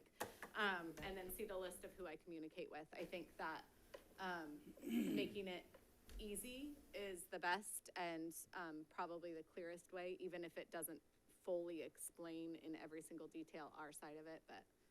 I agree. I mean, I have a child who has food allergies, okay? I need to just go to the food specialist. I just need to go to the food department. I only need to go to one department. I don't need to get the board and the superintendent involved in that. But gut reaction might be like, I've got this problem, I don't know what to do. So you just start emailing random people out, so. A question for the superintendent, though.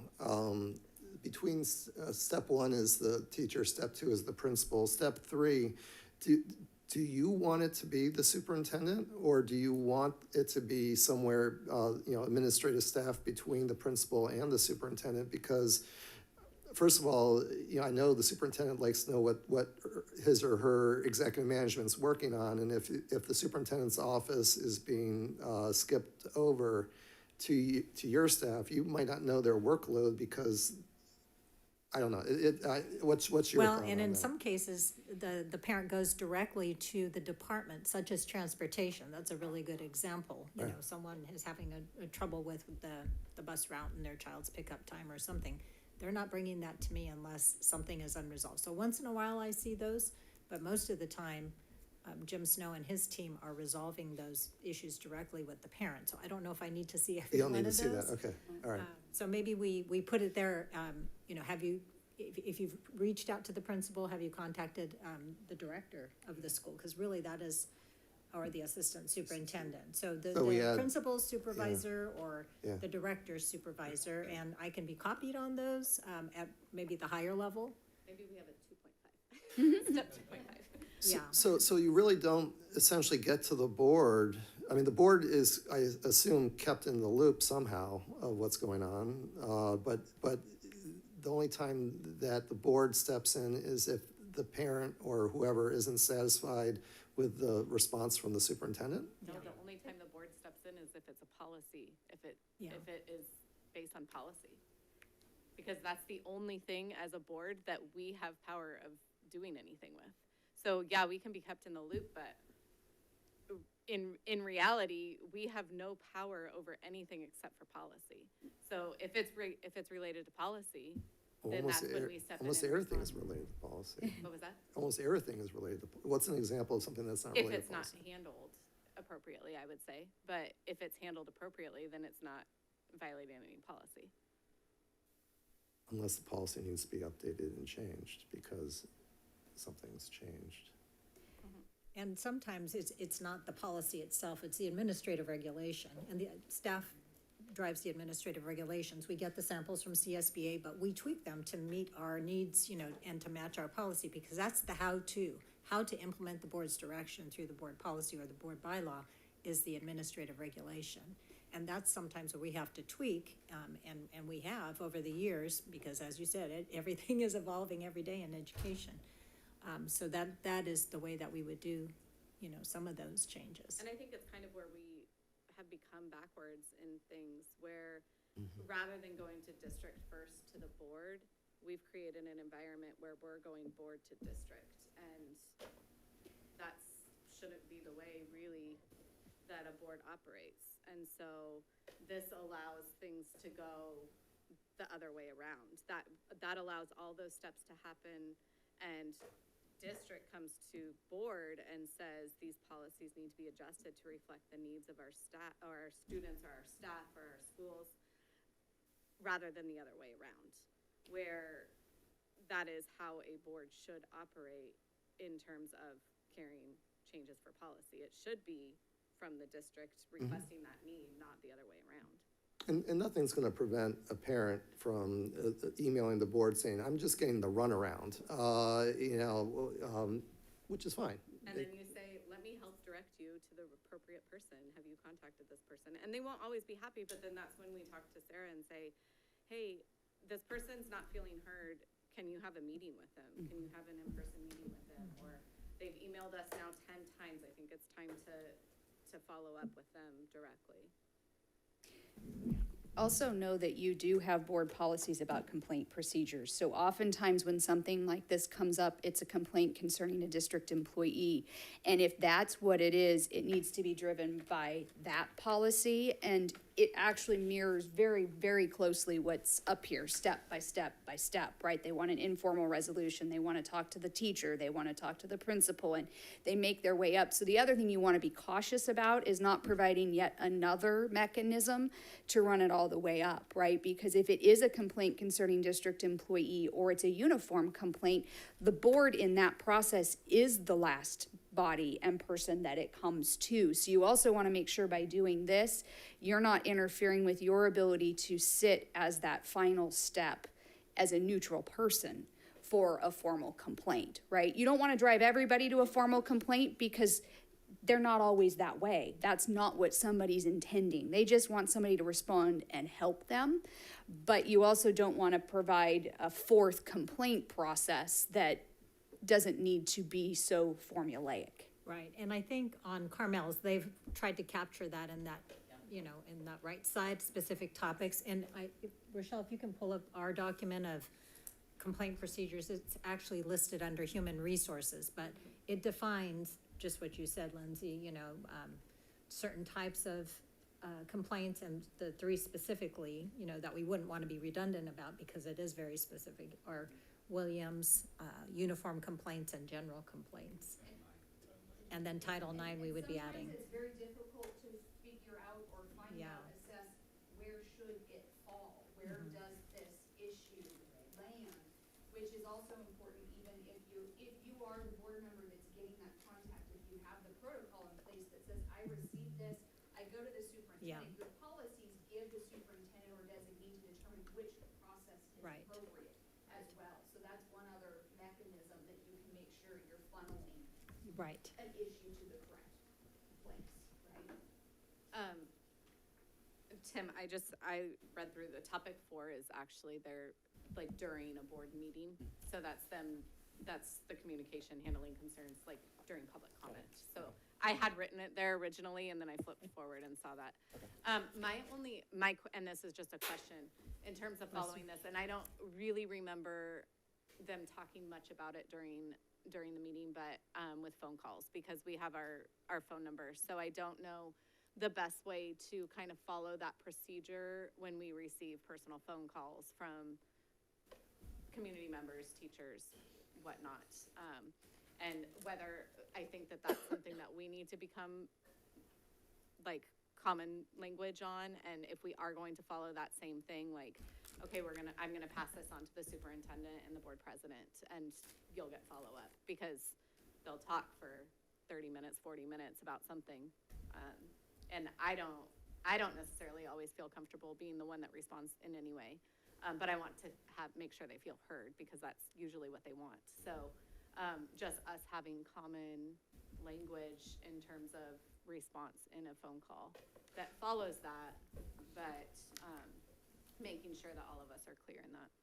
Well, I think you follow the same steps. If you get a phone call, you could simply say, listen to them and say, well, thank you for, I appreciate you reaching out.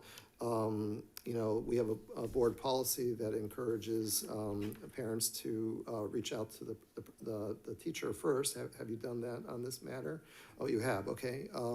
Have you reached out to, the next step is, we asked you to reach out to the principal. Oh, you haven't yet. All right, well, I would suggest that you first reach out to the principal. I think we can do that as long as we're all on the same page. That's the protocol that we're gonna follow. And we can add those talking points for the board, so we have them, right there in front of us, yeah. So we have a consistent way, and Angela can help us with that. Right, and every board member isn't following that same, that person that is providing the responses will then be the default to get all of the right? And that's not what's intended by anybody, but Right. that might be what happens. Well, and I think that was one thing I really liked about them is they actually did have talking points. They had a communications Yes. director that was working with them Yes. on the talking points. So, especially if you're new, we don't want to be like, oh yeah, we're gonna, and we've committed something that we literally cannot fulfill, nor should we be stepping into. And I think it helps give us guidance to know A, B, and C as well. So, and I think it's just getting that consistency. And we'll work on that, and we'll put something together and see if if it's in alignment with what we come up with. And it'll be a grand experiment. If it may work great, but as in any new process, we may have to tweak it over the next couple of years, and that's fine. Going back to norms then, do we want to make sure that we add in there that we're committed to following all board protocols? Like, I know it sort of seems redundant, but I also think that that's important to call out as a norm, because it's easier to call out if we feel like a board member is not following a specific norm. It's easier to address it as we don't feel the norms are being followed, versus you violated this protocol. So I think that it might be a good addition to the norms of that the board commits to following the protocols. That's fine. Is there consensus on Sorry, that, I'm add it to bouncing norms? back Yeah, and forth no, on looks- it. We commit to supporting the protocols, board protocols. So we're still on page 12. The one thing that I'm wondering if we should add, but I don't have any language to share, but on page 11, we have the role and responsibility of the president, we have the role and responsibility of the vice president, we have the role and responsibility of the clerk, but what we seem to be missing is the role and responsibility of CSBA delegates. Can we add that, and maybe as a new topic 11, and then bump down the topics numerically, and then come up with some bullet points on the roles and responsibilities of the delegates? I think it's two separate entities, because we operate under two different things. There's roles and responsibilities of the delegates, but that's through CSBA, not through our board. Well, let me explain, because this might help, where it kind of goes into the next agenda item. I would love to get a permanent agenda item on our agenda for CSBA delegate reports, where the CSBA delegates would then, indicate what's going on with CSBA, what are the trends they're seeing, what are they hearing from the state, what are they hearing from the region. It also creates an opportunity for the CSBA delegates to maybe, instead of a report, identify a meeting where someone from CSBA comes in and does a presentation. So I'm not suggesting that we delegate or that we indicate what the roles and responsibilities of the delegates are in their interaction as a delegate, but more what's the roles and responsibilities of the delegate in educating and informing the full board. That's. And I'm totally new to this, but just by reading, they only meet twice a year. So having a regular update would not fit on everything. And we all receive the same email from CSBA with the trends and things. So, and I'm totally just basing it on what I've read from. See, after 4 years, I just learned something, because I had no clue that the CSBA delegates only do 2 meetings a year and that's it. Yep. That's it. So at the conference and then in May. So, Where's May? Is that in May. I don't in know. May? Do you meet as a region in We May? meet as a region, and, yeah, we just meet as a region. Just once a year? Twice. Yeah, at the conference and then in May. Wow, I thought So our region CSBA is delegates 6. had Do a you lot meet more in responsibility. Sacramento, or where do you meet? Our region meets in Sacramento, yes. Okay. Chris, do you feel like it would be helpful to report back out after those meetings, or? No. I mean, because you guys get the email correspondence already. I mean, if you guys want somebody from our region in particular to come in and do a presentation, that can happen. But What email correspondence do we receive? Like The daily- CSBA. Oh, the update? daily update. Yeah, the daily update. In the meetings, are there like, they just kind of mostly reflect what we get in the daily updates? They're just more basically, in-depth just talk about conversations of them? legislative issues that are coming up, the budget, just trends. But you'll get that information in the emails. So it's the same, okay. But there's nothing that would prevent a delegate assembly member to also report out on some of those things when it's, you've just attended a meeting. Right, yeah, Yeah. I mean, yeah, if you want it 2 times a year, I mean, I don't have a problem with that, or Kara wouldn't have a problem with that. I haven't been voted in yet. Well, that is true. But, yeah, I'm shocked that CSBA only meets twice a year. I mean, maybe that's something that we should recommend to CSBA, that they meet more often. I mean, the delegates are the governing body of CSBA, and they only meet twice a year?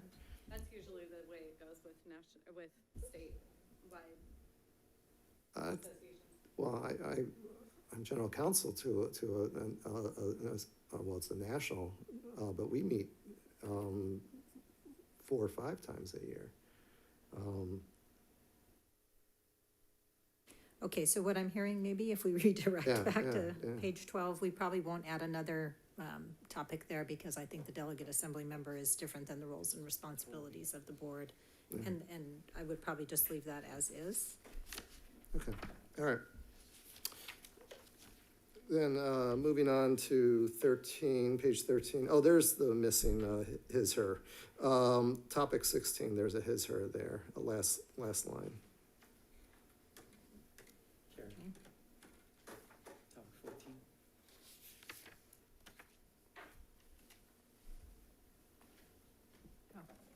Okay, so it looks like topic 14 is where we actually want to put the process of what we're doing with communications with community members and staff I think Oh, that's outside of board meetings. complaint specifically. Yeah.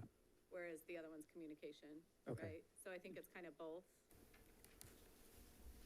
Okay. maybe? I don't know. 12 reads like communication with, Public. like a newspaper or something like that. I don't know that it matters, so I'll stop harping on it, but Or did you say it was 4, topic 4, Kara? There was another one too, where it would fit 4 looks like it, but it does look like 4 is I think specifically four is for during the. a board meeting. During the board specifically, meeting. Yeah. or we can say outside of the board meeting, or during or outside Maybe of we a just board change- meeting. I feel like 12, 13, and 14 are sort of, I mean, we would want the staff to follow the same procedures in terms of communication, so, Collapse them into one big protocol? Is that what you're thinking? it's like a communication protocol. I think 14 specific to complaints, where that would be following the complaint procedure and calling that out specifically, but. I suspect a lot of people won't draw the distinction between a communication and a complaint. Right, but if we receive a complaint, then we can very clearly state our protocol is. Oh, got it. To follow For the individual, complaint yeah, procedure. okay.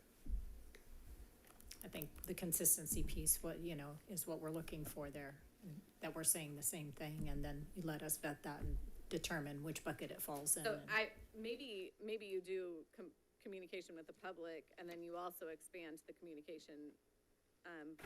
Well, I think communication between the board, that is different than other staff. So I almost feel like there needs to be an additional, like, you would have communication amongst ourselves. We need to have specific protocol, but then other staff would also maybe have a different piece that almost follows identical to the communication with the public.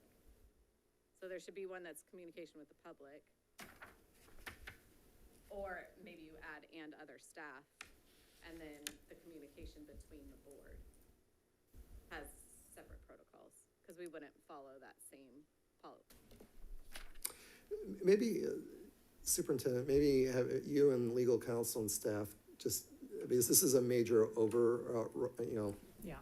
redo of this, maybe develop something and bring it back to the board for reflection. Okay, we can do that. Okay. All right. Any other items on page 13? Page 14.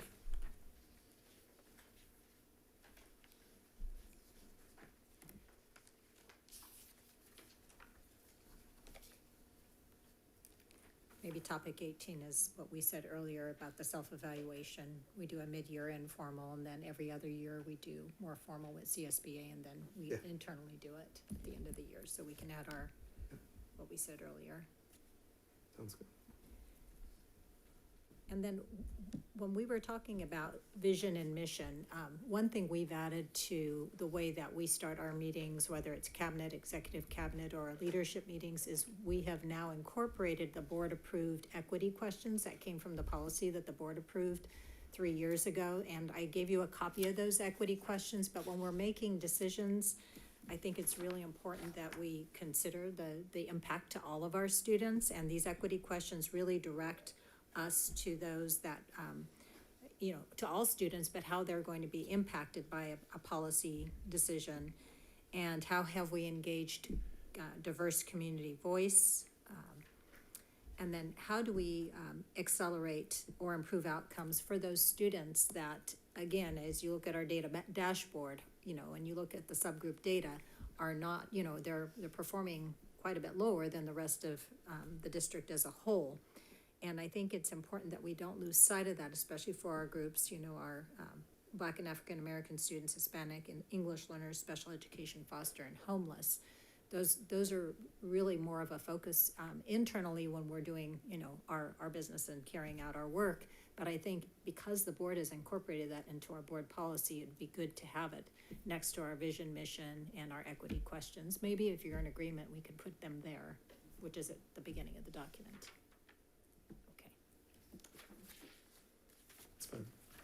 Thanks.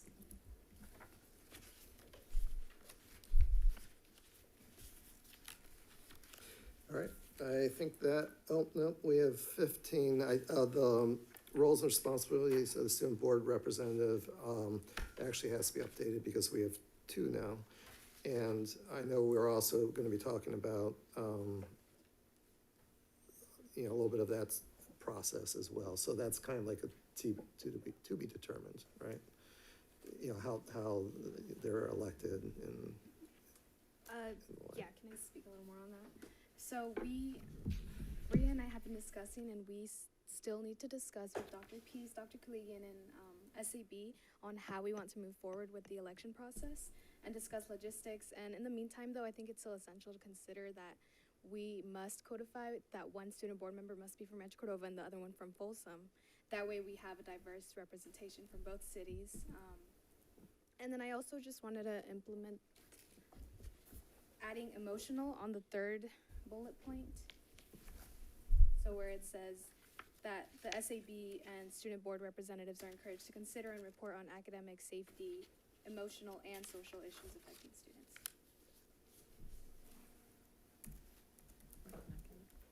Where did you put the social emotional? 3rd bullet point. So SAB and safety, emotional, and social. Oh, okay. Rosa, I think that's great. I like having it on there. I wonder, would it mean the same thing for you just to kind of have the continuity of language, just to say academic safety and social emotional issues? And so. Does that work? Okay. Again, we have a board policy that needs to be updated, so that board policy is gonna end up driving this language. And we So- have that on Monday's policy committee agenda, and it does reflect that language. And we talked a little bit about it at our last policy meeting, that we defined that, with 2 student board members, we'd have one representing each city's jurisdiction. And then also voting them in by the students that live within the schools in that particular boundary area too. So I was gonna propose those 2 changes when we look at that board bylaw 9150 on Monday. So it would probably live there and be codified there.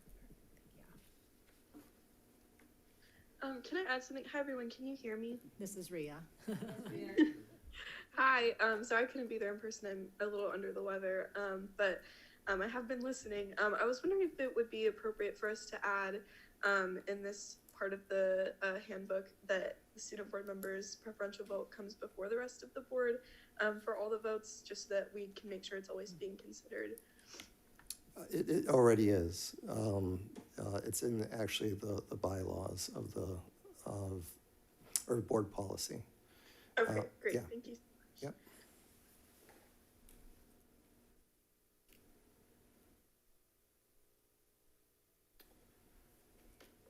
All right. I wonder if adding that on here, though, makes it clear on the why. So we have that in the bylaws, but explaining here why the student vote takes place first, is so that as board members, we hear the student voice. And so I think that might be a good place to add the why we do that.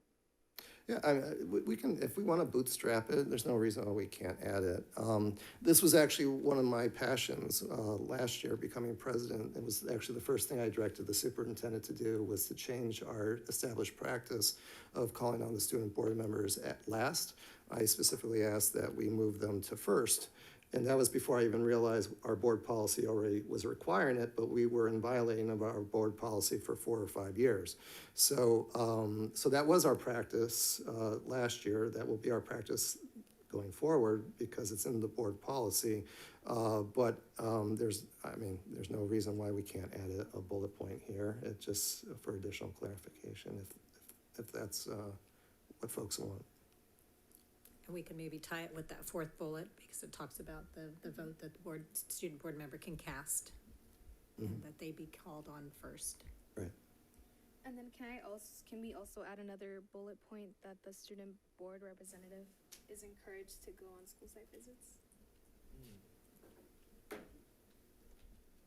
That makes sense. Well, could we add that language, hold the thought here? If we're doing that, should we maybe add that into topic 16? Trustees and student board members are encouraged. Or visit the schools are encouraged by trustees and student board members. I don't know how you put that in, but maybe add some language to topic 16. Go both places. Yeah, I would agree. So we can add it to 16 and then also to that last page. Second to last page.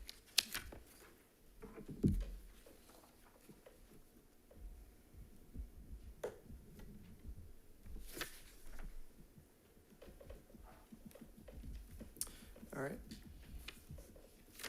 And what's page 16? I wasn't really sure what that was exactly.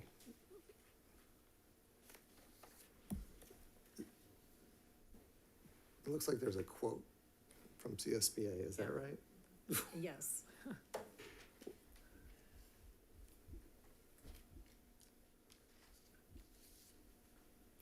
It's interesting seeing an entity being quoted, not an individual, but all right. Yeah, and I think, and I've seen this in other presentations and actually experienced in other districts. Once the governance team reviews it and they make the changes, they sign it too. And so there's, we're committing to this until we update it, such time we update it again. So sometimes there's signature lines of the board after, this is completed and our commitment to our team norms and protocols. We haven't done that in the past, but kind of brings closure to the document. But can leave it as is.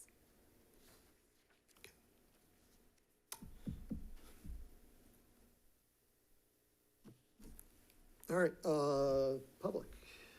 Any? Nope, all right. So that finishes the current item. And that takes us to item D, review board agenda template. This one should be super fast. I asked the superintendent to include this because we transitioned to a new board template in the prior year for multiple reasons. But I think it's healthy to just look at our format on an annual basis to see if there's any tweaks that we want to make. So I don't know if you want to scroll down. That's right there, the vision, mission. That's where the superintendent was suggesting putting the equity as well. Then we get into closed session, which is pretty straightforward. Back to open session. I would say the reason, if you pause right there for a second, the reason why, or one of the major changes in the format that we've been doing over the last year is we have the ability to go back into closed session at the end of the meeting. And the reason why we did that was the board for too many years was blowing through the 6 p.m. start of open session and to a certain degree being a little disrespectful to the public who were left out sitting here till like 6:30, or I think there was one that was at least 6:45 before the meeting started. So this creates an opportunity that if we can't get through all of the agenda items in closed session, we still start the open session at 6 p.m. and then we go back and deal with the closed session items at the end of the meeting after the public has left. And it also requires us to prioritize closed session. If there's an item in closed session that is directly related to open session, then obviously we have to take care of those first. And theoretically, if there's some reason we do have to extend it, we will, but we just need to inform the public that's waiting here that the start of the meeting will be delayed but that our goal, what we chose as a board was to try to be honest and hold to that 6 p.m. start to be respectful of the public. All right, then scrolling down, I think we tweaked it. During the year, we moved the special presentations up just so that people could have an opportunity to speak and then leave the meeting and not be delayed. We also had, report of district organizations. We had that a little bit later in the meeting under the first revision, but we moved that up again so that the district organizations could report out. Public comment, let's see, agenda consent. So I don't know if there's really anything that needs to be changed here. If you'll see agenda item 15 is the superintendent's report. 16 is the board member report. So we kind of discussed what the board members can chat about in there. And then agenda item 17, that's the advanced planning. And specifically C is where you can request, or board members can request items on future agenda items. And then the final ones were, if needed, those are the return to closed session. Any edits, tweaks, thoughts? It seems to be going at least somewhat smoothly. All right, okay. All right, let's move, public? I am gonna make one comment right now, and I appreciate, thank you, board members and superintendent. I'm just kind of I like to see what's going on and how it works, because I don't understand it all. I am a community member and an employee. So this is a good example, and I realize this is your work section, so I'm the only one who one of the only ones who decided to show up. But as far as like, I think one of the frustrations from a community member is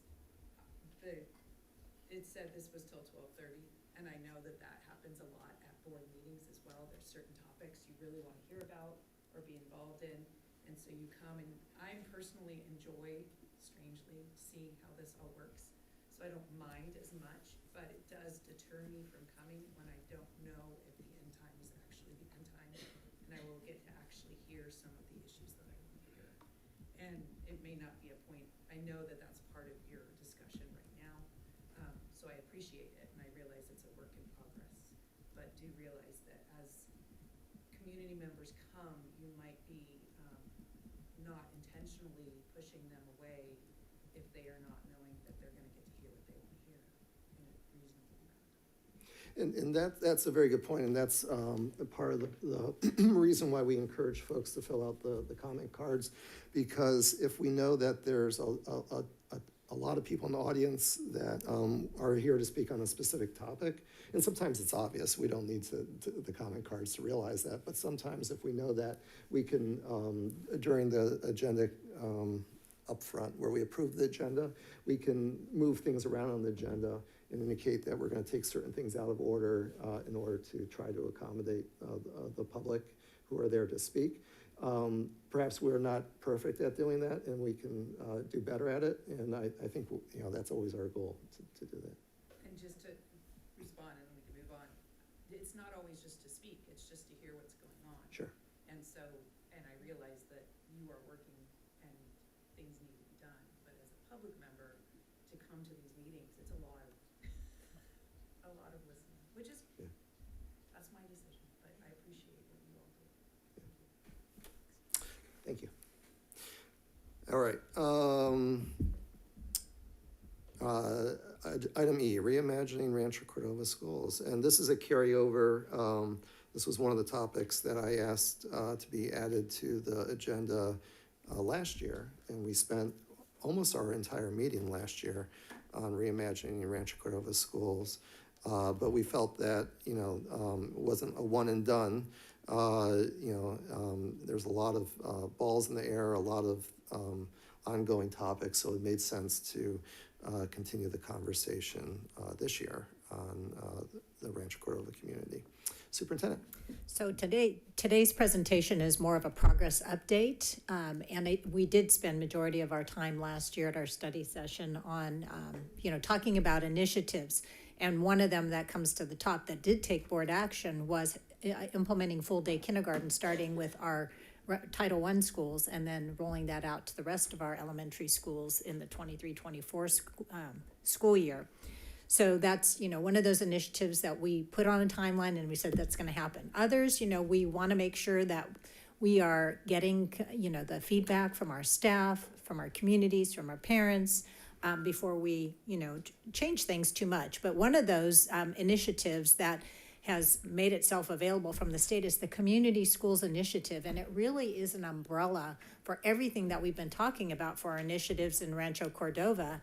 And we have given the board updates prior to, the one that you're going to get today, but things have evolved because our team this year in the planning grant year, the purpose of this year is to collect community feedback. And it's so important that, we are taking the time, and I'm glad the state gives us this year to do that. But I think it's really important for the board to hear what is the feedback we're hearing. And a lot of this falls into what we've been talking about with our initiatives and then some. So that's why I put it first. And I think it's important that maybe sets the stage for, the future vision of our initiatives, which are a work in progress. But we're going to start with community schools. I want to welcome Kate Hazarian and Carla Gaiman Davis, who is our community school specialist. And her job this year has been part of, collecting that community feedback, and Kate as well. But we've also gone to many trainings together at the county office with our FCEA and labor partners, because this is really an initiative that's a national initiative. And there are a lot of resources there. So we're learning from a lot of other districts who have implemented, but we wanted you to see where we're at right now as a district and the feedback that we've collected. Kate and Carla, do you mind if we eat pizza while we watch your presentation? And is that what you're gonna say? Okay, okay, so let's, Well, we yeah, can- why don't we take a 5-minute break so people can grab pizza and then we'll start. All right, thank you. thank you. And thank you for your patience. And everybody, public and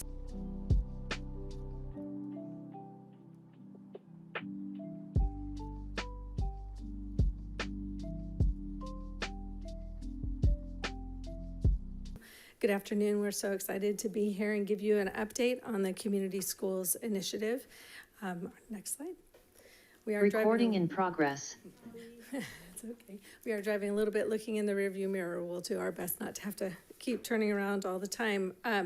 So we are excited to share with you the progress in our first year of our planning year. The state gave us a planning grant, and it could have been stretched for 2 years, but we felt like we had enough foundation in Rancho Cordova where we could do our planning process in 1 year. So Carla is our hire as a result of having that planning grant, and feel very, very fortunate to have her on our team. Is it not working?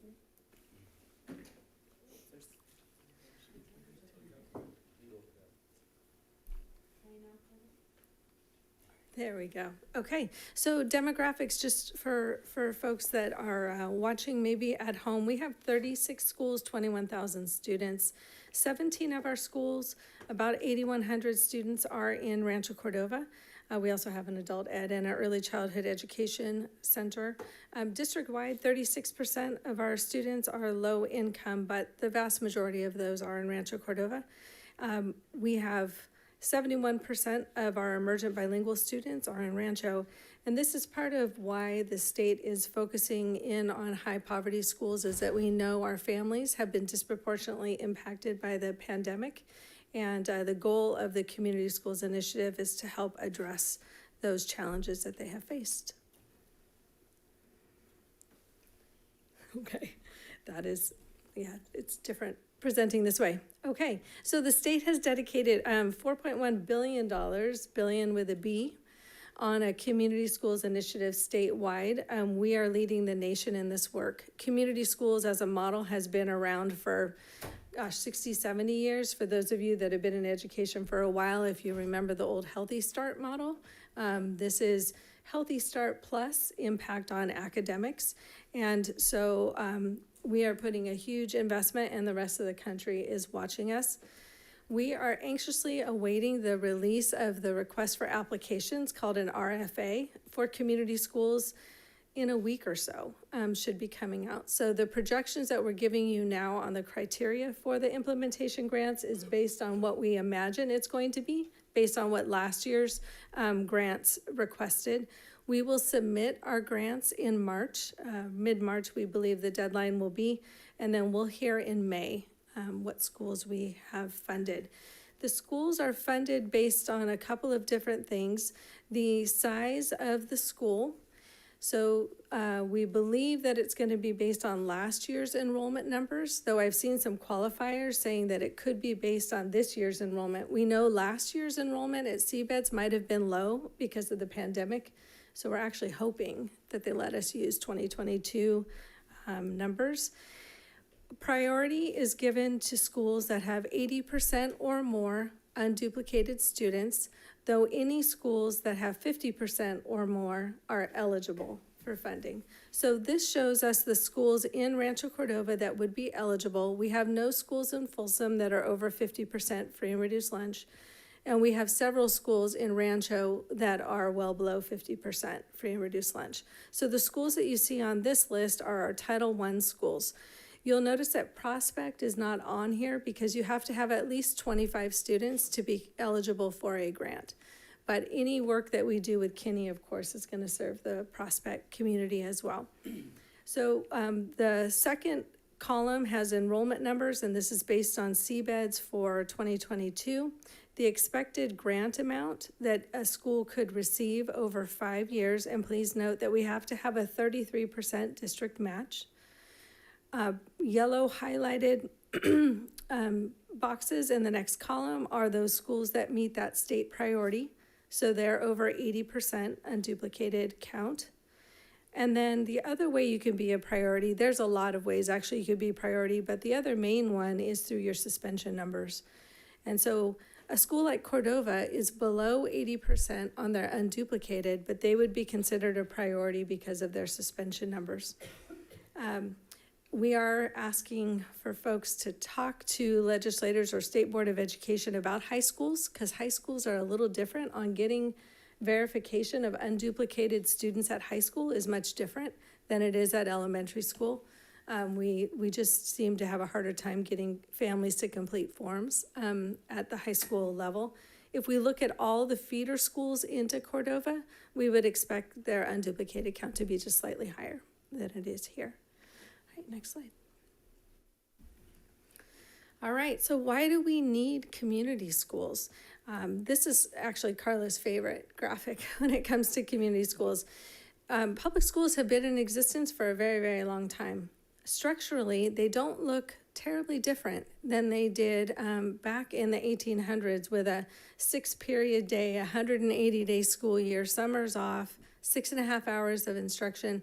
That hasn't really changed much. And it needs to change because our world has changed. Our academic expectations have increased. The needs of our society have increased. So they need to change. So a community school, let's say we get 5 schools in our district that get community schools grants. They all get a chunk of money. They all have to follow the 4 pillars of the community school, but the services on each site will look different, much like we both have iPhones, but our apps are completely different. Well, maybe not completely different, but they're a little different. So the smartphone analogy is we may have, let's say we decide as a district, we're gonna have all schools in Rancho Cordova have a community schools mindset. The services located at that school will look different according to the needs of that school. The other thing we're hearing a lot in conversations about transforming schools and from the state and how they're funding different programs is whole child design. So this other graphic here shows our brains are always categorizing information into buckets of information, and that's just how our brains work. The state tends to give us money in buckets too, to achieve certain tasks. And we know that the LCAP, we've got certain things we all have to achieve. We are working really hard here to start having a whole child, a whole educator approach where we're doing less siloing and more what does a child need altogether.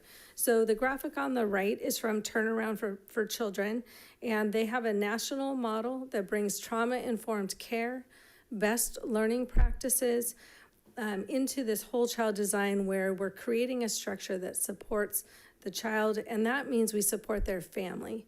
If we're not providing for the needs of families, our students are gonna come to school possibly, but they won't be ready to learn. So that's what the whole child design is about. Next slide. Okay, so my friend Rocio is gonna read this definition of what a community school is. A community school takes on a whole child, whole community approach to learning.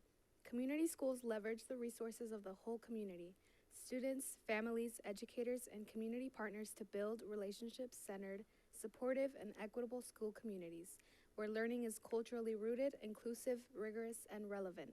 Thank you so much, Rocio. So a community school does not require a grant. It requires a shift in mindset. And we could make a decision as a district that this is the mindset that we want to have in supporting all of our schools, whether they're Title I or not Title I, whether they get a grant or whether they don't get a grant. And if you look at the key strategies on the left-hand graphic, well-prepared and effective teachers, wraparound supports, mental health supports, positive discipline, expanded learning time, equitable school funding. Sean's walking away, but that's a lot of what Sean and his team have been working on for us. These are things that we're already doing. So becoming a community school is not one more thing. It is the lens that we are looking at, the things that we are already doing, and making sure that they are all interconnected and working together. Recently, we had a meeting with all of the Rancho Cordova principals from preschool, from the Early Childhood Education Center to adult. It was the first time we had brought them all in together to look at Rancho Cordova specific data and start talking about what is going on at high school graduation that we see the roots of in preschool and first grade, in kindergarten and first grade. So having that holistic view is something that doesn't cost us any money. It's a change in how we do our practice. Every community school is required to meet the 4 pillars of community schools. So that's the right-hand infographic. So integrated student support and restorative practices, extended and expanded learning time. A community school offers supports to youth and families year-round. It's not just during a 10.5-month school year. Active family and community engagement. And that means expanding our thinking about what community engagement, family engagement is, from do parents show up to things, to are we getting out in the community and meeting the needs of families in our community. And then collaborative leadership practices, so shared decision making. Much of the conversation that we've had this morning is about, as a board, how are you making decisions together? At the school site level, we need to be getting more youth voice and more family voice about decisions before decisions have been made. And so that is a key pillar of community schools. All right, so if you look at these 4 pillars in action, these are the things that we're already doing in our district that fall under these 4 pillars. It's a lot. And when our principals tell us they're a bit overwhelmed with all the things that we have going on, and you look at this list, you could see why. It's really a lot. So what I really want to make sure is clear that this is a framework. It's not a program. This is the way that we look at delivering services. And you'll see that professional learning communities, which is our primary district commitment, is a through line through all of these pillars. So we already have a ton of the building blocks. We just need to better leverage our resources and make sure our kids are benefiting. And that really comes back to our 4 equity questions and making sure it's not enough to say you have a program. If I oversee the mental health team along with Scott Meyer.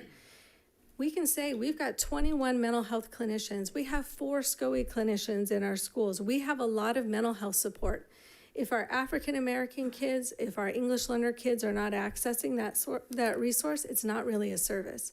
So those are the kind of things that we need to think of. So we don't just have a program or a service. We make sure that the kids and the families that need them most are accessing them. Next slide. All right, we have a wonderful leadership committee who's working with us on this initiative. We have Dr. Samantha Blackburn from Sac State. We have a variety of different district leaders that are overseeing preschool programs, extended day programs, SEL equity. We have representatives from our labor groups. We are all working together to design what a community school initiative is going to look like in Folsom, Cordova, because it'll look different here than it might look in Alameda or might look in Los Angeles. We've had a variety of different meetings and trainings to date, and you'll see those there. One of the exciting things that we did, I mentioned on November 17th, we did the Rancho Cordova Principals Collaboration. I think we're going to be doing more of that. 2 days before that, we brought together local nonprofit partners to meet together as a group and talk about what are the services available in Rancho Cordova as a whole. They had never been in the same room together. So just creating a structure where we're bringing nonprofit partners, our faith-based, our city leaders together to have conversations about how are we going to leverage all of our resources to make sure we're addressing major student concerns is a real promising practice that we're excited about. Sure.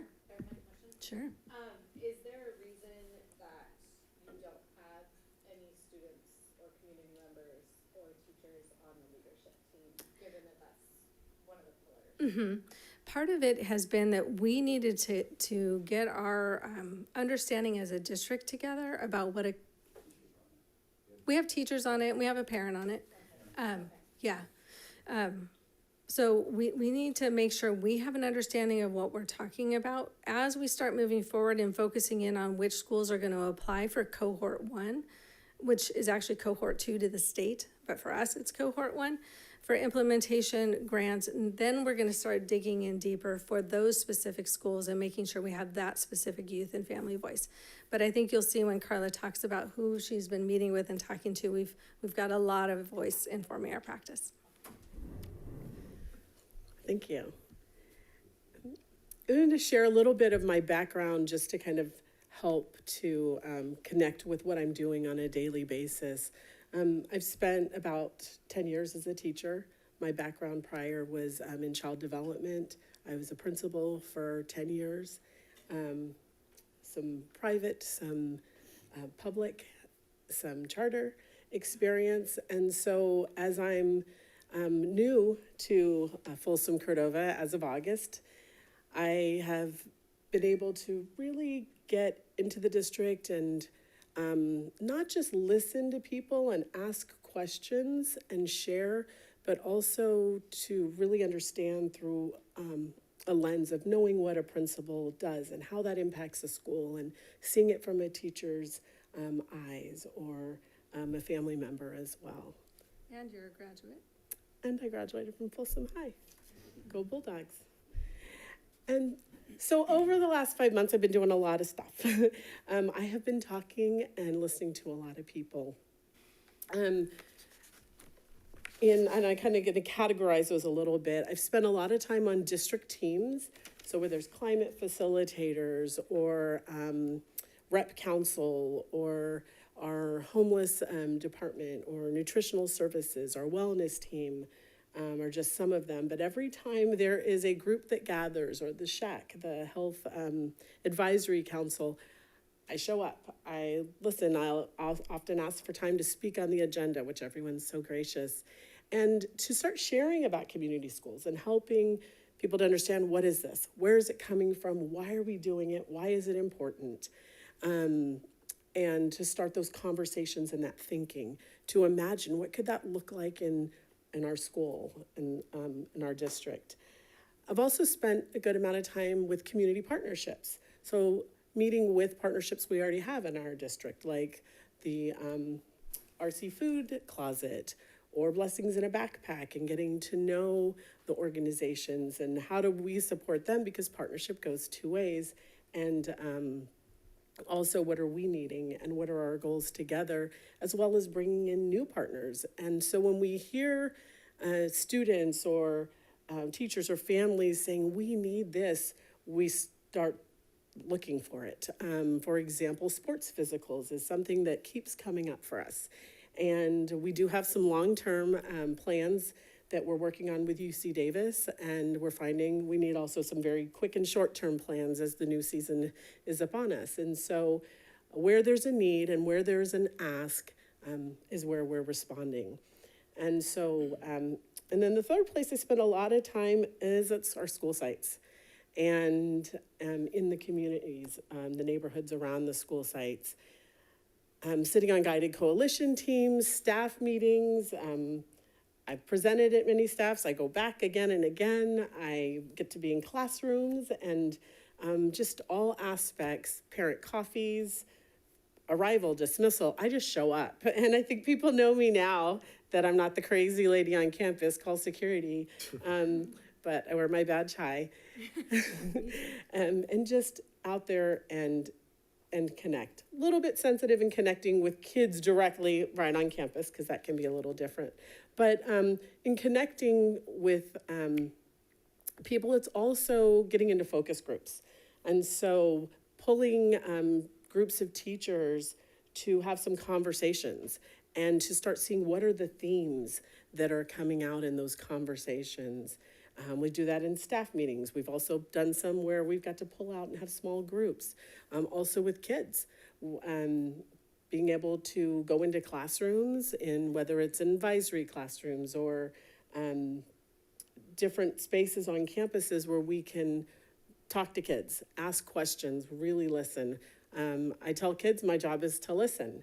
And we've had 150 plus years to figure it out, and we really need their help in doing so. And they're very good about sharing very candidly. And where's your office located?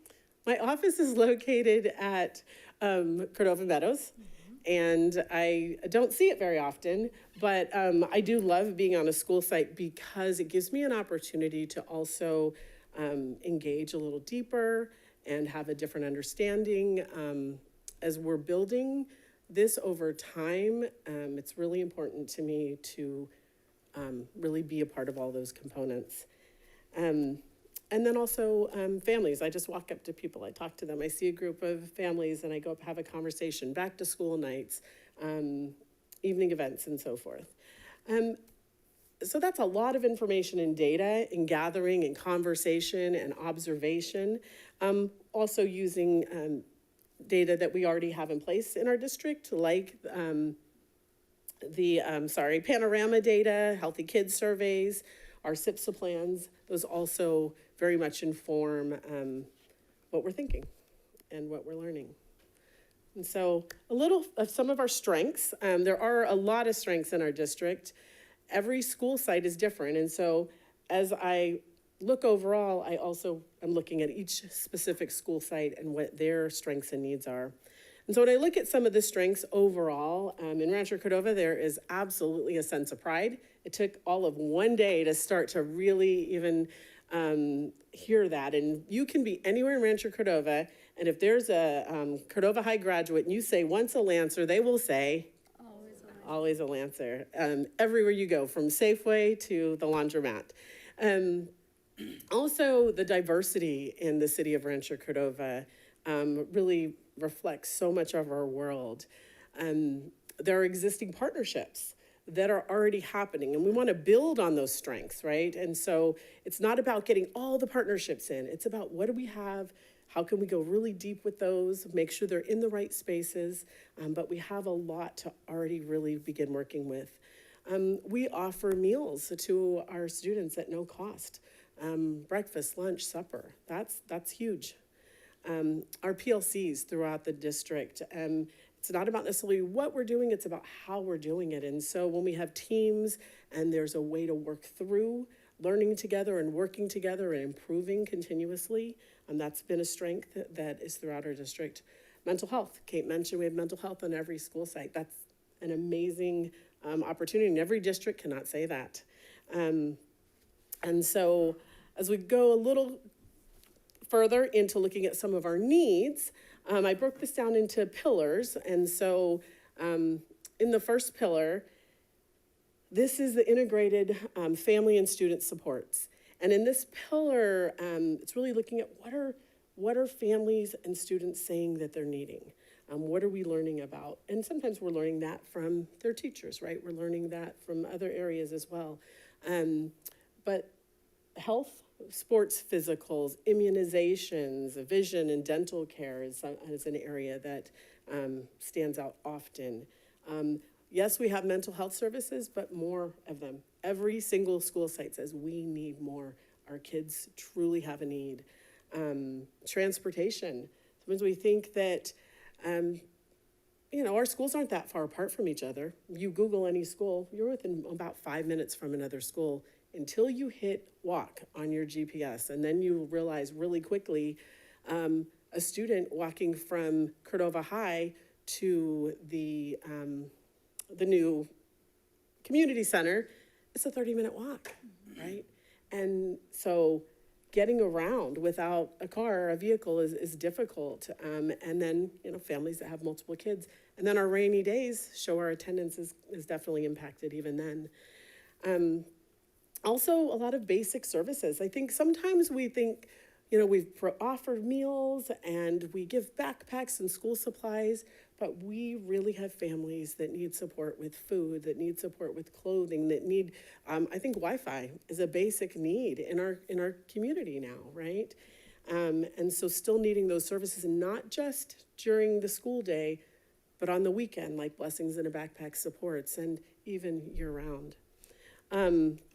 Schools are, and about every single school site's asking this one, we need more staff to support campus, safety on the playground, support with behavior. After the pandemic, we've really seen some needs that are overwhelming in that area. Refocusing on PBIS, as we've been away and really digging back into that in a deeper way. Help with our students in terms of graduation, dropping out, and being proactive in that area. And then our youth, my favorite conversations are the ones with our youth, and they really believe graduation is important, and they know that, and it excites me, but they really want to help and support with building their passion and their plan for the future. They truly want relationships with their teachers in a different way than they exist now, and that's some of their voice. When I look at pillars 2, 3, and 4, those are absolutely just as important as pillar 1, but pillar 1 is really, there's a lot of needs. So I kind of mapped that a little differently. So when I look at pillars 2, 3, and 4, in pillar 2, you're talking about connecting preschool with elementary. You're also talking about the day of school, the school day connected with after school, like this continuum, like of the school day, and that it's not siloed and separate. You're also talking about inside the classroom, right? Not what we're teaching, but again, how we're doing things. And so one thing, we have a lot of ask for professional development in the area of trauma and SEL. And we do offer and provide a lot of those things. And, you know, maybe that's, we have to figure out, is that an access issue for our staff members? And so that's why we're learning, we're asking, and we're digging into these.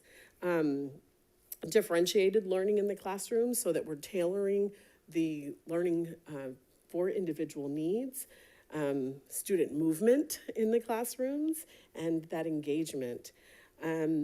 Also connecting preschool with the kindergarten specifically, having that relationship and that continuation. And also our secondary with adult ed in terms of our counselors and that supporting that graduation piece. In the third pillar, active family engagement, really intentionally welcoming our families in, especially after the pandemic. That one gets hard because we kept a lot of people off campus to really, you know, make sure we were, you know, for safety reasons. And now we're welcoming people back, really being intentional almost to do that. We have families who haven't been on the campus for a couple of years, right? And building that trust, right? Empowering our students to really take ownership of their learning process and supporting them to do that. Having events on our campus that really work for our families, that are events that families want, right? Rather than having the carnival every year because we've had it for 20 years, is that what families even want? And I hear a lot of families that say they want cultural nights. They really want to be included and engaged. As well as at times that work for families. Maybe Thursday nights at 6 don't work, but maybe Saturdays do, or maybe Friday after school, right? And so those are the questions we need to ask to support. Also, been having some good conversation with CNI about like family conferences and including our kiddos in that conference and that learning piece for the ownership, as well as for, hey, this is how you can support me at home, and this is how you can support me in the classroom from a child's perspective. In communication, we find that we've gotten real tech-driven, but there are some places that really need a paper flyer to go home in a backpack. Texting is something that there's a little bit of that happening throughout the district, but families give me the information on my phone. That email doesn't seem to be the most exciting way to access information as it has been in the past. In the fourth pillar, collaborative leadership practices, and I think of shared decision-making as a part of that. Not just necessarily inviting our families into school site council and ELAC, but to really engage in more and deeper conversation and decision-making as we move through time. Our classified staff and really hardworking teams that sometimes don't get all of the learning. And so really having a focus towards supporting them in that same SEL, PBIS trauma learning. And creating diverse staff in our school district and working at retaining our teachers as well. All right. So our next steps, whether we get grants or not, we want to have a whole child system of care in Rancho Cordova.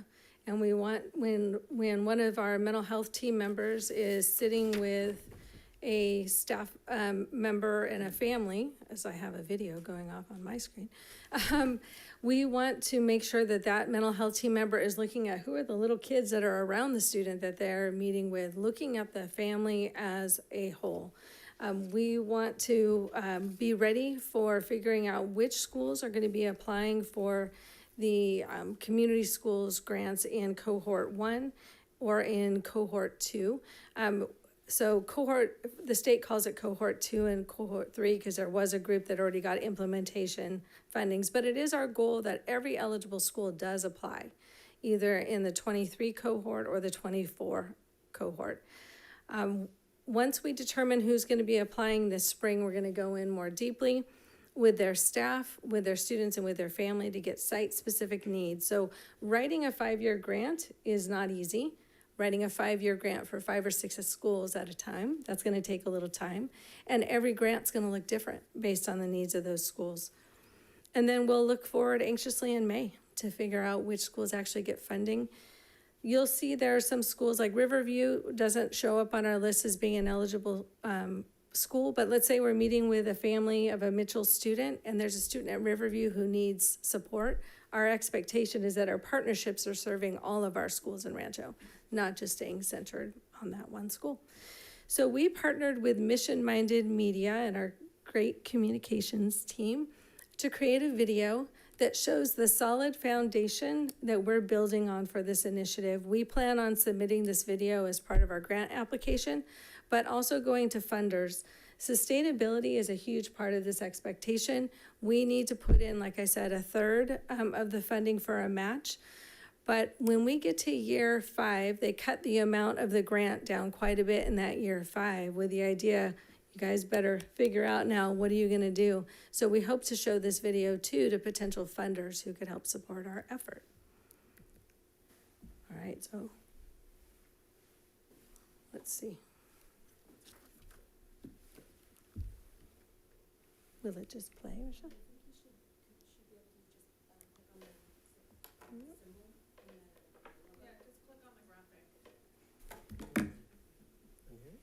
Well, so Rochelle clicks on the graphic? Yeah. Thank you.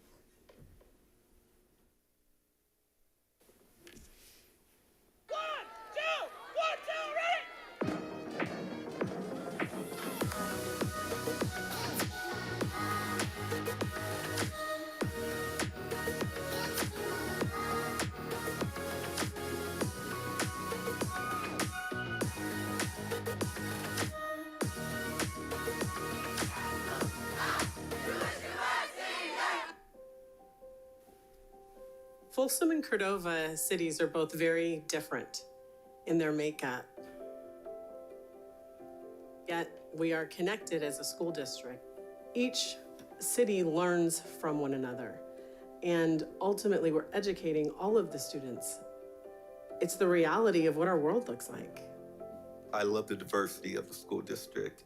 Whether you know it or not, this district speaks 83 different languages. Today, we're having a parent summit, and we actually have the opportunity for parents to get engaged. When you send our children to school, we're actually the second educators in your children's life because you are the first teachers. And we want to work in partnership with all of you because we can't do this work alone. We do have these tables designated Spanish. We have Russian and Farsi translation available as well. You have the right to stand up for your child's education.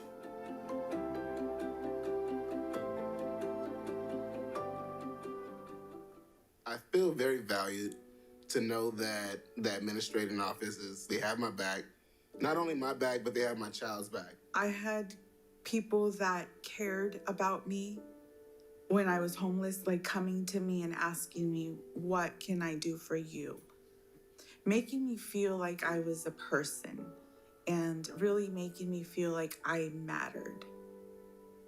One of the most prominent needs that I see is mental health. I think learning loss is the most important thing, especially through our socially disadvantaged, economically disadvantaged students. Having the community school will make it so that parents and grandparents and aunts and uncles that support our children will have some ownership in it. I'm very thankful for the partnerships that we have with our communities in both cities that represent our school district. We always ask the question, how could we even do this better? And I think that's where community schools come in, because that takes us to the next level.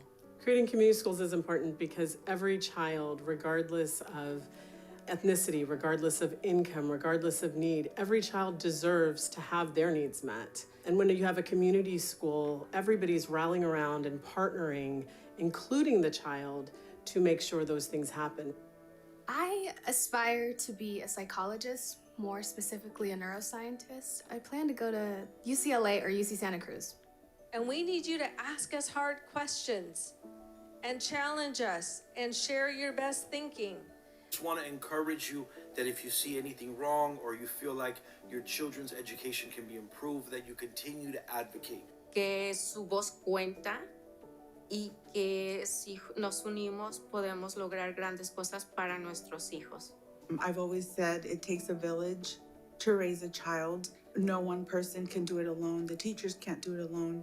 Administration cannot do it alone. It's going to take the parents, the community. I want you to think of one word that sums up how you feel. Enthusiasm. Educated, Thrilled. connected.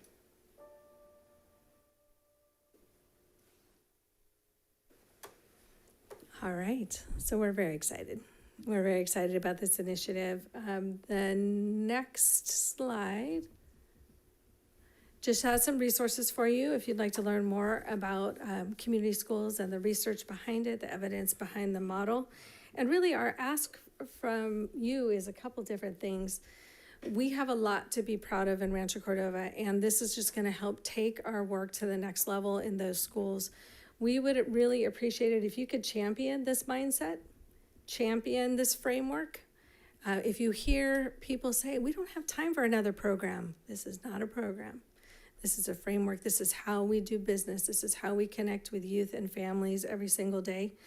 We are building our partnership collaborative. So if you know of community partners that you really think want to be about this work of creating systems change for our schools and for our families in Rancho, please refer them our way. Carla would be a great person to connect them with. We want to make sure to get them to be a part of that conversation. And then we're here to answer any questions that you might have. Thank you. Questions? Chris? Yeah, so, sorry. I don't think it's working. Can you hear me okay? I can hear you, All right, Mr. Clark. perfect. So, we hear this whole community approach to learning. We heard that last year, with the 2 new charters that came in. So, my question would be, how do we compete with that? I mean, because we're doing everything that these charters are doing, but it's like, now we've got this community school thing going. I mean, how do we compete with that now? Because now you're gonna have charter entity, you're gonna have our public education entity. So how are we competing with the charters right now? Because obviously, they are gonna pull some of our students, and that's the other concern that I had, especially when it comes to, our enrollment and our funding. I mean, will we take a hit on that, especially with the numbers that are designated now? Thank you. As far as enrollment? Hard to say how that's going to work. I mean, I think we are funded based on enrollment. So when new opportunities come in, parents are often curious and want to go try things out. The stronger our relationships are, the more that families are having their needs met in their local school, the more likely that they will want to stay in their local school. And I would also say, I've seen in other places that a family sometimes goes and tries something else out, but if they have a positive, respectful relationship with their home school, they come back to us. So relationships are the foundation of everything we do in education, and it doesn't cost money to form relationships. And what I tell staff is you're going to have a relationship one way or the other. We get to determine if it's a positive, curious, respectful relationship with a family. And so that's really on us. Yeah. And I would say it's on all of us, not just our staff at our schools. It's on all of us. Absolutely, and thank you for that answer. So the other thing that I had is that, we're actually gonna be looking at a budget deficit. And I mean, I think the first year is 24 billion. Is that gonna take away from what we're doing in the community schools and the grant at all? Well, I think we have to be smart. I mean, we have to look at our dollars and how are we spending them, and are we getting the results that we need to? Having the benefit of a 5-year grant gives us some time to be able to add to our services, and there may be some things that we're doing now that we don't need to continue investing time and energy in. One of the biggest indicators we'll be looking at for success of community schools is increasing attendance. And attendance is the bottom line of how we're funded. Right. So our job as community schools is we remove any barrier to a child being in school, actively learning and participating in instruction, and being mentally healthy. Those are our goals, and all of that leading to on-time graduation. Sure. So yeah, I mean, a budget deficit always makes us be more thoughtful and conscious about where we're investing our resources. And we also have to think about time and how we're spending time. So it's not just money, it's people and it's time. Okay, perfect. And also, I applaud that you guys are looking at more diversity as far as teachers of color, and I know that we're doing that now by going to the HBCUs. And oh, by the way, I need a date for that one in March or April. Okay. All right, so will we be doing the same thing, Don, when we're going out recruiting these teachers? Are we recruiting them for community schools as well? Okay, perfect. And I needed to know that. And then on page 8, you mentioned something about the cultural nights, and I know that Vista and I believe Folsom have international nights. Are you talking about? And I'm hoping that we get on board at Cordova with that as well. I think with the Black History and Beyond event that the city is going to be doing along with the Greater Sacramento Urban League, I think that'll kind of open the door at Cordova to get an international night. I don't know, maybe student government. Our SAB is working on Yeah, and that would, that would, at Cordova, awesome. Okay, so that would take care of that. But you were saying more cultural events. Are you talking more in line of those international nights? So the focus for each school is based on what the youth and the families and the staff decide is most important. Again, coming back to time and money and resources. Perfect. So our schools are so diverse. How we would not invest in some time along that, especially if we have youth and families that are asking for it. Right. Yeah, but each site is going to make those decisions. Awesome, great. All right, thank you. Yeah, thank you, Mr. Clark. I have a question. Sorry. At the beginning, you talked about whole child for all of our schools and all of the district, and then you focused that only on Rancho. While I'm a huge advocate for whole child education, that's Yes. me. But is that going to be something we carry through for Folsom as well in the shift of mindset? I think in terms of rolling something out and us facing teacher shortages and attrition, and if we say, oh, we're rolling this out for Rancho, you are most likely have mass exodus or wanting to transfer over to something that's not new. And I know it's not new because it is everything we do, but it's still like the feeling of one more thing. And if we want teachers and we want quality teachers and we want both veteran and new teachers in both Rancho Cordova and Folsom, but I think that rolling out the whole child education approach as a mindset should be 100% of the district, because every single student benefits from that type of approach. Where it might be more focused trainings and intention with Rancho Cordova, I think separating those two is going to feel like more for Rancho Cordova. And so having that be a focus district-wide, because it's best for students, no matter where they are, but having that intention and really providing, because Rancho Cordova is going to carry this and be the model for this, provide them with the opportunity to really get trained and feel like the experts and feel like the leaders in that is going to build them up in terms of, look at what we can do in Rancho Cordova. And that's something that's a mindset that Rancho Cordova teachers don't always have, is being the leaders in new things. And so allowing them the opportunity to become the leaders in something versus taking one more thing on, I think would be really important for our staff and for our teachers and for our leadership to be able to carry this out. So just my 2 cents on that. Yeah, thank you. And I would say that we have a teacher that's helping us with going and doing direct work with the teachers in the schools to talk with them. Every school that receives a community schools grant has a full-time community school liaison that is at that site, that is the right-hand person to help bring these resources into the campus. We actually, what research shows us is that bringing in more supports and putting more tools in teachers' toolbox when a child is really struggling, instead of saying, what's wrong with that child, saying, hey, let me connect them with that resource on my campus to help them, it takes a huge weight off of teachers. I will say a school that receives a grant should not look the same 5 years later. So it is work, and it is transforming how we do business at schools. And then one other question. I didn't see it in today's, but it had the specific, more like the PYP, and it broke down the different, oh, okay, sorry. Yeah. I'll hold my thought. Dr. Huber will be covering that, absolutely. Yes. Yours? One question. If I heard you right, it's 5 years, the funding goes down in the 5th year. And so I'm assuming that means, by year 6, we should be completely self-sufficient in running these?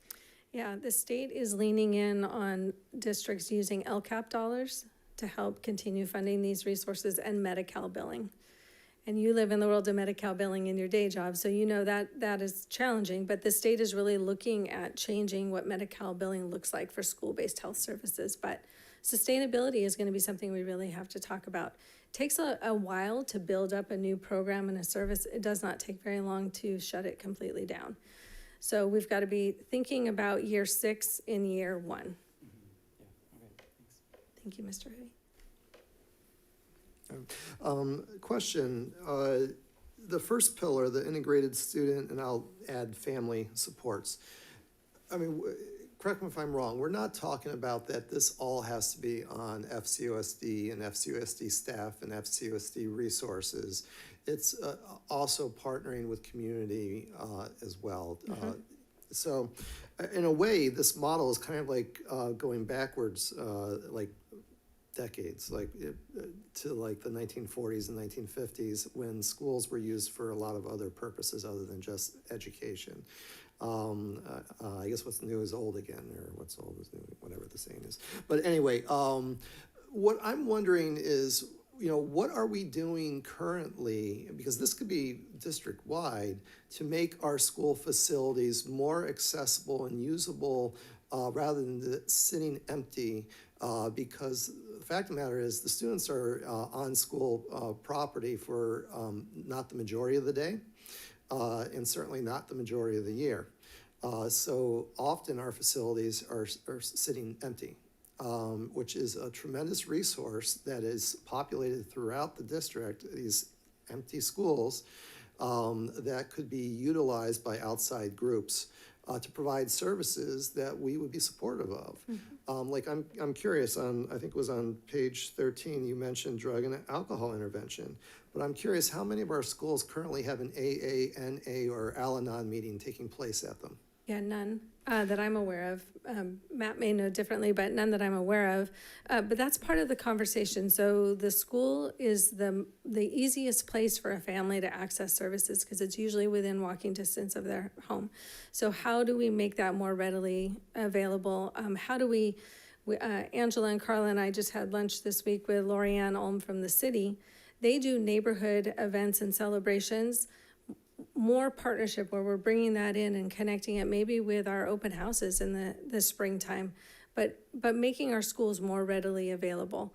And facilitating that process. I think it's relationship. It all comes down to relationship and people knowing that we want more of those services and supports on our campus. And if we were to open our doors to provide more opportunities for community organizations to utilize our school on off hours, are we going to charge them? Or are we going to embrace them? In other words, if we reach out to AA and NA and Al-Anon saying we'd love to offer you our facilities or some of our facilities for the purpose of alcohol, treatment opportunities, and we're not going to charge you. We could write into the community school grants some additional custodial time, the heat and air conditioning, those things that do cost us real dollars when we're opening up our schools like that. But again, it comes to what does that community need? And if we know that drug and alcohol services are a barrier to getting kids to school, ready to learn and graduating on time, then that's something that we could write into the grant or go to other sources to look for support for that. But it comes down to conversation. I don't think, and Mr. Martin can correct me if I'm wrong, I don't believe that when we are charging community groups to use our facilities, it's a money-making venture. It's covering costs. So we just need to figure out how we can, be able to cover those costs and keep our facilities in good condition.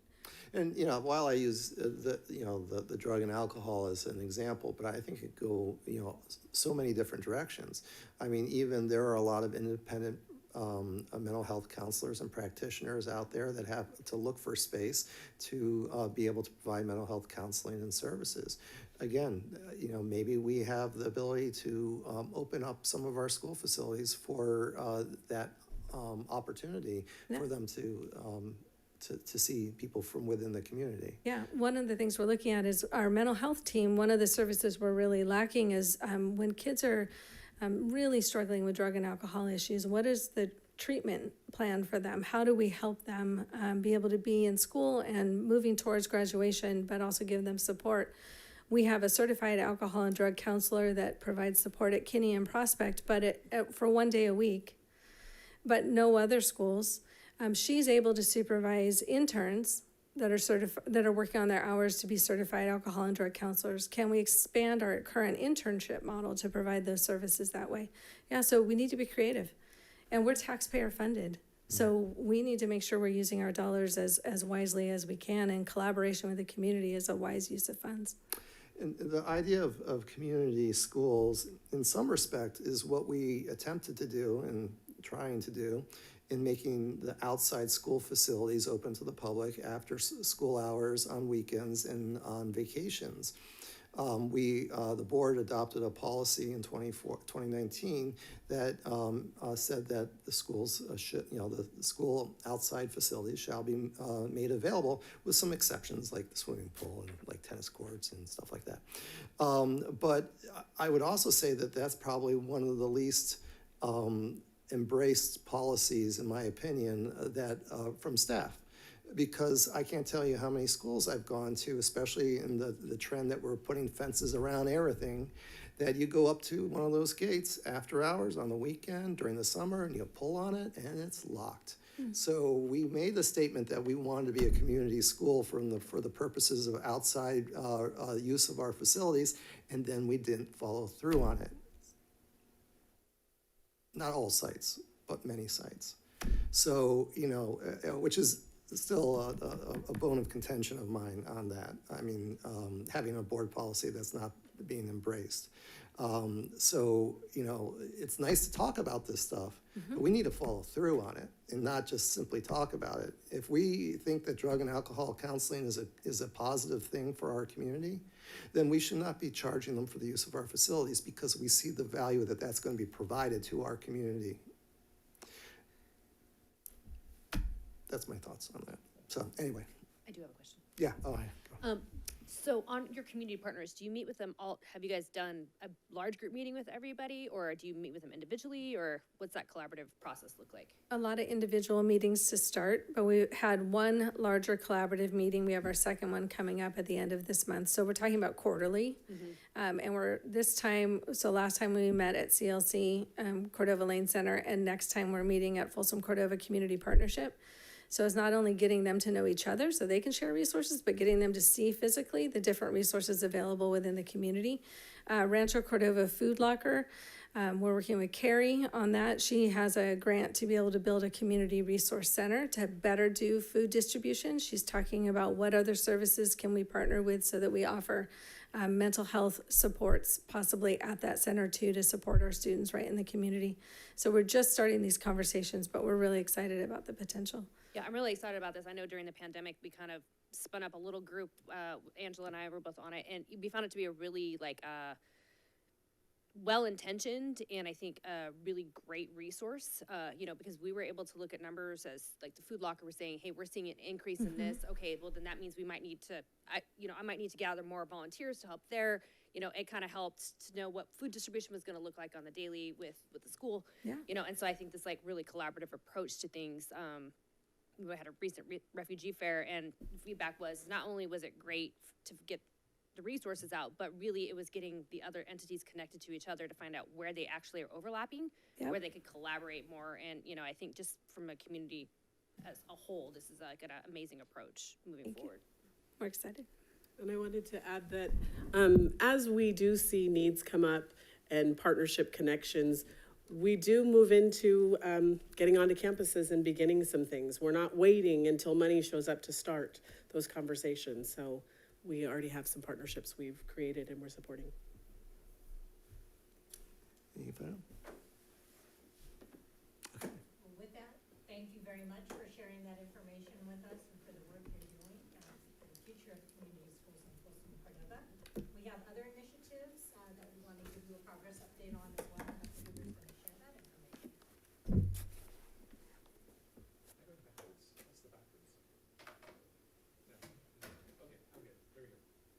Okay, so, to your point, Kara. So this is a little bit of an update in kind of where we are in terms of some of the schools we were looking at in Rancho Cordova.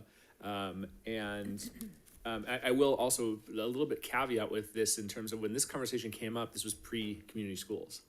And so the community schools initiative now is having an impact in terms of where we are with some of these things as well. And I'll explain that as we go forward.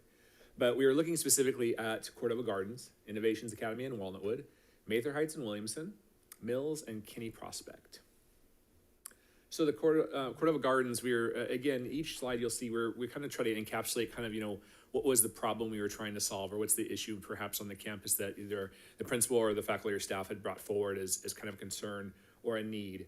And so, again, Cordova Gardens is one of our schools that has seen declining enrollment.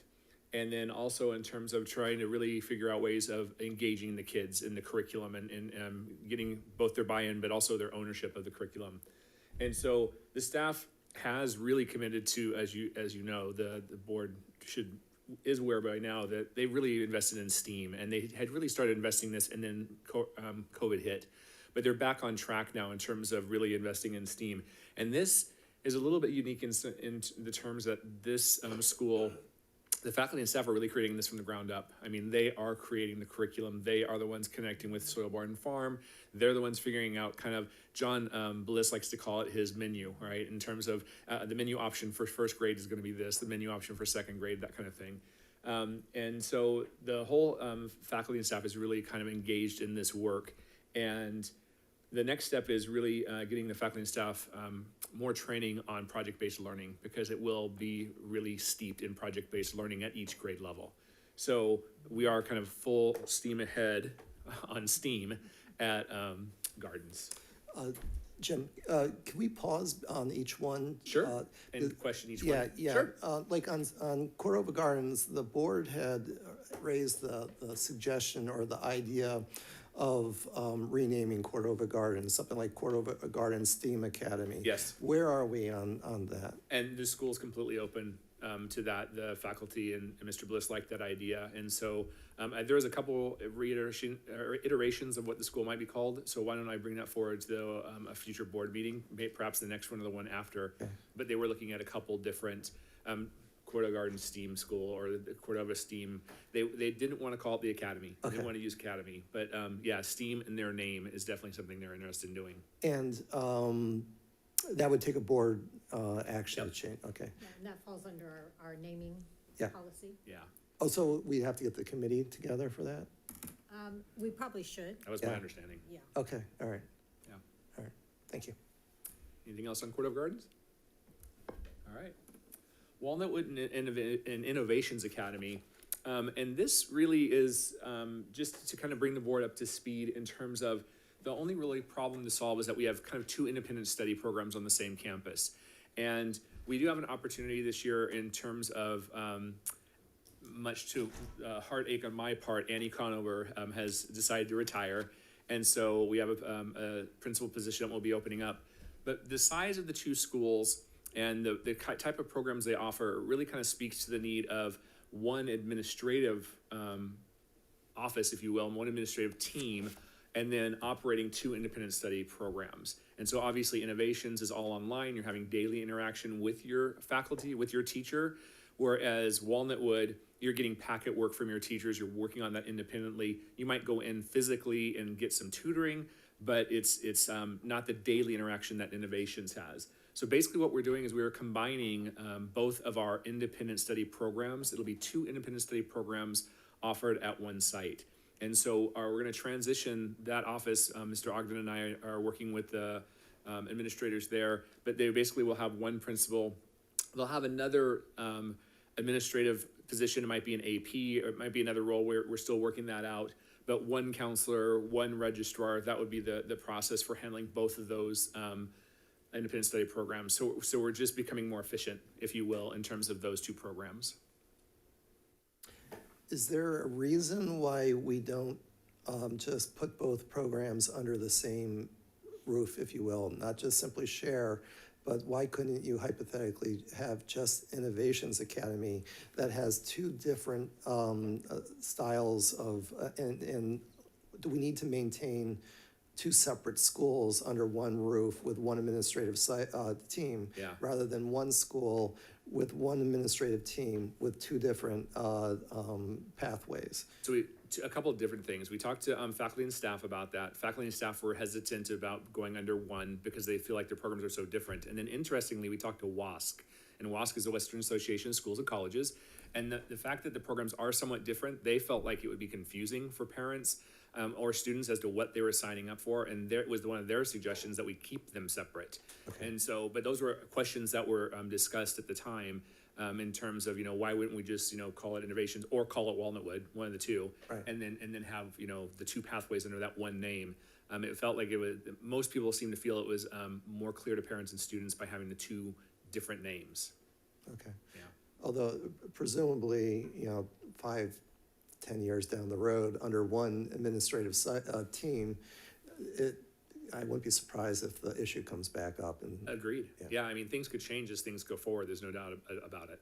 Yeah. Okay, thank you. Any other? I was going to echo the same thought because the word innovations in itself lends itself to having different pathways and different ways of learning. Yeah. So, yeah, this will, I would think that this would be revisited as we go along. I mean, and especially if the programs grow. I mean, you could see a merging of some sort, I think, down the road. I think merging the administrative staff is definitely a step one. Yeah, so. yeah. It makes sense, for all sorts of reasons. Okay. Mather Heights and Williamson. Mather Heights and Williamson were the two schools that we talked about in terms of a long time ago. It seems like hundreds of years now, back when we started the IB journey. We had looked at both those schools. Williamson, obviously, because it's, 200 yards away from Mitchell to begin with.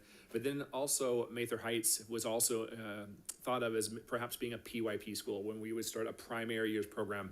And then that would basically give Folsom Cordova families the opportunity for their child, if they wanted to, literally from kindergarten all the way through 12th grade, they could be an IB student. Both schools are interested in the PYP. But the community schools initiative now has slowed this a little bit, if you will. Also, the Mather Heights is transitioning their academy towards closure. So every year, one more grade drops off because we are closing the academy program there.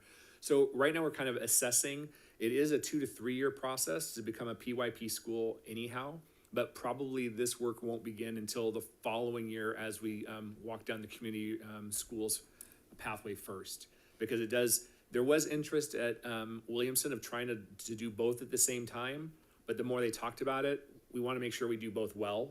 And it seems like the better approach would be the community schools first and then PYP the following year. So that's kind of where we are with both of these schools. Mather Heights is still a little bit in discussion in terms of, do they want to do PYP or do they want to do something else? And so there's still a little bit more discussion at Mather Heights in terms of what direction they might want to take once Academy has closed out. Questions, comments? Questions? All right. Mills Middle School, obviously problems to solve, again, declining enrollment, academic success, ensuring the social and emotional well-being of our kids, school identity. We talked about this before in terms of, Mills kids themselves have commented when they get to Cordova High School, they see a difference between Mitchell kids and themselves in terms of the way they feel on campus. And so, as you know, Mills has started the process of looking at a couple different things in terms of what would their identity be. They are focused on their language learning population because Mills has our greatest population of kids with the second language and also our greatest population of kids who are brand new, don't speak a word of English. And so we are also looking at, for lack of a better term, I'll just call this for the time being, a language academy or a newcomer center that would really kind of help support those kids that come in fresh and have no English. But in terms of, again, all the students, the shift has been to the community school. And so, again, Mills will be one of our schools that will be in the initial application process for community school. And then probably after this coming school year and we get that initiative off the ground, we'll be back to looking at how do we support the language kids, our first language kids, as well as what might we do in terms of, before, if you'll recall, we had talked about STEAM, we talked about STEM. There was a variety of things we were talking about in terms of how do we engage kids academically whole school. One of the things the school is doing, though, is connecting with Mitchell and Cordova to start bringing some of the IB traits into the Mills campus. So that way those things are kind of part and parcel of what it is to be a Mills student as well. So again, when they go to Cordova, feels like home rather than this brand new place and that they have no experience in. So a lot of work moving forward for Mills, but very dedicated faculty, staff, and obviously administration on both those initiatives. Questions from the board? I have a question on Mills. So when, I forget when it was, I want to say it was in April, maybe May, when Mills was making a presentation before the board. They were speaking about going down the STEM or STEAM path, pretty hard, pretty strong. Yeah. And I, at that time, had made the observation, because the issue of IB came up again. And, and at the time I had said, listen, we need to try to avoid trying to be all things to all people.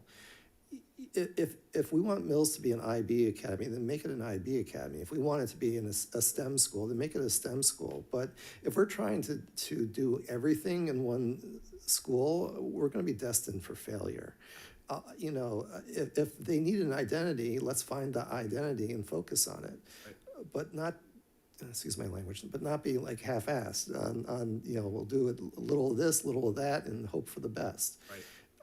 Because, we had even discussed at that meeting the idea of rebranding Mills into something like the Mills STEM School, Mills STEM Academy, Mills something that we can market and give focus on. And I thought, we have a new board, but I thought back in, that was, there was a lot of support for that discussion. But now I'm hearing IB, and I'm not really seeing STEM, and I'm seeing Language Academy, which tells me that Mills is just flailing in the wind because we don't know where we're going with them. No, I wouldn't say that, but what I would say is that, again, Cordova High School is an IB school, and they will become IB students when they're ninth graders, right? And so there are still aspects of, if you're an eighth grader and you leave Mitchell and you go to Cordova High School, you have been steeped for 3 years in that culture. So they are not going to try to be IB light, but at the same time, there's still, again, like habits of mind or different tenets of IB that could be built into any program that would feel familiar no matter what program they came from. And so that's where we're talking about some collaboration there, but they are not trying to be IB light.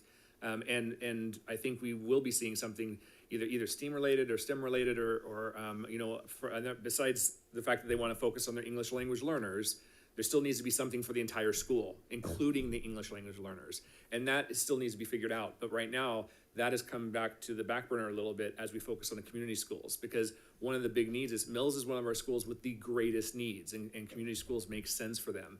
And so that's where we want to start with, but then what's next will be the following year in terms of how do we help the English language learners, but then also what's the identity going to be for the rest of the school?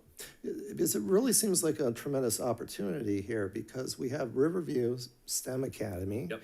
We're going to have, or do have, the Cordova Gardens. Hopefully we'll get the name to recognize the STEAM. Right. But so let's say Cordova Gardens STEAM. So you have these students coming up in Riverview and Cordova Gardens, and no logical place to go to continue their STEM/STEAM education. Right. Because Mitchell is IB, which would seem to suggest that Mills would be the perfect destination for those STEM and STEAM students to continue that philosophical approach to education through 6th, 7th, and 8th grades. Sure. Yeah. And who knows, maybe in the future, we'll have a STEM high school so that there's a place Another place to go. Yeah. I think pedagogically speaking, if you are going heavy on the community schools, your approach is whole child, which means grading practices such as IB grading practices are integrated into that, because it's focusing on the whole child. It's focusing on looking at more than just a single assessment, and using grading practices like that so that when they get to Cordova High, they're not like, what is this? 1, 2, 3, 4, 5. Like it's a huge adjustment. STEAM is part of just being a good teacher and a whole child teacher. And so I like the idea of just going heavy on that community school, because that school has a really strong community as it is. Those teachers will do anything and everything for those students at that school. And so really building and capitalizing on what's there and those students, and giving them a sense of pride in where they are, and this is their community, and integrating those different aspects. It doesn't mean that they're not integrating STEAM because these students are coming from other schools, and that's carried on in high school too at Cordova High. Like, just because they're called IB doesn't mean they're not doing STEAM, because that's integrated into IB. Right. And so kind of being that middle ground of a community center, because they do have needs. They have a lot of needs, and being able to be that place where it is their community. It is their place, and they trust those teachers, because those teachers will do whatever they need to for them. And building those supports for those students, it's going to get attendance up. It's going to get their academics up.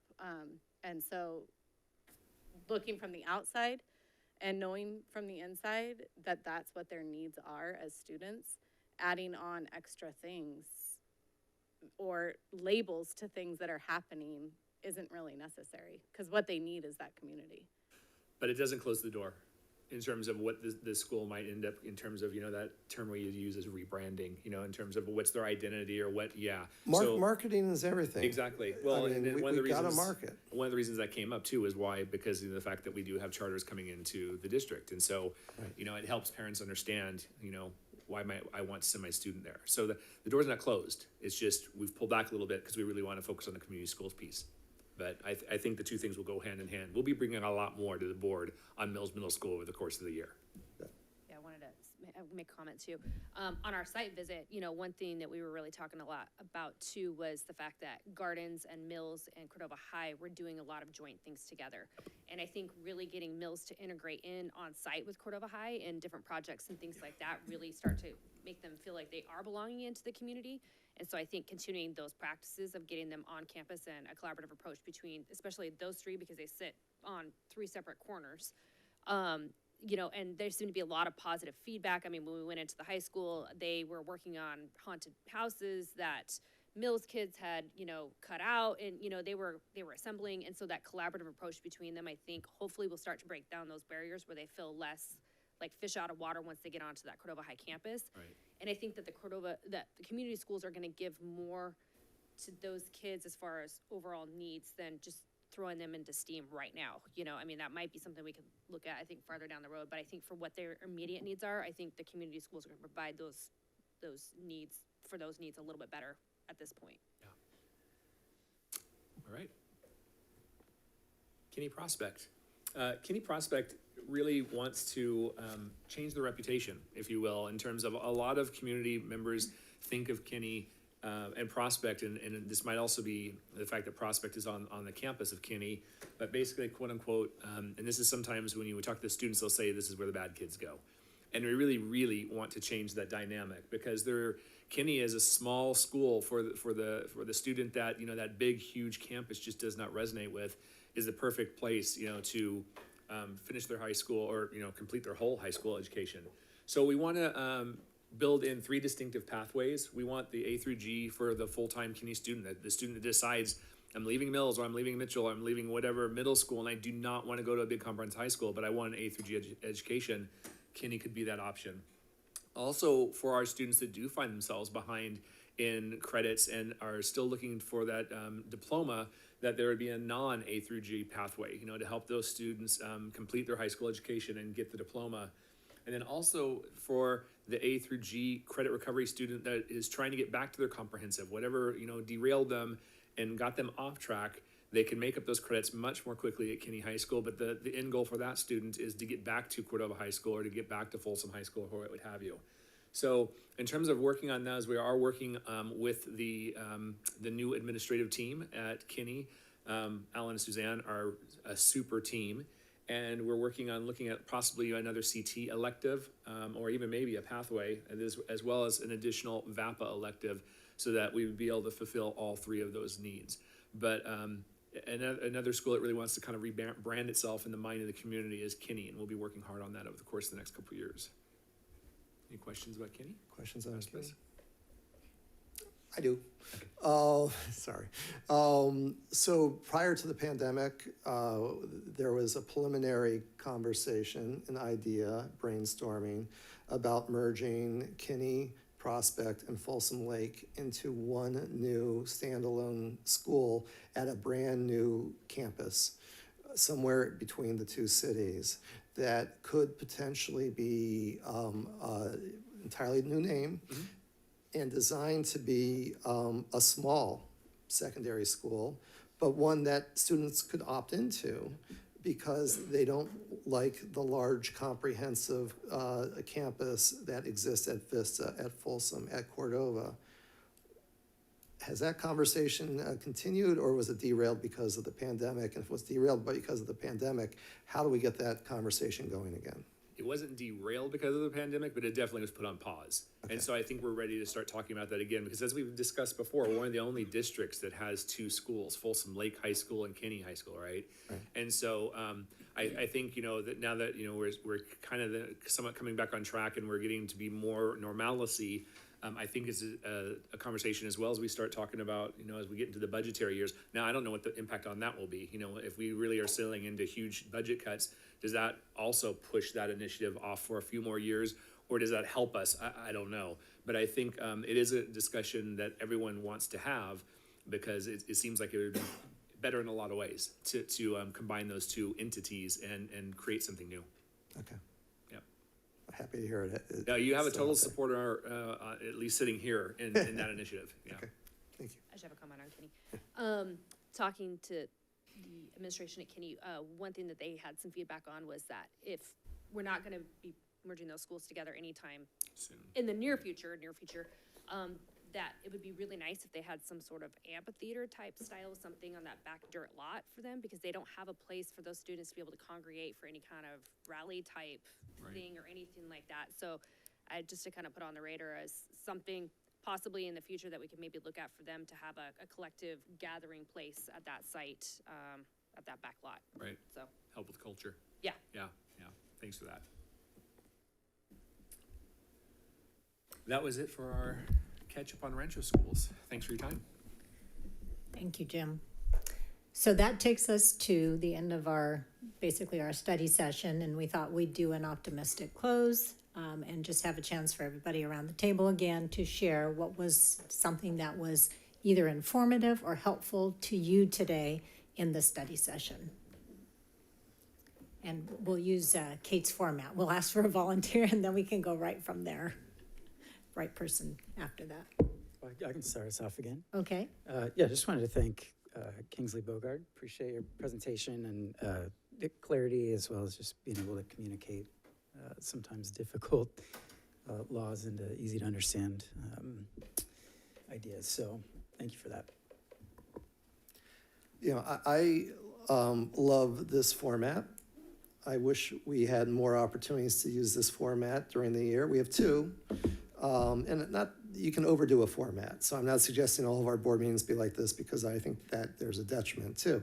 But I love this format where we can brainstorm, because there's so much to brainstorm, and there's so much that give and take, and talking about things, and inquiring about things, and throwing things against the wall and see if it sticks or doesn't stick, to explore our vulnerabilities, explore our challenges, explore our opportunities.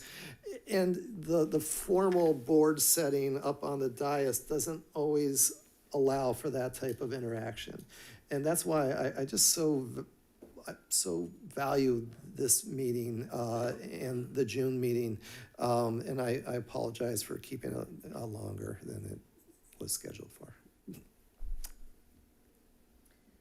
I think for me, really building on the conference and fleshing out a little bit more, because you're in those sessions, it's 45 minutes to an hour, and, be able to really get a little bit more in depth, but also just the kind of more collaborative approach and be able to listen to other board members, because they bring forth things that, when you're reading a document, you may not necessarily see. So it's been, I think, really informative, especially being new, to kind of get a flavor for kind of everyone's styles and things like that too, and how they communicate. And, I really appreciated that today. For me, I think kind of echoing the same thing, being able to develop us as a team to kind of roll out as a board rather than individuals has been definitely the most helpful, I think, for us going forward. So. Yeah, please. Yeah. Please. I thought the conversation about what Carmel's doing with complaints was super helpful. I deal with complaints a lot in HR. Mm-hmm. And so having a protocol in place that would support the board and the processes in our schools, I thought was a good idea. So yeah, I appreciate that. I appreciated the opportunity to get the 300 emails that were in my inbox out of my inbox today. And but I do appreciate the board taking the time to educate and ask questions and work together. I was on a school board for 5 years. And so I think one of the biggest pieces for me was, as a board, again, when you guys were talking about consensus and conversations, is that the more information that you can share and discuss together, it allows you to understand how other people are thinking and the thought process and why we're doing what we're doing. And so I think it when we talk about governance team, it's a critical piece, so.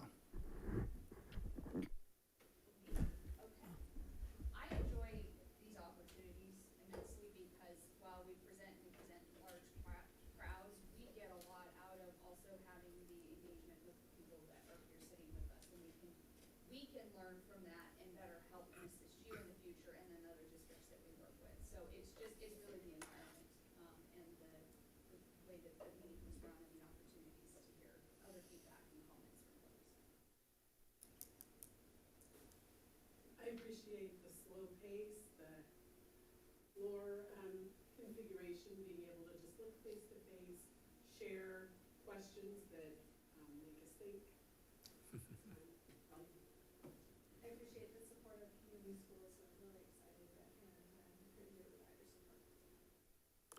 I'm really excited about community schools too. I went into it going, oh my God, and I'm totally 100% now on board.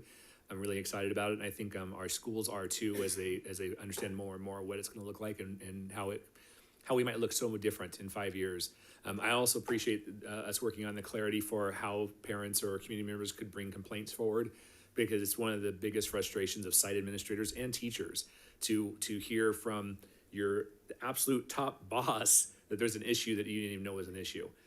Or wait, why didn't they come talk to me? So the more we can bring clarity to that and really help our community understand, you've got to start with the person that you think you have the problem with or you have the problem with, and give them a chance to solve that issue would be a huge stress reliever to a lot of people in our, especially in our school sites, but also in this building. So, and I'm assuming it'll help you guys too in terms of taking things off your plate. I really appreciate the setting of a study session, and I appreciate the board's willingness to maybe have more frequent opportunities to come together in a setting like this, because I think, as you said, David, it's a chance to really dig deep into a topic, into something that we are focused on as one of our priorities as a district. And sometimes we have to carve out the time and be very intentional about that, you know, knowing that we've got a lot of other things on a regular meeting agenda. You know, if we're elevating something as a priority, is our time showing that as well? So it may mean we have to come together, but this board has willingness to come together, you know, outside of regular board meetings. We won't take advantage of that, but I think our actions then match our words and allow us to continue to accomplish our priorities as a district.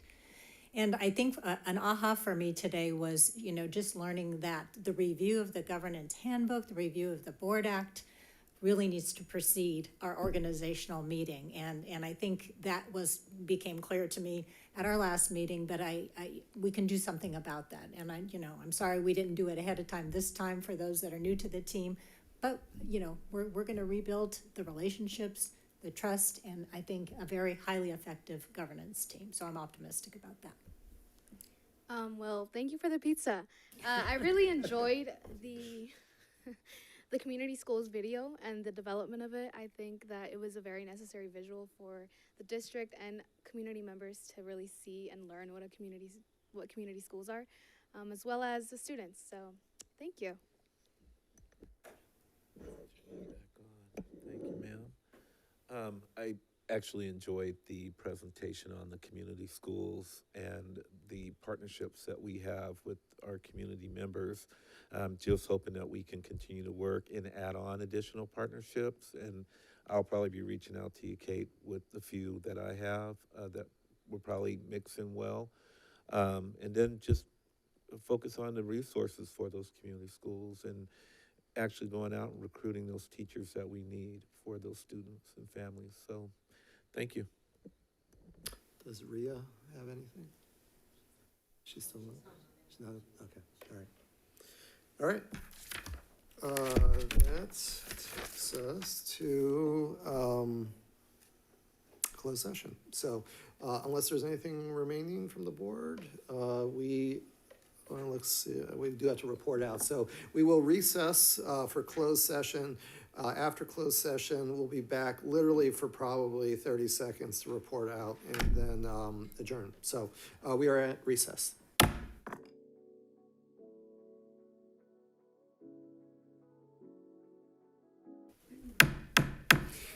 All right, we are back from closed session. So agenda item 5, reporting out of closed session, Superintendent.